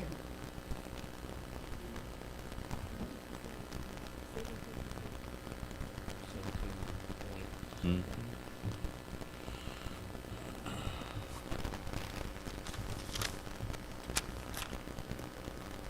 Mr. Lester, So- can we set a rate here tonight and continue to work through this budget and then set a rate for the December? No. No. So it has to be sent for the whole year. Can we do a rebate in December after we continue to work through the budget? No, costs just too much. Are you asking, can one be done, and treasurer, you know, you can do an abatement? What my thinking is I thought I got all kinds of stuff wrote down here about the revenue. And I know it's probably estimated at best, and it could be off. You know, me cruising timber, if I'm within 10%, I'm lucky. So my numbers here probably aren't right, but they're in a ballpark. If we can get some more guaranteed revenue numbers in June for some of the sales of these properties, we got the animal shelter that we have to take care of. That's obvious here tonight. Right. We got potential for some other stuff later on in the agenda here. Is there any opportunity to do a rebate in December abatement if some of these revenue numbers come in at or exceeding the levels that I've estimated here and still cover us on our animal shelter? Is the Commissioner of Revenue and Treasurer still here? So that's all three of us in the room. That's at the discretion of the Board of Supervisors. That's exactly, you know, that's the discretion of the board. But to guarantee the revenue by June, it's going to be difficult. You know, Well, we're gonna have a tax You want to set the bill, and budget. I'm gonna keep my fingers crossed that those two properties sell. right. And I'm pretty Somebody here in the audience sent me that the listing in Castlewood is pending, which I'd already heard that. Maybe we can nail those numbers down just a little bit between now and June 30th when we have to have this budget. And if we set the tax rate, then like at the June 30th meeting, say, I don't know the date, but just pretend that's the date. Okay, July 1st. That we set the budget, we have revenue numbers that are better than anticipated. Right. You know, I keep seeing these sponsored ads on Facebook for the casino. Maybe the casino does something, I don't know. Casino, I can guarantee, like I said on it. So that number. We got is- 800,000 that's coming from casino. That Now- number's set by the casino board. Yeah, that's already set. So then the number will be set again next year. Yeah. Based off of revenue between now and then. Yeah. It does look like it's gonna go up though, doesn't it, Mr. It Lester? does, but here's how the casino appropriations work. They don't pay you what's anticipated up front, it's what you've earned in arrears. So what we So have it's done. always a year behind. That's correct. So what Okay. we're getting paid right now is what we've earned up to June 30th. Now, and I've got the audit here, but anyway, that, when the casino went in, the hotel, it went to, the revenue went up, and we're projecting from the 800,000 to the 1.2 million. That is correct, about $100,000 each. But you got to remember, there's two things. First of all, that's got to be earned first, because the hotel didn't get put in until February. This is just May. So we we haven't earned enough on it yet. Next year you will, but you gotta So when remember. we're sitting here again next year, that 800 number should be. Could be 1.2, but there's a Okay. but there. In the casino, and I can show you the You can only audit. use it for two things. That 1.2 million has to be reduced for legal fees, administration. Believe it or not, we've got to pay taxes. So, those three components. But net, probably you're looking at least $1 million. I'm being conservative. At least $1 million, which is 200,000 more than what you're anticipated in '26. Is that not revenue used, only can you be used for public safety and education? Public safety, education, transportation, Yep. beat off you here, you can get any? Yep. Thank you, Jeff. You said. Yeah, Jeff's like, yeah. Is that revenue? Andrew's already spent all the gold. My thinking is that increase in revenue is going to offset that cost that's going to be incurred next year with the STEP program and the 3%. That will take state. care of that would take care of it. That'd be the range. I went through, I guess I That's went great. the long way I see around how to you ask do. a simple Now, that's question. revenue you can depend on. That is revenue. That's not a one-time sale. That is not, plug and play number, as I call it. That is, anticipated, allocated, projected revenue based off of what the agreement is, net. Well, when we initiated the step and agreed to do this, that was our conversation in the Yeah. budget committee, is to utilize that additional revenue See, it's to take care of education. it next year and Yes, then the yes, next year after, yes. because it will grow. See, right now, what you use the casino funds for is the race program and, of course, the component of the college education, the Southwest, which is a mandatory fee, one of those mandatory fees by the state. And you took care of a portion of the raise last year through the casino funds, and the rest went to public safety, which is the courts. So that's the three components, and of course, transportation didn't get any.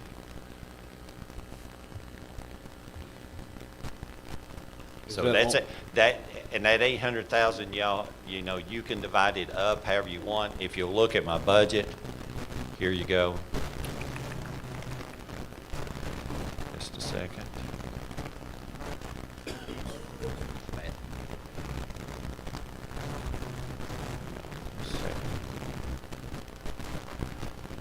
Right, hey, that's quick. There's the numbers. It's called the District Regional Improvement Commission. If you'll turn around, it says casino. Right now, we collected in '24, $625,740. In '25, $713,390. That's this year, and projected $800,000 for '26. So, y'all have not done the budget. Again, you're setting the tax rate tonight. You have not done the budget yet, so you. Yeah, but we're using the budget to come up with a rate. That is correct. You're So- going. When you set the tax rate. You're setting the budget. That's correct. All right, I'm gonna throw one out there, Alonzo. When it kills my tightwad soul. 54.7, and then you can still cut things off this list. Okay. Then, But we're keeping 1 through, 1 through 6. okay. 7 through 10. You're keeping, The firefighters. okay. And 21, EMS, 21 and 25 through 37. Okay. Okay, yeah, go through that again, please. Okay. 1 through 10, got it. 1 through 6, we're gonna keep. Yep. 7 through 10, we're got gonna keep. 11. 19 And 20. through 20, the That's the fire firefighter and department. rescue squad. Okay, 21 through 24. I'm giving you some leeway. Uh, And anybody else wants to discuss, they can throw in. Well- And 25 through 37, we're keeping. Well, I'll give you the two ones. They're going to have to come back at 11 back at through that. 18, if we can. Anything in that block is what I'm trying to say. Okay.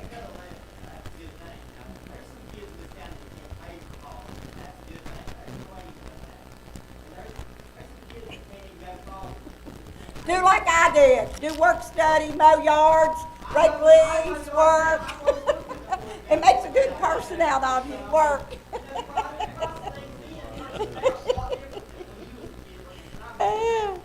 So I'm giving you some leeway, Lonzo. Whatever that we can help. Okay. But those that I mentioned, I think we need to. Okay, keep. I so have a it- question about the race program. When it was first implemented, was there a cap put on that? There was.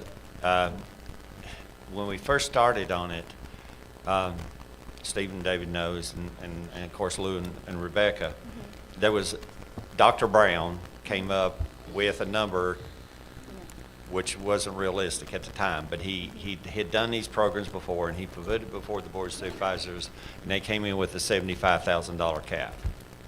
That was it. It's still in the notes. It's still in the budget. But what had happened also in the state, they created what they called the G3 program, which is blue collar. So that took a lot out of that program. Right now, you have about approximately 43 that are active in the program, 43 Russell County students. That's your number right now. And I know we asked last year too, did you ever get the numbers on, like program completion, the types of programs that they're doing, that sort of thing? Do we have any parameters on that? As far as, just not, I don't know how to put it, like that they're going and they're actually getting the degree. Agree, yes. Yeah. Jason Sorry, Monk. I'm tired. Oh, no, we all, Jason Monk, he's the program coordinator over it with our sheriff department. He keeps detailed records, he works with them, and I'll be glad to send that on to what the percentile of the ones that have And that's entered just and were completed. For my curiosity. Yes, and Well, I don't care to tell you, I'm the one that started the race program, and the reason I keeping did, this and this, I and felt like giving him that and giving that way we leeway could is take what's due. people that work in families that pay taxes usually don't get any help. Giving him some leeway. And on it's, all you're this. doing is taking their Yeah. tax dollars and then reinvesting That- it back in their And child keep that. to keep them here And that's. for 2 years Well, and let them pull their I'm giving him community leeway service to hours. See what he can do. That's a chunk. Well, right now, if you'll look on our budget. Okay. Well, I mean, most of them, he works with the majority of them. He does a good job. He does a wonderful job. And what it is, they try to get into the field of expertise that they're going to go into. So a lot of it's, nursing, a lot of it's working at the hospital or doing industrial development projects or the town. I know the town of Honaker, we've used quite a few of them, and they come out, they do trash pickup, cleanup days. They do whatever they got to do. And he works really good with them, not to put much strain on them. The main thing is to make them go every day and they've got to complete. If they don't, they got to pass back. So it's a good program. It's an outstanding program economically to keep our kids here. Have you ever heard the old saying, you better get your education and get out of Russell County? Lonzo, am I Yeah. correct on this? Wait a If minute. you'll look Let's on do- our bills that we're paying this month, Russell County, now Lonzo, if I'm wrong, correct me, but we've got a budget item right here that we're going to approve for this month's bills is $92,186.75 paid for the race program for spring. yeah, the spring. So y'all had budgeted 140, so. So it's not. It's running, it That is running heavy. 140 is the entire year. Yes, And right now, in spring, we're forking out $92,000. that is correct. And I've had parents call me and say, well, why is my child being made to take 12 hours when they only need 6? So I don't know. Yes.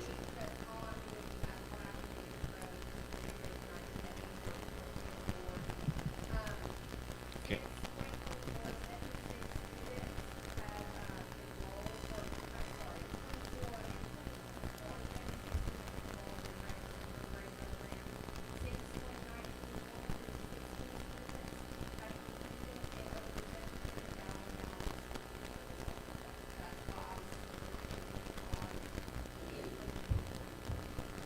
Thank you, Sean.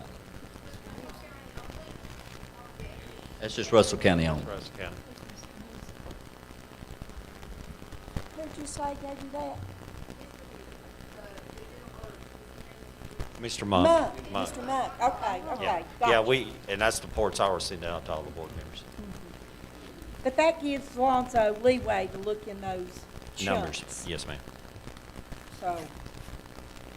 Well, when you look at it, 2022 has the exact same number that we have for 2025, but last year in 2024, it looks like we paid out 70,322. Did we just have more?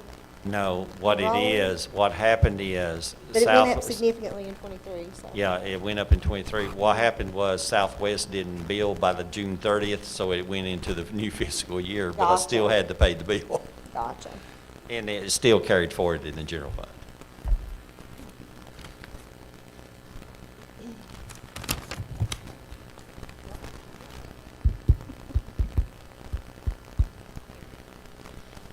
Sorry, my mic was down.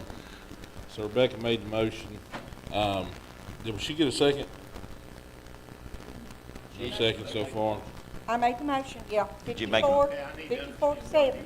Yeah, let's understand what that motion. 54-7 is the tax rate. And what do you I'm wanna saying, cut? And what I want to cut, Is the categories. Name them all. Okay. number 11. You're at 11. Cut, see, 11 through 18, and 22. Just oh, name excuse them. me. Okay. Lonzo, name All them. right, Okay. Race. 11 is the race program. 12 is the ballpark, League, little leagues, community and community centers, And centers. that's basically like renovations, right, Lonzo? No, it's mine. And electricity. Because you mow, we mow for it and everything now. Just have to cut the power off Fair. at Little. No. Fair Association, IDA, Spearhead Trail, Board of Supervisors, countywide projects, countywide department travel, Russell County None. community and nonprofit donations. And that came to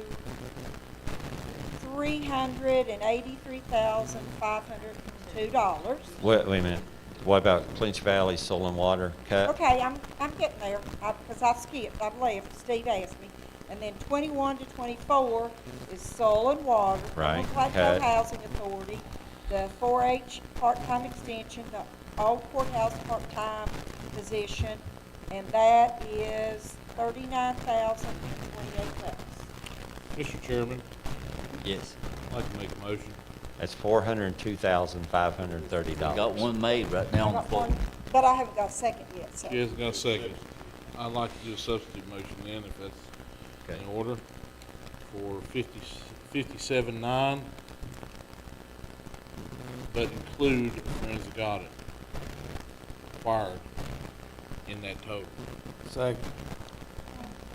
Include what, I'm sorry, didn't hear you say. 57.9, that includes a 57.9, forensic audit. Requiring, Okay, a, I know, that's what it requiring a forensic audit. And that includes a forensic audit. And the forensic audit costs you And $125,000. we should have enough revenue from what we were talking about, from the tool, machinery and tool that's coming in that's not accounted for. Good. You'll leave everything intact? I'm good with that. I think it's the only way we're gonna restore trust in our community, is to show them everything from a unbiased party. Okay, I got a motion. Did I have a second? Andrew? Andrew seconded. Andrew? I do want to say something with the forensic audit. That is not a dig at anybody, and I hope people don't take it that way. We do see, though, that the public has lost trust, and I do think that it is important to try to be as transparent, give you all an olive branch, let you see.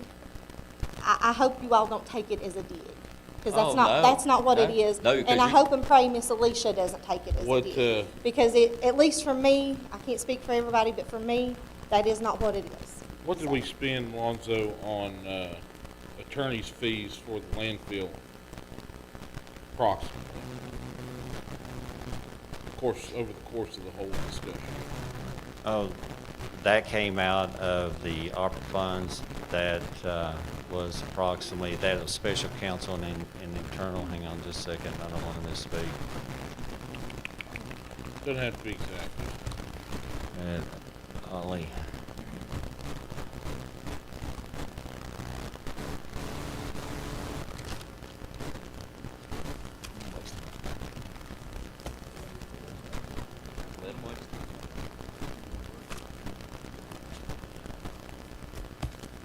Okay, let's Okay, move hang on. just a second. Go ahead. I got a motion and a second. Any discussion? Well, my only point is that we spent a lot of money on that and for something that a lot of people didn't want.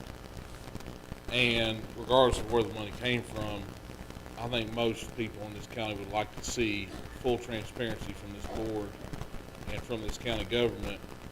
And I feel like it's very important to restore that trust. And We spend money on every IDA project. Yeah. sure, absolutely. I'm not saying that we shouldn't have had an attorney on that project. What I am saying, though, is that it's a good expenditure of money, I think, to build that trust back with the community. Yeah.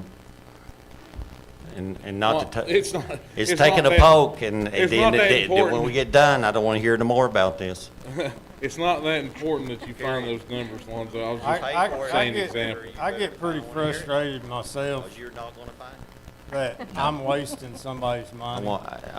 I'll bill somebody I know that caused this, that's who needs to pay for this. That Southwest Patriot needs to pay for this. Bill him. Bill him the whole $150,000 I thought it was 100. because he's going to eat it.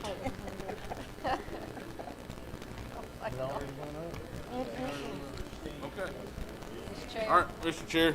Yeah, okay, we got a motion and a second. I'll restate it, please. Setting the rate at 57.9, and that's if we allow a forensic audit on Russell County. All in favor, raise your hand. Yeah, do it. Yeah, because y'all the first ones are going to be answering to the auditors, because y'all sign off on every dollar. Do we know how this works? That's called CPA, not Southwest Patriots.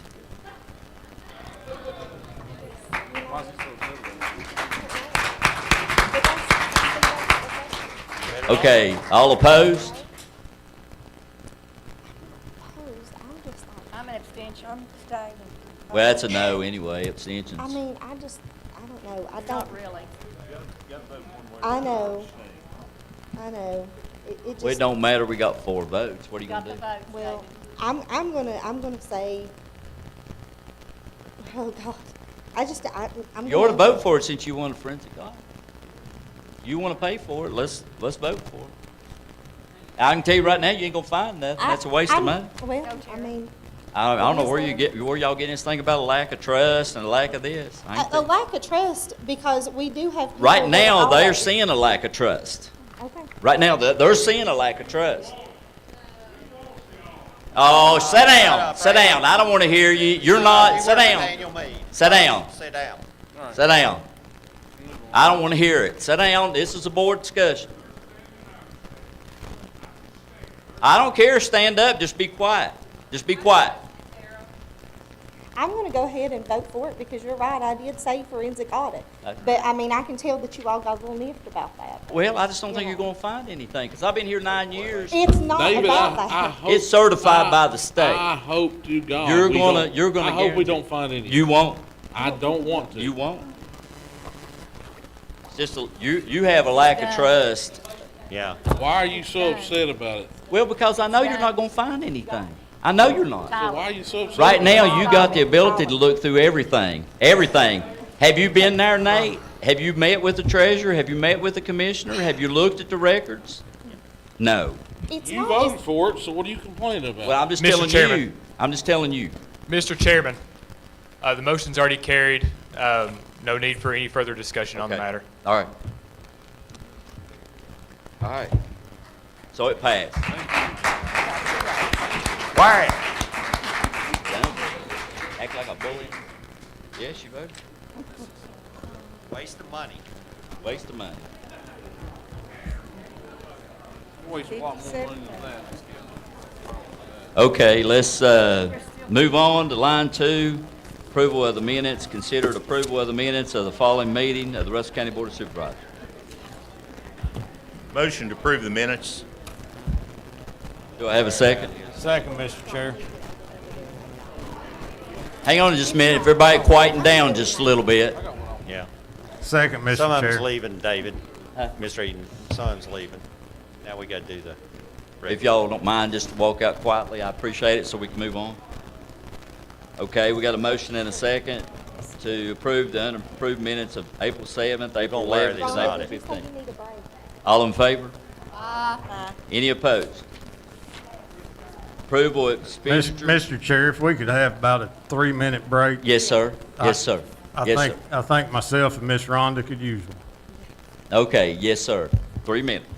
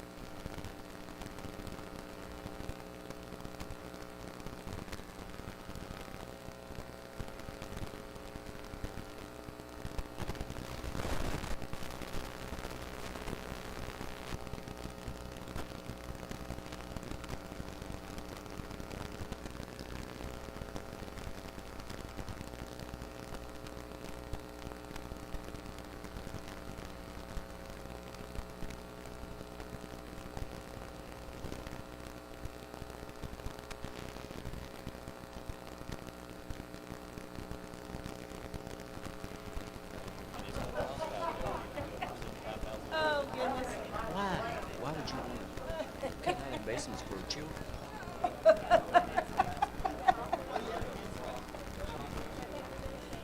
When you leave my district, you can come talk to me about it.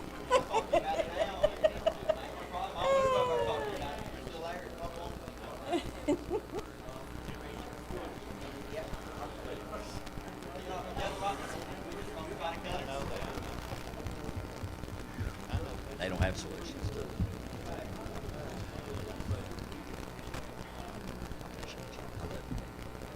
Hang in there.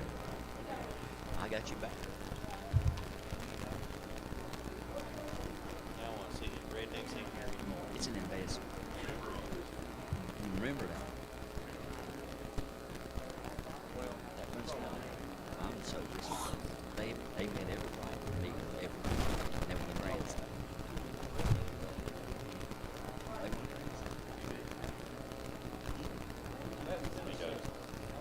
I said, come in. Hey, yeah.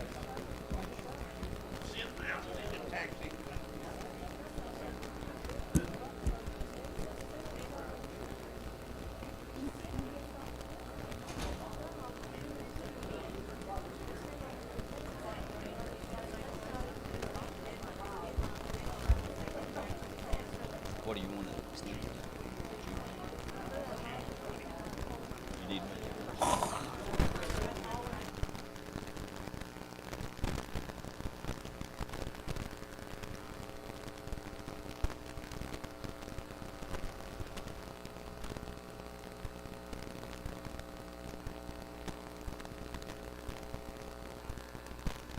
Check, check. Okay, if everybody could get a seat, please, we want to move on.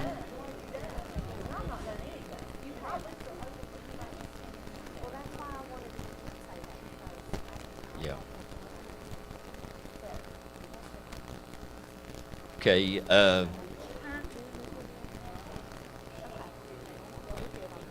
okay, everybody seated? Where's Andrew? Is he down there? Okay.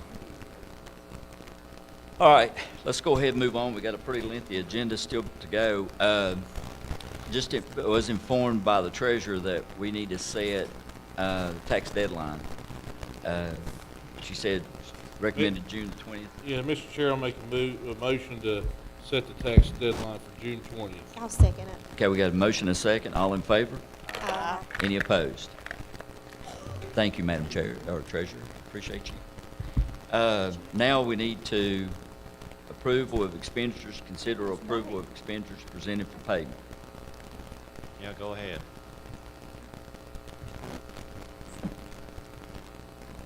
Approval Of expenditures. of expenditures. Yes, sir.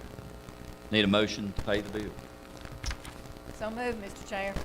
Have a motion. Do I have a second? Got a second? All in favor? Aye. Any opposed? Okay, we have committee appointments for board consideration. Spearhead Trails. Well, Mr. Chair, I'm going to take that one because Mr. Clevenger is from my district, and my district is the only one that's got about 18 miles of Spearhead Trails, managed Spearhead Trails, so I think we left them in our budget, did we not, Mr. Lester? So, Yeah, now we've got the money to pay. So I'll make a motion that we put Teddy Clevenger back on to represent Russell County on the Spearhead Trails Board. Okay, ma'am, thank you. Do we have a second? Second. All in favor? Aye. Any opposed? Okay. Constitutional officer reports and requests. You might be able to sleep tonight. Okay, Randy, thank you. Here, sir, here.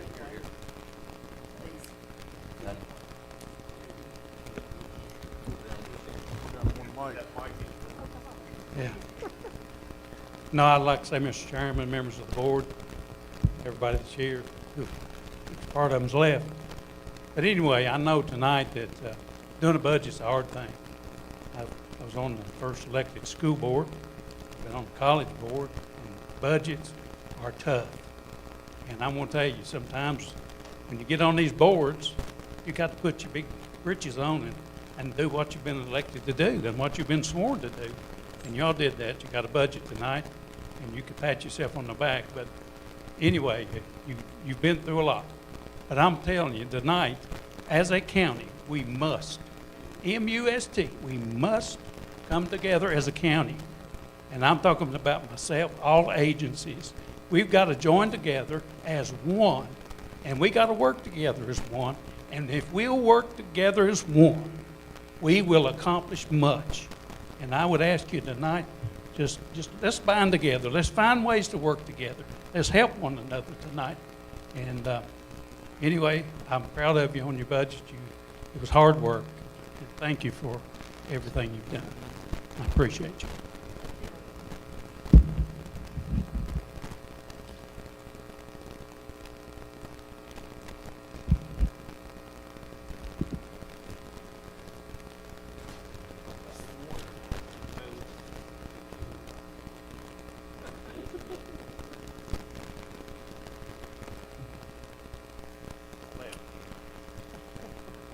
He can holler, I've heard him record. I don't think it's, okay, there we go. Thank you, Caleb.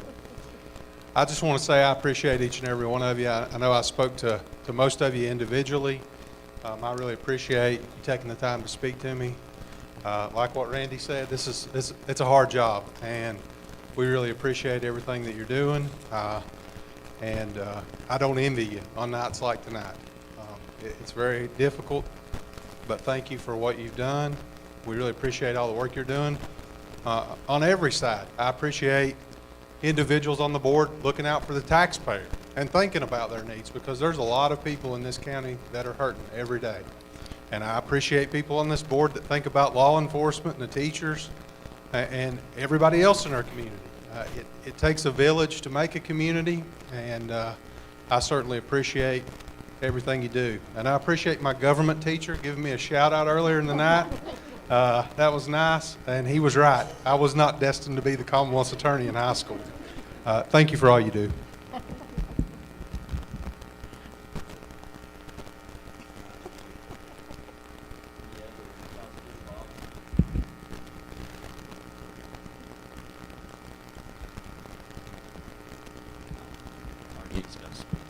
Okay. County Attorney reports and requests. Thank you, sir. County Administrator reports and requests. I'll turn it over to you, Mr. Lester.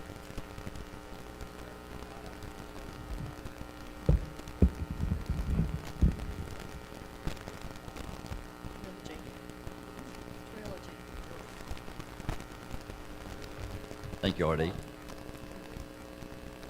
Mr. Chair, ladies and gentlemen of the board, and everybody to my right and my left that's making this process work, we're going to use your text here in a minute with a video and hopefully give everybody a little bit of change of scenery here, get off the numbers for a while. But I am pleased to say that I'm working with a company called West Tech. I'm going to introduce them to you here in a second. And they, in turn, are working with a company called Trilogy. Trilogy, as you know, has been working with Wise County. Let me say quickly that we looked at putting this project here, but we don't have sufficient gas lines to handle it. They're not wide enough, big enough, but Wise can handle it. So this is a sort of a regional project. But Wise has been working on it for, I guess, 8 or 10 months. They have decided they want to do this, but they've got to have other counties participate. They want Russell County to participate with their tonnage. And of course, there's a process you'll go through that we can get into here a little later. But I want to say that I'm mindful of what's been said tonight. You know, there's been some good points made. I've been around for a little while. I've been a small business owner for some 45 years, a participant. And I'll tell you, I had the pleasure of being on the IDA for some 30 years. And my experience tells me that you've got to do a little bit of everything. You can't just do it for small business. You can't just do it for economic development. You can't just do it for any one thing, because you've got to have all those forces coming together. Housing, that's another subject for another day. But you got to do all these things. However, I do believe that economic development is important and should be used. Now, there's good economic development and there's bad economic development. And I know right now it's pretty clear that the two dirty words in Russell County is trash and money. So I know people don't want to hear about the trash sometimes, but here's the thing. Me personally, that's one reason I'm working on this. Me personally, I feel like we've got to deal with this trash problem. When I was presented with this project here, I just kind of fell in love with it. I think this is the solution. These guys will get into the details here in a minute. And I think we're obligated, whether we're tired of the word trash or not, to try to see if we can make things better for Russell County and the long-term solution for a trash issue. And these gentlemen, I'm going to introduce them here in just a second, but they're willing to take questions from the board and the public. When the board finishes, they'll be glad to take questions from the board and the public. I would ask that the public, anybody from the public, they'll come up here and use this microphone so that we can hear better. You're having a little trouble with your mics anyway. But I want to introduce you to the owners of West Tech, Joe Mitchell and Joe Lotz from Abington. And I think Joe Mitchell is going to take over after we do the video. Is that right? He's going to do the video first, and then they'll come up. Okay. Thank you. Trilogy Financial Group's waste-to-energy process originated as a collaboration between U.S.-based technology and mature technology from the Netherlands. The Netherlands, which is about half the size of Virginia with a population of 19 million, has 0 landfills where it has done and only 1 for asbestos. They've been using municipal solid waste separation and anaerobic digesters for over 20 years. They have 33 digesters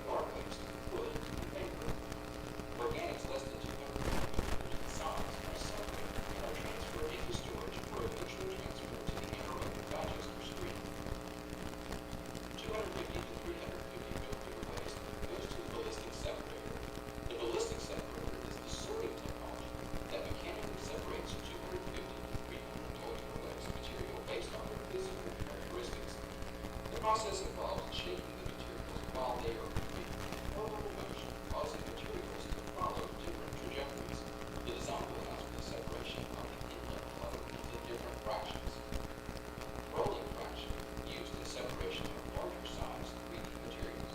Number 1 F and number 2 HDPE plastics are separated and transferred into recycling bins to be baled for a picture of transport to off-take markets.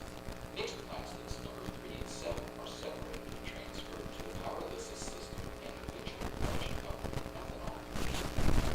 Light fraction is used in separation of large size materials, papers, and plastics. Quality control is the manual sorting of the MSW strip to remove items such as food residue and mixed plastics. Recyclable materials such as paper are sent to a shredder, which reduces the size of the material, making it easier to handle. The shredded material is then passed to a prototype, which compresses it into pellets. The pellets are sent to the digester. RDF production is produced in the boilers to heat the digesters and for comfort in areas where personnel are stationed. Plant recyclables are transferred to product press and stored for staging for shipping to customers. Organic waste collection. Residual waste enters a trundle stream and further separated organics. Organic waste compost is transferred to the anaerobic digester stream. Anaerobic digester. The organic fractions of the solid waste, which includes materials such as attached paper, cardboard, wood, food, and garden waste, is processed using anaerobic digestion to produce biogas. The organic soup from the sorting lines is temporarily stored in 2 to 4 100 cubic meter tanks. From there, it is pumped into the hydrolyzer. Following the initial stage of retreating organic compounds through the mixing tank, the material is fed to the primary digesters. Primary digesters are large reactors, 4 units, where the majority, 80 to 90%, of the anaerobic digestion takes place. The material passes to the after digester, which is 2 units, undergoing further breakdown to maximize biogas production. The trilogy system will clean all liquids for use in the process and discharge more liquid waste. The last 5% of very small impurities are filtered off in closed pressure vessels and are transferred back to the digester for reprocessing. The blended mixture is transferred to the anaerobic digester. The biogas generated in the ADN is chilled and compressed where water and a small amount of hydrogen sulfide is removed. The biogas contains approximately 60% methane and 40% CO2. The mixture is forced through a special membrane material which separates the CO2 and the methane based on molecular sizing. The food-grade CO2 can then be used in various markets, such as greenhouses. The water removed in the process is recycled and stored for reuse further in the process.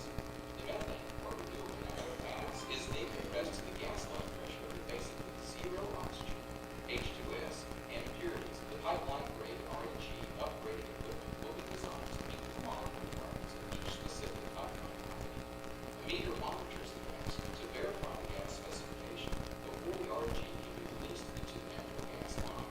The gas company has a duplicate meter as a backup that also monitors the gas specification to verify that it's their specification. The BTU, CUFT of the RNG can be adjusted in the process to meet the gas company's specifications. This is a 24-hour per day continuous process. All material not directed to the AD system, including wood waste and plastic, are into ethanol mixed gasification technology. The resulting waste material going to the landfill, which includes sand, concrete, gypsum wallboard, etc., amounts to less than 5%. We'd like to thank you for your attention. For more information, or if you have any questions, please contact us at Waste Tech Energy Solutions LLC, an independent sales representative for the Trilogy Financial. Thank you. Thank you. Come on up, sir. Mr. Chairman and other board members, I'm not here asking you for anything. We are working with Wise County. We have one of these sold and have the funding for it up in Eastern Virginia. The Logan, West Virginia is no longer going to happen. It's going to happen another place in West Virginia, but I can't announce that tonight until they get back from the Netherlands and sign the agreement. So I know we're going to have one in West Virginia. I know we're going to have one up in Eastern Virginia, and if we can get enough trash, we'll have one in Wise, Virginia, okay? And we're already talking, we've already made 2 trips to Nashville. That's going to be really good for us. Henrico County, any place that has a large population. And I just want to give you a general trend to think about. Joe and I go to VACO, and we saw some of y'all there. So what happens is that they have, the EPA has discovered that there's 2 to 3 times the amount of methane in these landfills than they thought there were. And so they getting real tight on landfills, which means the DEQ and the Tennessee TDEC is going to get tough on it. And so they detected that by satellite and then later by drones. So what we do is we take that methane out here in the trash factory, and we don't put anything in there to ever cause a problem like you had in Bristol, Virginia. That turned out to be multi-million dollars. I think they got 25 million, 26 million from the state, plus they were already in debt 35. And that has the potential to sink the city. But what's happening is landfills are closing in every state at a record number. There's 1 pound of trash per day per person in the United States. 250,000 people equals 600 ton of trash. And that's a great number you can take to the bank. So if landfills are closing, trash is not stopping. We produce more trash per person in the United States of America than any other country in the world. Okay? And we're 15 years behind in the technology to take care of it. So what's happening is that the tipping fees, because the trash keeps coming, you have fewer places to dump it, the tipping fees go up. We talked to people at VACO that 5 years ago were at $40 and now they're at $60, okay? This is a trend that's going to continue. It's a real problem, and you've got to take care of it so that we don't harm the environment and hurt our water tables, okay? So what this Trilogy thing is, and by the way, that is Joe Lotz and I am Joe Mitchell, and the guy that owns Trilogy is named Joe Anderson. So when we're together, they call us Joe Squared. When we're all 3 together, they call us Joe Q. So you can work with us as long, if your name's Billy, we'll just name you Billy Joe and move on. But you have to be Joe to do this. But Joe Anderson and Ron Slight, he met Ron Slight. Ron is an engineer for them, chief engineer. Ron has spent 10 years in the Netherlands doing these systems. There are about 30 systems in the Netherlands. There's 3 in Ukraine, believe it or not, and they're getting ready to expand one. The Netherlands has 0 landfills to put MSW in the last 20 years, okay? So the marriage between the anaerobic digester in the United States and the sorting in the Netherlands is what makes this possible. Here's the good news. We don't charge localities for these, okay? It's a $130 to $150 million investment, okay? We make our money off the renewable natural gas and a special renewable energy number that we have called a D3, okay? And so we can put these things in. They're going to be from $130 to $150 million. We raise all the money, we build them, and we run, or we hire an engineering firm to run it. Joe and I are not going to run anything. We're getting once you get 40, you just don't want to work anymore. So we're not going to run anything. But that's how that works. And so I was up there with Mr. Hensley, I don't know, a few days ago, we were in Grundy meeting, and I realized that y'all are in a tri thing with 3 counties, and that board will probably be the one that ultimately makes it. But I didn't want, as a courtesy to this board, I didn't want people putting out rumors and propaganda about our stuff. I wanted to come to you and tell you that this is what we do. It's a one-time chance for Southwest Virginia. Now, I was born in Washington County, but I've spent over half of my life in Russell County, around the Hansonville area, okay? I'm a Virginia boy. I want Virginia to have this newest technology. What we're doing in these 2 other places is these will be the first systems in the whole United States of America, okay? I didn't want to leave Southwest Virginia out. So that's why we went to WISE, knowing it would be an uphill struggle. But that's why we need all the trash that we can get accumulated down there. We say we need 600 tons. We'll do it for a little bit less, but not much, because the less trash you have, the less revenue you have, okay? So we're just wanting to inform you that if we do not get enough trash out of Southwest Virginia, and maybe a little bit out of Kentucky and other places, maybe a little bit out of Tennessee, if we don't get that, we can't do that system. So what does this do for everybody in Southwest Virginia? Well, for one thing, if you're only burying 30 tons a day out of roughly 600, right? Every landfill that you have here will be expanded drastically if they do this technology, okay? But it gives you a 15-year chance, because these are 15-year agreements. It gives you a chance to stabilize what you're spending on trash. I don't know what you're spending. I know what the tipping fee is in Bluntville. I don't know how much you're spending to transport it, okay? You have it off the top of your head, Alonzo?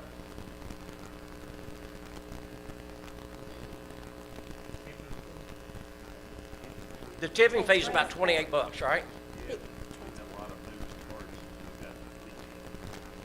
Right.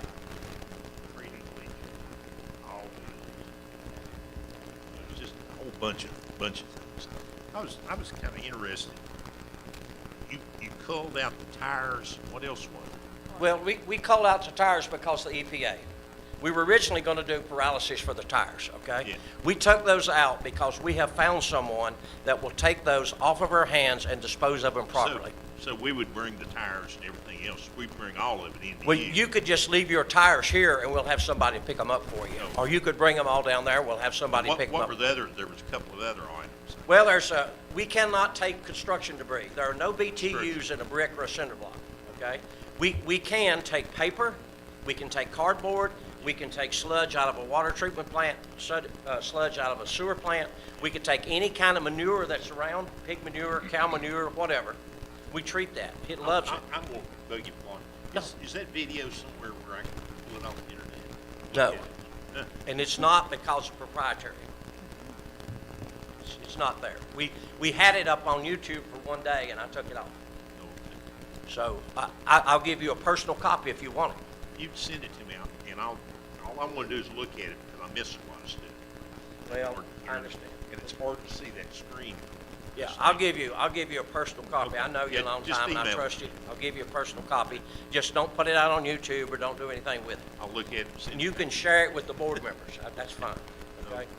But anyway, it helps you not to be looking for a place. Yeah. As you know, most of Southwest Virginia, including Washington County, where I was on the board years ago, taking their trash to the same place.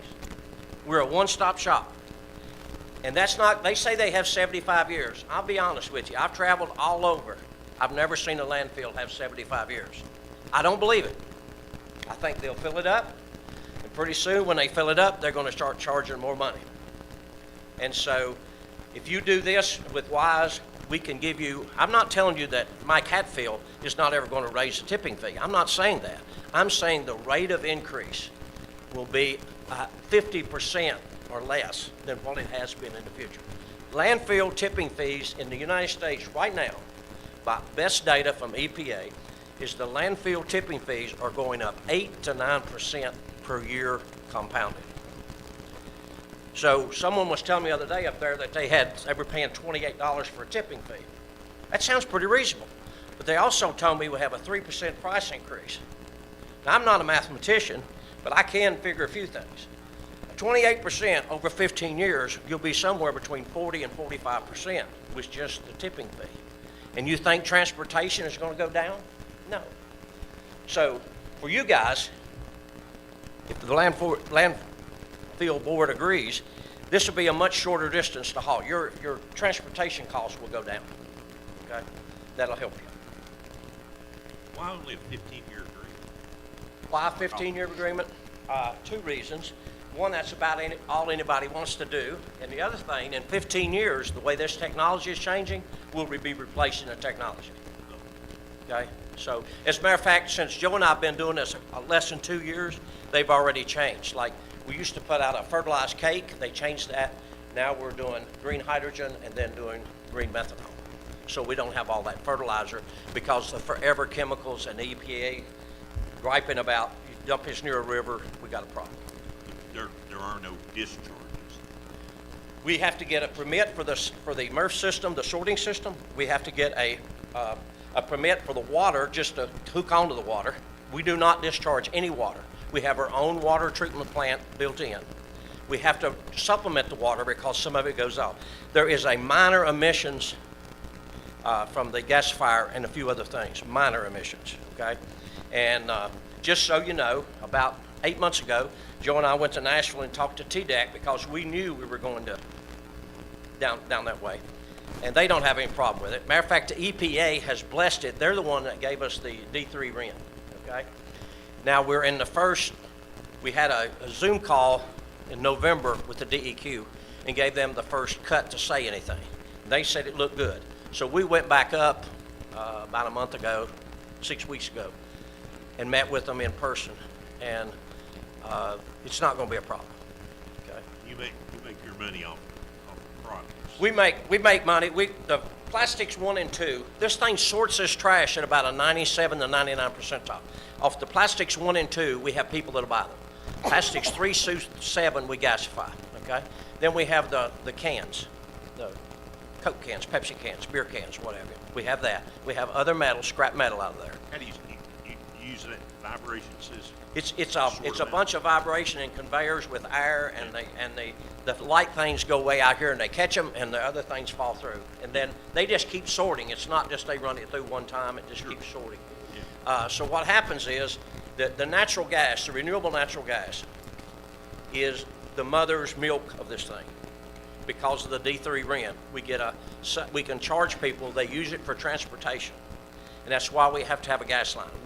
We put out 2,740,000 cubic feet per day, which is a pretty good chunk of gas. In Wise County, they have gathering lines, as you already know. In another county we're going to, they have a high pressure line. We have to tap into that. And then we have to come back, and as we're putting it in, we have to take compressors and raise it up. So it's either got to be it's got to get to a interstate line somewhere so people will buy it off of there, okay? Does that make sense? Yeah. And you said CO2. Do you make any carbon products? All right, CO2. So the other part of to be totally transparent with you, I'm not going to tell you numbers, but I'm going to tell you the truth. When you're making RNG, there's carbon credits. Yeah, it looks like you're making some CO2. You can make probably make some carbon. Well, actually, to be honest, there's about the CO2 world is the most exciting world we're in. I'll just go through 4 or 5 options real quick. Our option right now is we're going to bottle it and sell it to greenhouses. As you know, in America, 2 things are hot.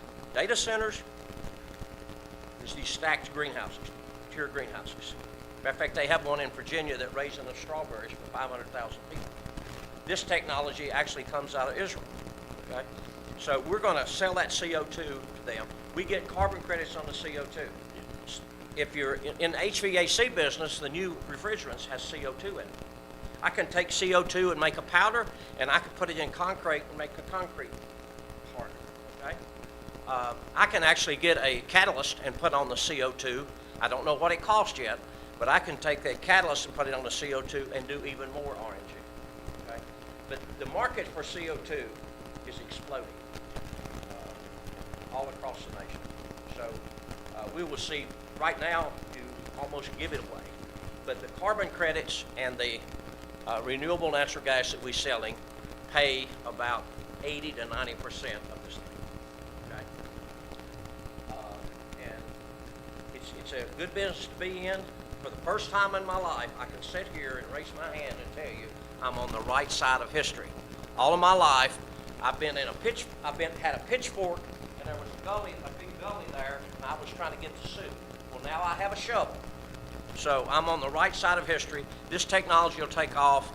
I would say in Nashville, in 5 or 6 years, we'll sell 8. Up in Eastern Virginia, we'll sell 4 or 5 more. We'll be in 5 states in 5 years. We'll probably sell 30 of these things in 10 years. But right now, we're concentrated, except for Wise County, we're concentrated on people that have lots of population and lots of trash. And the reason we chose Wise County is because we wanted to have something good for here, okay? And we've already, if Wise County can't get to trash, Trilogy's already lost $100,000 in getting the paperwork filled out. But that's okay. If they can't do it, they can't do it. So I'm just asking that members of that board, I think both of you are on it, to help us with that. I think it'll initially save you some money, but down the road, it'll save you even more money.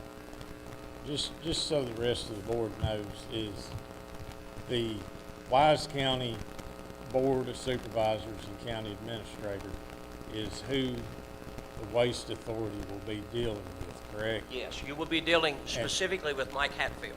And the tipping fee will be set by Wise County. Yes. So everybody up here and watching knows.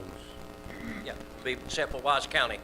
And then, I don't think their tipping fees are much higher than what you're paying now. I don't think so. But your transportation costs should reduce for some of the counties a whole lot. Okay?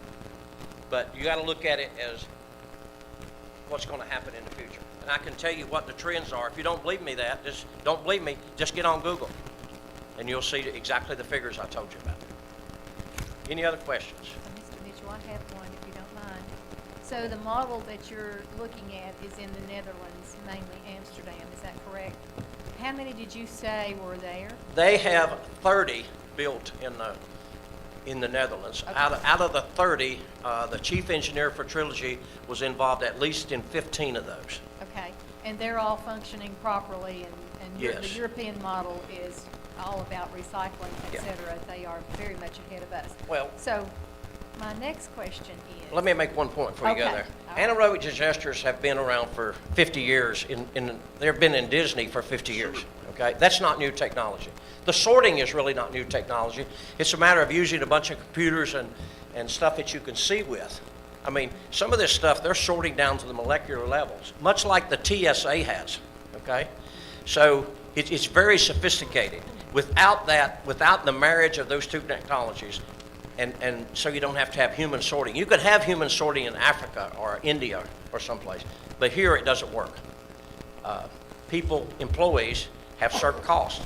That machine, we can work it 24/7. We don't have to pay overtime. We don't have any liability insurance. What was your other question? My next comment or question, more of a comment, recently Cumberland County and Powhatan County, I don't know if you know this, and you may Yes, already. I do. The Board of Supervisors voted there finally, after many years of much debate, and many yard signs, they decided that they would not follow through with their landfill. So that is off the table. So I don't know how many people that would serve, but just so you know. As a matter of fact, they're not the only ones. What's happening on the landfill is everybody's got the NIMBY symbol, not in my backyard. And I understand that, but you got to put it somewhere. And so we offer a smaller footprint. So if you've got a landfill that has 5 years left on it, right? Well, you're only putting in, 5% of the trash. You got a bunch of years left on that landfill. And the other thing that I didn't talk about is how much it's costing now to do a landfill sale, do the liner and all that, monitoring leachate and all that. Page County is doing one right now, a 10-acre one, $1.2 million per acre. Okay? When I was on the Board of Supervisors, you didn't even have lined landfills. You just dumped it in the ground. But that whole process and getting the land, and there's a fight for the land, especially where there's trash. You've got a lot of demands on the trash. One more. Does your system take into consideration old landfills that may have been capped? I don't know what that costs. That's a dual question. The first statement I'll make to you is once trash, the things that rot, to put it in country boy terms, that stuff rots. The BTUs get out of it pretty fast. Okay. You could go in there and mine that and do the plastics and get out the metals and get out the tires and recycle them. Right now, that's not the low-hanging fruit.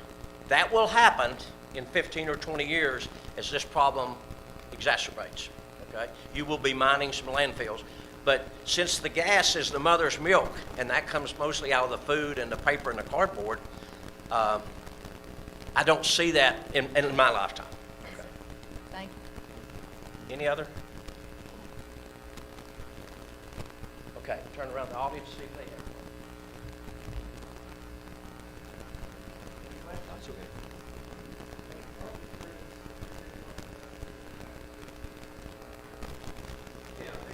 Part of a credit, let's say, you might be familiar with part of a credit performance, right? They have to be certified, right? So we have to go through the same certification process. And we get them certified, and we have to get them certified in order to, so it's the same thing that happens in foreign, it happens in other countries.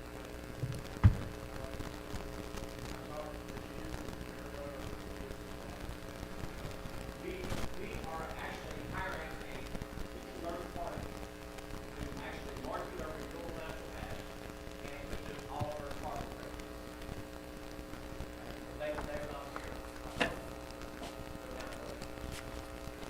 That's going to be, we don't have time to sell gas. We don't have time to do carbon credits on a lot of money. We want to turn that over. It's better to give them a small percentage and turn that over to them. Keep on it running.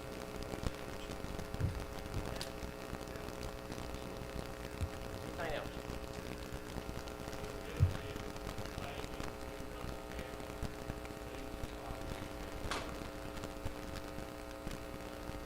At the end of the day, you're gonna be treating the trash environment as safe. You're not gonna be dumping it. And creating that. The second thing is that your rate of tipping fees for the next 15 years will go up less than they are if you run out. If they have to. And I can tell you that the trucking, I'm shipping the generator right now, it's costing me twice what it's getting right.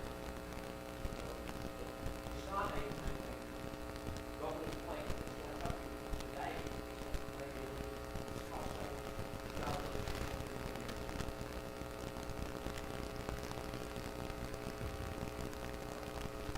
Mr. Chairman, thank you for the time, and Steve, I'll get you at video. Yeah, I got it. Yeah, I got it. Yeah, I got it. Thank you all. All right, thank you. Thank you. Mr. Chair, before we move on, so are you going to specifically ask that that go over to the Waste Management Authority? I think for it's further already, review? you're already talking to the Waste Management Authority. We met once with them, we'll meet again. So. He's planning to come back at our May meeting, and I think Toby's been in contact with you about the meeting date and location. Yes, yes, and we may have a conflict, we may be back in Nashville, but if we do, we're gonna send someone, so we're gonna come. Look, Okay, we don't have a conflict, we'll be there. That's good. Ms. Wallace, All did that right. answer that for you? That did, Okay. thank you. Thank you very much for your time, it's been a pleasure. Thank you so much. Thank you.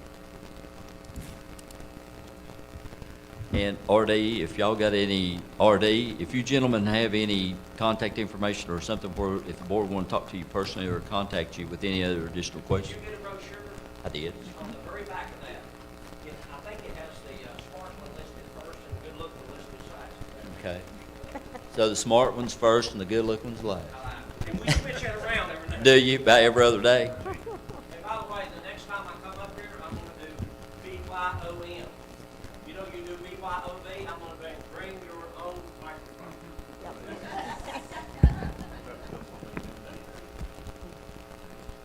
Okay. County Administrator. Mr. Lonzo.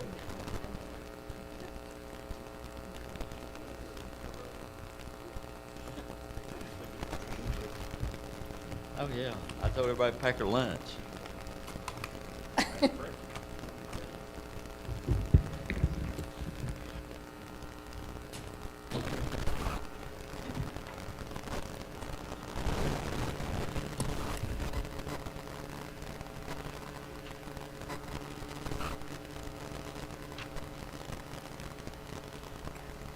Madam Chair.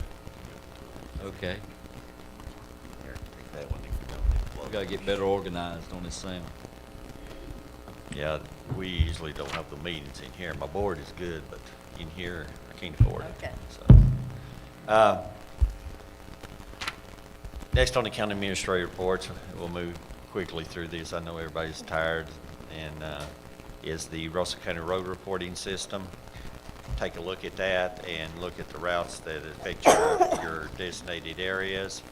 The next one is the VDOT Monthly Road System Report. Is Jeff still here? God, Jeff's still here. Of course, we just went through the 6-year plan, and I have the rural, rustic, and a couple of additional roads that we'll be looking at here in just a second for approval. Please take a look at that VDOT Monthly Road Report. Also included in your packet is the county and the PSA project listings. Take a look at that on what we're working on and what the status is on them. So, and if you have any projects that, you know, that needs to be considered, please let me know. Next is the Volunteer Fire Department Service Ordinance. It was mentioned briefly before. The Fire Chiefs Association did meet, and we did work through a lot of the terms and conditions and covenants into the ordinance. And what the current status is we're doing what changes are made, but also during that time, the ones that the fire departments that were under the charters of the towns wants an opportunity to take the ordinances back and let their town attorneys take a look at it. And then it'll come to us for final approval. So that is the current status, and hopefully that'll be at the next board meeting. So that's going to Homeacre and Lebanon? Homeacre, Lebanon, and St. Paul. Okay. Yeah, and of course Cleveland here. Yeah, I've got it on there too. So you know, for them to take a look at. You got to remember, towns, their charter requires them to have a fire department in their towns, even though we designate the service areas, but their charter is the one that establishes them. So that's why you don't see the 990s or the rest, because they fall under the town's financials rather than the county's. Next is the Russell County Community Center and Fire Department generator contract. I had put that back out to the street at the request of the Board of Supervisors. That closes out on May 16th at 3 o'clock. We added in we changed some of the terms and conditions on it, and also added in the Cleveland Community Center, so that one's in there too.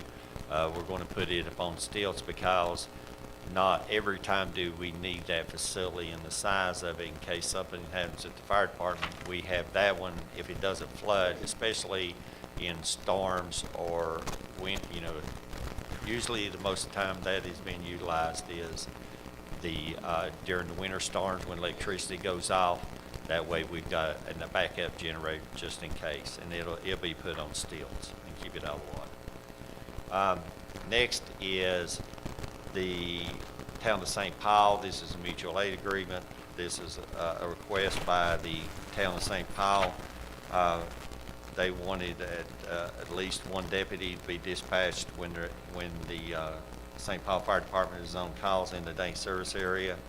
And they also wanted to keep down the additional radio traffic, and we're going to make sure that we're working with the 911 right now to make sure that there is no calls that are being utilized other than essential or emergency personnel only. So we'll be looking at the beacons on those. Also, and we'll be talking with the members in the Dane community. I think Mr. Eaton and I and Sheriff Watson and Ms. Wallace already had one small meeting with them, and we'll have another. Next is the VDOT project pipeline. Jeff, they come up with some wild names here. We can talk about that one. That's the US 19 to 58 pipeline study. You want to use this?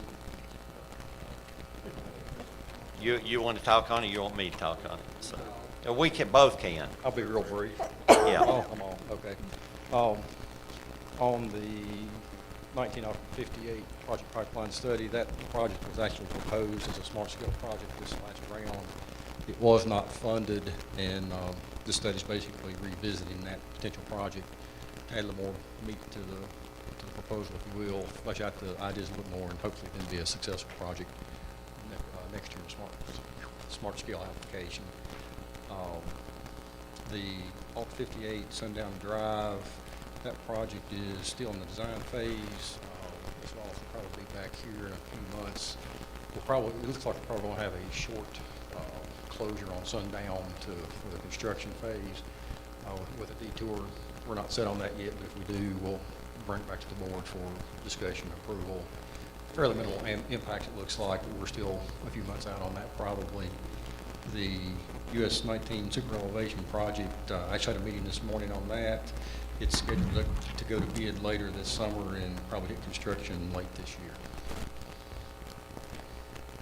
Mr. Chair, if I may, I appreciate your report. I wanted to ask, I understand the Smart Scale is looking at that exit off of 58 onto Sundown. Are you also looking at the line of sight that's on down toward the proposed destination center that we're moving swiftly on these days? We'll double check that. I think the Sundown project is pretty much confined to extension of the turn lanes onto Sundown and then some improvements to Sundown itself for a short distance, but I will double check that. Yes, which is very much needed, by the way, and we understand that, but just putting that out there because that's another piece on down the road from that. Right. Yeah. Jeff, she's referring to the side distance after sundown. Couldn't find you. Which one's talking, right? As you know, the sundown entrance, she's talking about when you come into the St. Paul. When I talked to Blake, we were trying to cut down the side distance on that so it wouldn't be such a short side distance coming into the destination center. Yeah. Yeah, Frosty Road. Yes. Yeah, I know this project, actually, I think about this one doesn't address that, but I'll It's mostly side distance. It's tree cutting. It's clearing the road. Okay, that. Yeah, it's tree cutting. Yeah, that we can probably get into, Yeah. so, okay. Yes, tree cutting. Yes. Hang on, just sit there just a second and I'll run through these rest. Next on mine is the American Power for approval for the minimum bill tariffs and agreement to implement the shared solar programs. This is AEP's, to the SEC. Take a look at that. The changes that they want to be able to implement solar power. Look at that legislation. Next is the county administrator request. Of course, the first one is a proclamation from the Appalachian Agency of Senior Citizens to celebrate the month of May of 25 as the Older Americans Month. So I need a motion approval for the proclamation. Second. Got a motion and a second. All in favor? Aye.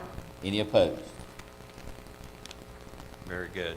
Next on county administrative reports is number 12. We tabled the Mrs. Little Ruth Mayberry 100 years old proclamation to the next board meeting.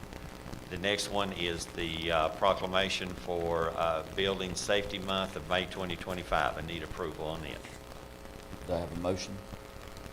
Give you a motion, Mr. Chair. Thank you, ma'am. Do I have a second? Second. All in favor? Aye. Any opposed? Next one on the county administrator request is the VDOT resolution for rural rustic road designation concerning Route 655 Belcher Hollow Road and Route 712 Combs Valley Road. I'll make a motion to change that designation. Thank you, Mr. Hensley. Do I have a second? Second. Got a second by Ms. Dye. All in favor? Aye. Any opposed? Next, another VDOT requesting recreational access funds to improve access to the Cleveland Barrens Natural Area Preserve and the Tank Hollow Falls. Need a Ms. Dye. motion for Yeah. Okay. Second. We've got a motion and a second. All in favor? Oh, wait, discussion, Okay, please. discussion, I'm sorry. Okay, I am just curious. This goes down to some natural preserves that is normally not encouraging a ton of people to go to because it's quite sensitive.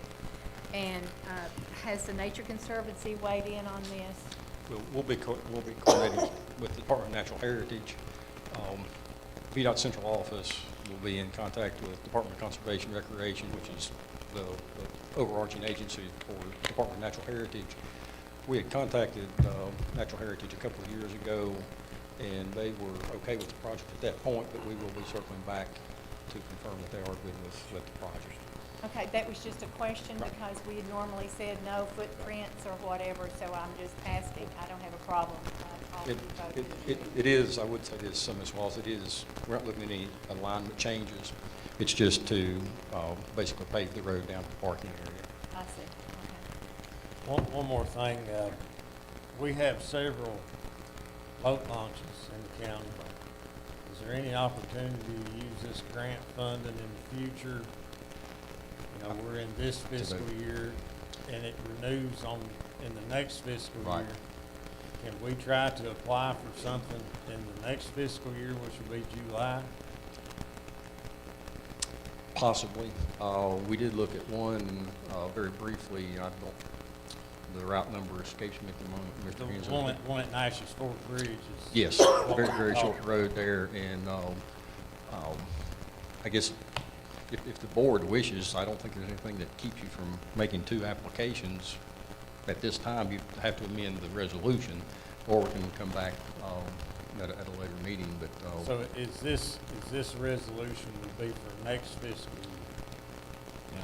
By the time we go through the process, yeah, any funds that come from this resolution would be FY26 funds. Okay. So, So I guess we can worry about this project this fiscal year, and then hopefully we can think Good. about another Right. project next fiscal year. that's probably a good approach, probably, I think. On the boat launches, be very cautious, because I think the one that Natchez Ford is actually under the Department of Fish and Game, if I'm not correct, you know. That is a good point, Yeah, Mr. see, Wesley. some of the ones like that we've got at the Cleveland Ball Field, that's under our, you know, us. The other one is under the, Arthur is actually the Nature Conservancy. So we got to be. The two that I had thought about, and just because I'm most familiar with them, was Puckett's Hole and Nash's Fort. Puckett's Hole, getting down in there is kind of Tough. interesting. Yeah. The recreational access funds, the access facility has to be a state recreational facility or state park. So there may be some opportunity there with the Clinch River State Park, is it's not the land park part of it's more a blue line park, but I'm gonna say I think we could, but we probably need to double check that just to confirm. We've got a year to investigate that, so it's something we can figure out. Good opportunity. Worst I can say is no. Did we get the motion on there? We're still in Got a motion discussion. and a second. We're Okay. waiting on the vote. I'll call the vote. Okay. All in favor? Aye. Any opposed? Thank you.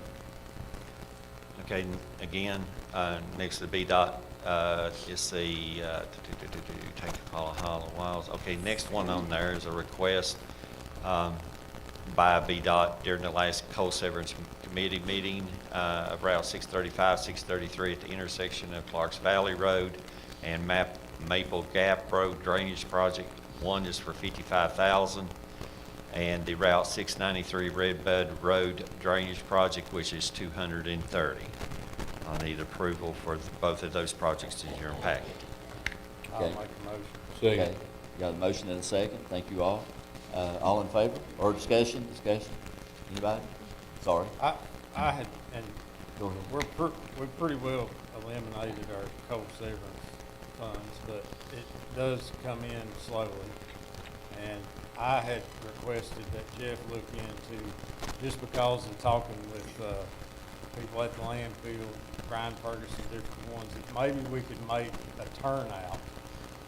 And that's something that, you know, we don't have the funding now, but over the next year, maybe as money comes in, we can see about making a turnout for these trucks to lay over, or vehicles to stop while a truck's coming.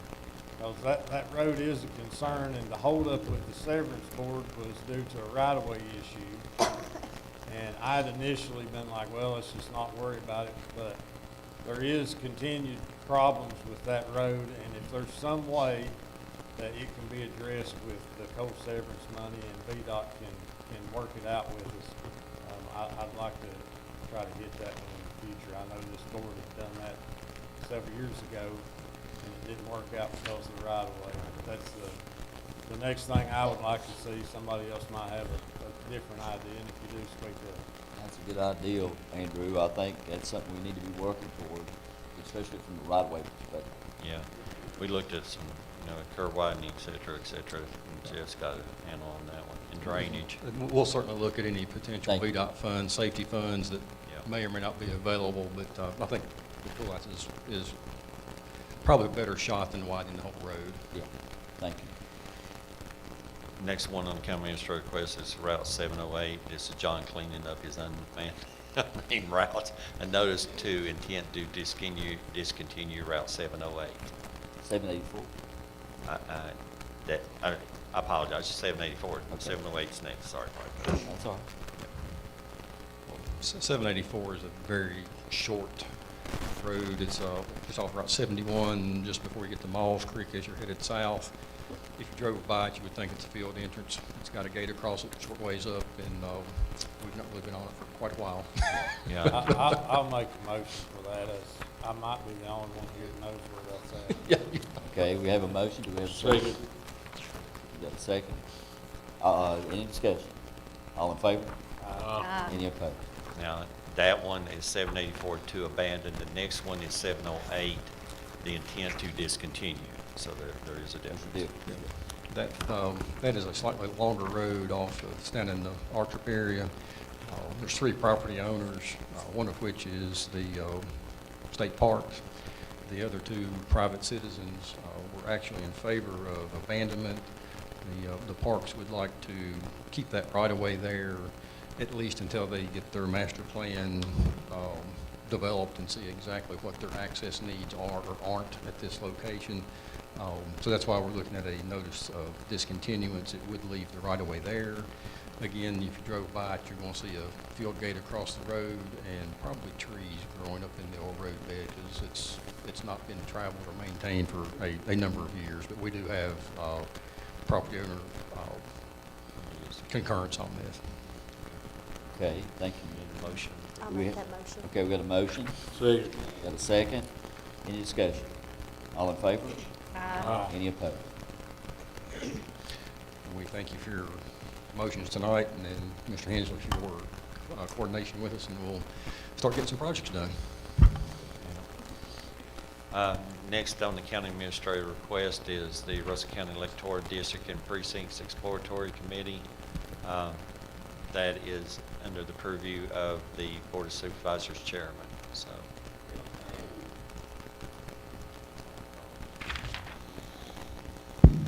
Okay.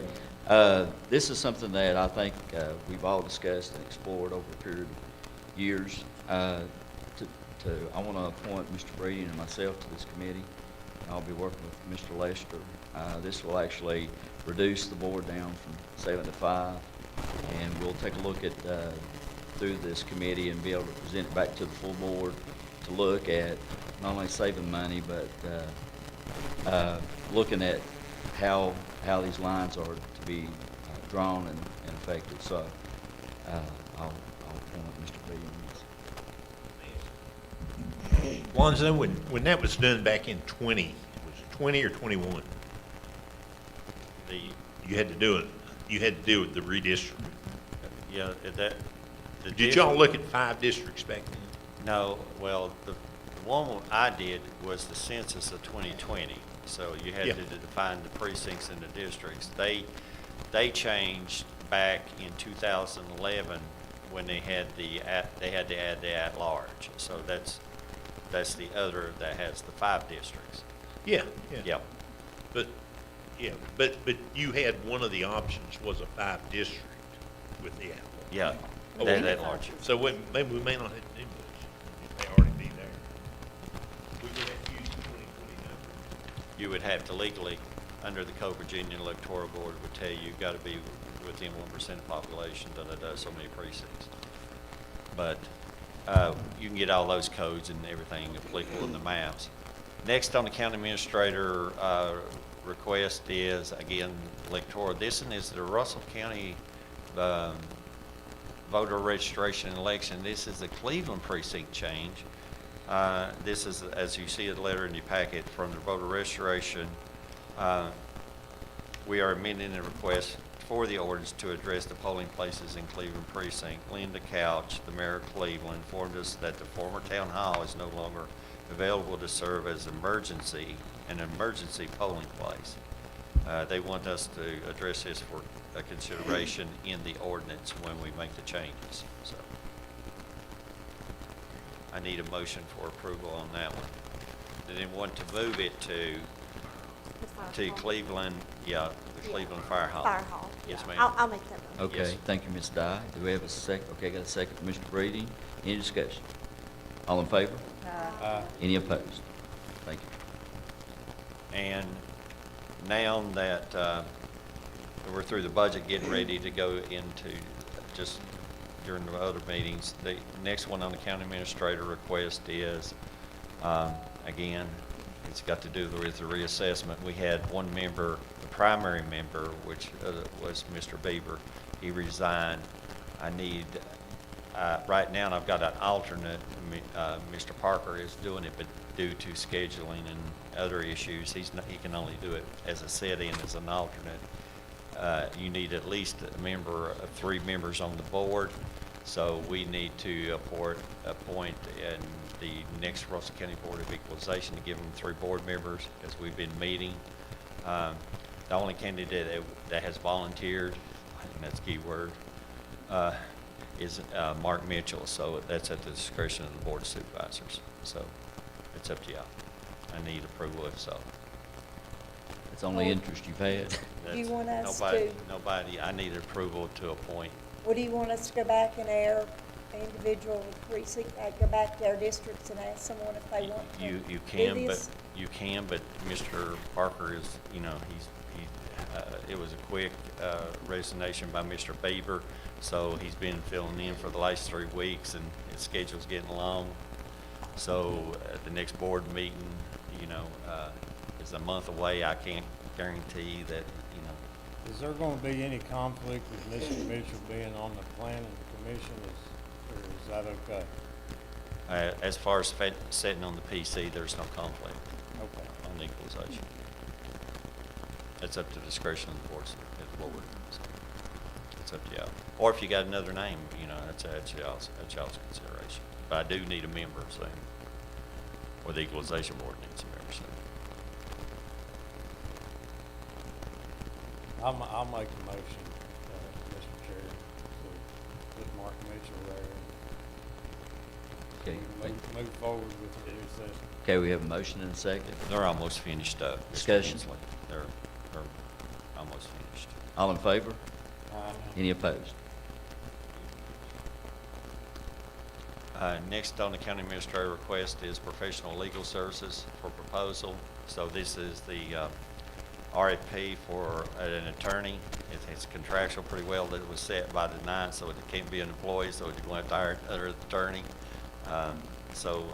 Approval for release of the RFP for professional legal services for the board of supervisors. I need approval. Okay, we have a motion, Mr. Breeding. Second. Got a second from Ms. Wallace. Any discussion? All in favor? Any opposed? Last on the county administrator request is the board approval for the sale and auction. Now, I got to be careful of this because Ms. Dye pointed this out real quick. The Copper Creek is not it is not being transferred to the county yet, so I'd have to have 2 motions. The Gibbons School is owned by the county. The Elk Grove School is owned by the county, but it would have to be a 2-part motion, to go ahead and put the Gibbons School up for auction, for sale and auction, the Elk Grove up for sale and auction, but the Copper Creek had to be upon contingency from the transfer from the school board. So, right, Ms. Dunn? Yep. Yeah, it's not ours, we seem to do something else. So, and they supposed to, and to thank the school board, they agreed to carry the Copper Creek Elementary School and the Swords Creek Elementary School on their insurance and their inspections and electricity until July the 1st, because they had it built into their budget. So we'll work through the paperwork on that one too and get that transferred in. but we'll have to move fast to get it back off the books. Could we make a motion in regards to Copper Creek to, I guess, get proposals if anybody has interest in it between now and when it's turned over to the board? As far as you, Like an industrial development interest or, just some kind of idea of what somebody would be willing to do with that. And then come November, after the election, when the school board turns it over to this board, then we've already got proposals. well, the school board is planning on, their intention is it will become the Board of Supervisors July 1. They wanted to keep the Copper Creek and the Swords Creek as the precincts for the June primaries, but they will not need them in the general election in the fall. Those precincts are moved. They will be moving. You will be seeing another request coming from, to move the Swords Creek Elementary School precinct to the Swords Creek Community Center. And they've got another location for the Copper Creek to be moved into the other two precincts with a realignment of the population.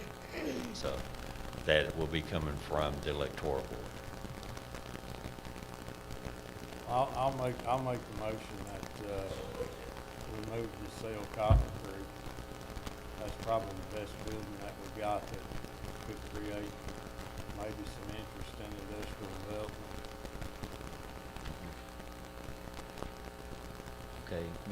Okay, Mr. Hensel, is that after, when we get it back, immediately put it on the block?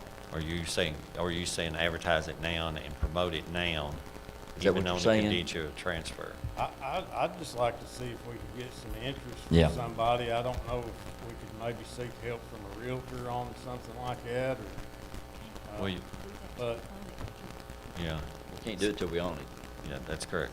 That's correct. You can talk to like the IDAs, not even hearing that, or proposals. You can offer a proposal, but you can't advertise it or, do a contract up for sale until you own it. So, because a realtor will want an agreement with the Okay. property. so until July, we really don't need to worry about Copper Creek. Not until July. I think if we got a bite on it, somebody wanted it pretty bad, we'd go ahead and have Start school release it. negotiations, start talks. You just can't, yeah. And the school board would transfer it faster if you found, a good Yeah. candidate. They would do it. Yeah. Yeah. That's why I asked for the And I- motion. I've tried to reach out to some folks and, not ground up much interest. I know David passed somebody my way. Yeah. I talked to some folks that's looking into we talked about greenhouses here today. I talked to some folks with that. Outside of that, I hadn't heard a whole lot of it than just hearsay from the public that might be interested. Yeah. So y'all have already made the motion for the Swords Creek to be transferred to the CSB, completely. So that gets that off the rolls. So that leaves you with the Copper Creek, Givens, and, of course, the Oak Grove. But you gotta remember, on the Oak Grove, you're gonna have to stipulate it out, carve out the community center and that property adjacent to it and the parking area, if you want to do that. If you're going to leave, and then by the motion y'all made tonight was to leave the trash sites in place. So the only piece of property that you got is between the community center and the trash site. I'll rescind my motion because I wasn't really understanding of Copper Creek and waiting till July. And just discussion, I guess. What myself and Mr. Lester talked about in Moccasin is Oak Grove is that school is in pretty bad shape. It's locked down. The thought process was, and I've talked to some people, is if we could move the site to where the school's at, if we could find the funding to remove the school. that could potentially, the funding could become available through the sale of the land adjacent to the community center. So there's a lot of variables there that would have to come together to make that work. As far as selling the property, making a motion here tonight, I don't know that we could if that's the route the board chose. But I would like to try to figure out how to that's a great piece of property there behind the community center. Be somewhere somebody can live, build a barn, a garage, something, do something with it. Right. It's not been used. I used to live down there and nobody ever used it, old ball field. So if the board had intentions to take where the existing trash site is, take the, and if you could sell it the way it is, because right now it's an open top. There's nothing there. So, I mean, that we can't pull quickly. If you took that land and sold all that, took what the proceeds that you got from the sale of the land and tear down the old grove, and then you could, keep that, because there's a slab there with that old school that you could actually leave. It'd be actually a better site, but you got to remember it would be somewhat adjacent to the current community center. So if they didn't care, it'd be a great site. So. And just so the public is aware, that building can never be utilized for anything.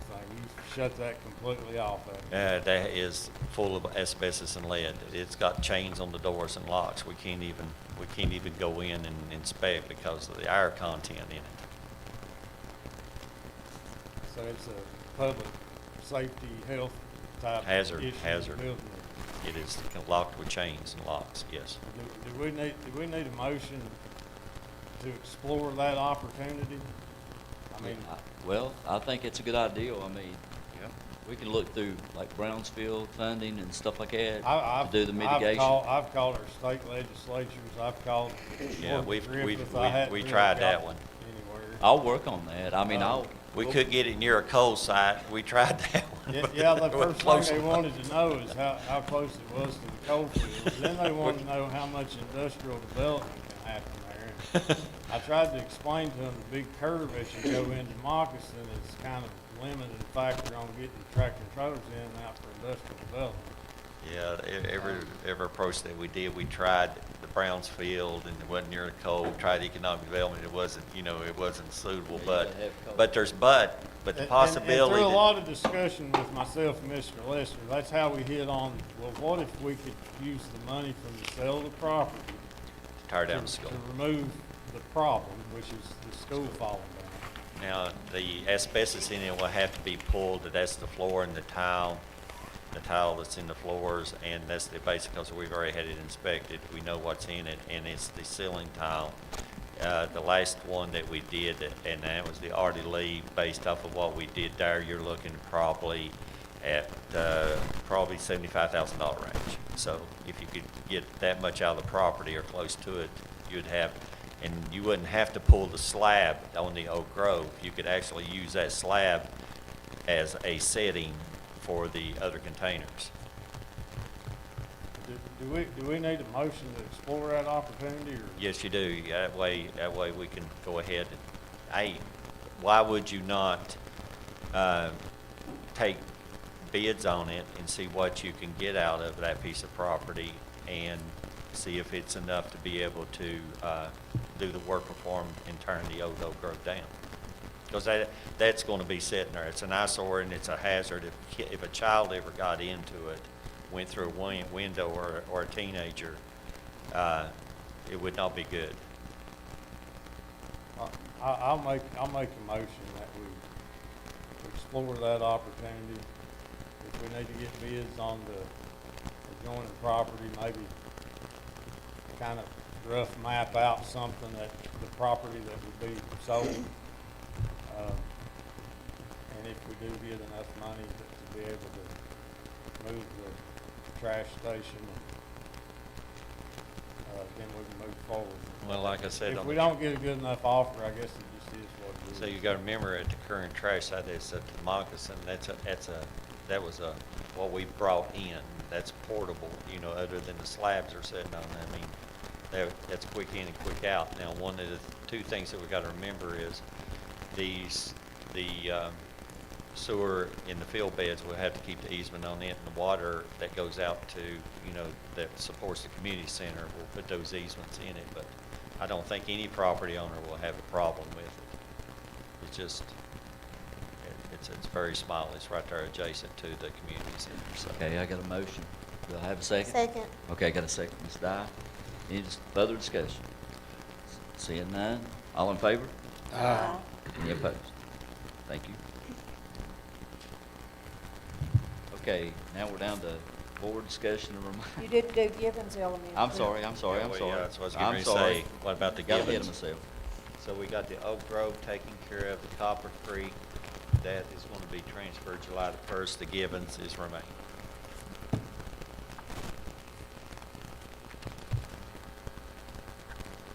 How much land is behind it? Is it 40 acres?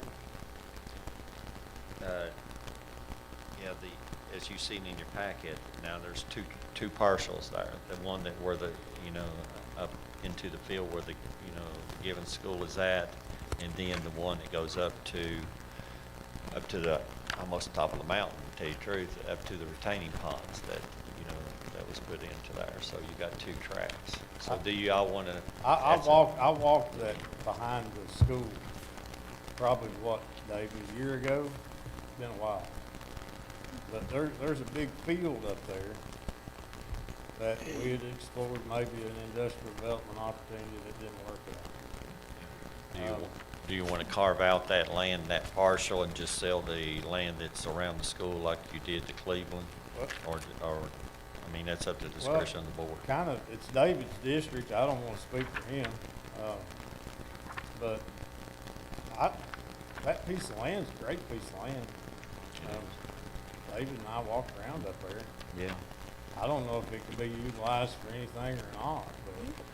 Well. David, you had a little interest in it at one point. I still do, and really, actually, the gentleman wanted to leave Star Ministries in place. Mm-hmm. They didn't want to disturb their ministry. They wanted to leave them intact because they actually donate or contribute quite a bit of funding to different kinds of ministries like that. And I just, you know, I helped Stars get there because they didn't have a location, and they have done wonderful service. I mean, wonderful in our community. If I can't make a motion, I can't do anything. I'm kind of locked down here, but I'd like to at least have enough time to talk with them, and if they decide to let it go and I can't get somebody that's willing to work with them, I need to find them another location. Well, I'll make that motion for you. But I just need to make sure that I can keep them intact somewhere. And get a location. I mean, I actually need to try to help them find a place that's not so costly, you know, as far as that. But they have an auction, they have a lot of room, they have a lot of storage area. They have, just like she said, they've contributed to not just our county, but multiple counties and help. And anytime I call her or anytime I talk to them, they're Johnny on the spot. We have people that's got burnt out or anything like that, they're always there. So I'd like for the board to just give me enough time to work on it and work with a potential company that they told me they're interested and they would like to leave Star Ministries intact. If they was able to, because they didn't need that portion of the building, they just needed the upper part that me and Andrew toured and walked on. They talked to me and Andrew, actually went over there and met with them at their office, and something happened with the type of funding that they needed, that the funding agency wanted to retain ownership of the building, and these guys I'm sure want to own it. I mean, if they're going to spend the kind of money they were going to spend on equipment, Andrew knows exactly what I'm talking about with the type of equipment they were going to put in there, so they wanted to own it. So, but there's still hope for us to be able to work with them. I just don't want to see her get put out and not have anywhere to go. Yeah, Is that your motion, Terry? it is. Okay, we got a motion and a second. I'd just like to mention that if you need any help with that, I'd love to. Well, thank you.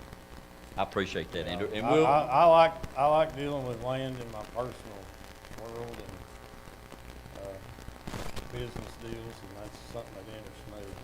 well, I appreciate that, and I'll try to set up another meeting, Andrew, and we'll go back over there and sit down with them and make sure in the agreement that STARS is helped and taken care of. They might even help them more than what they've been able to help in the past. So, and I'll probably ask her maybe to even go with us to meet, just to make sure she's secure. And all in favor? Any opposed? Okay. No board discussion reminders? Okay. I'll adjourn the meeting.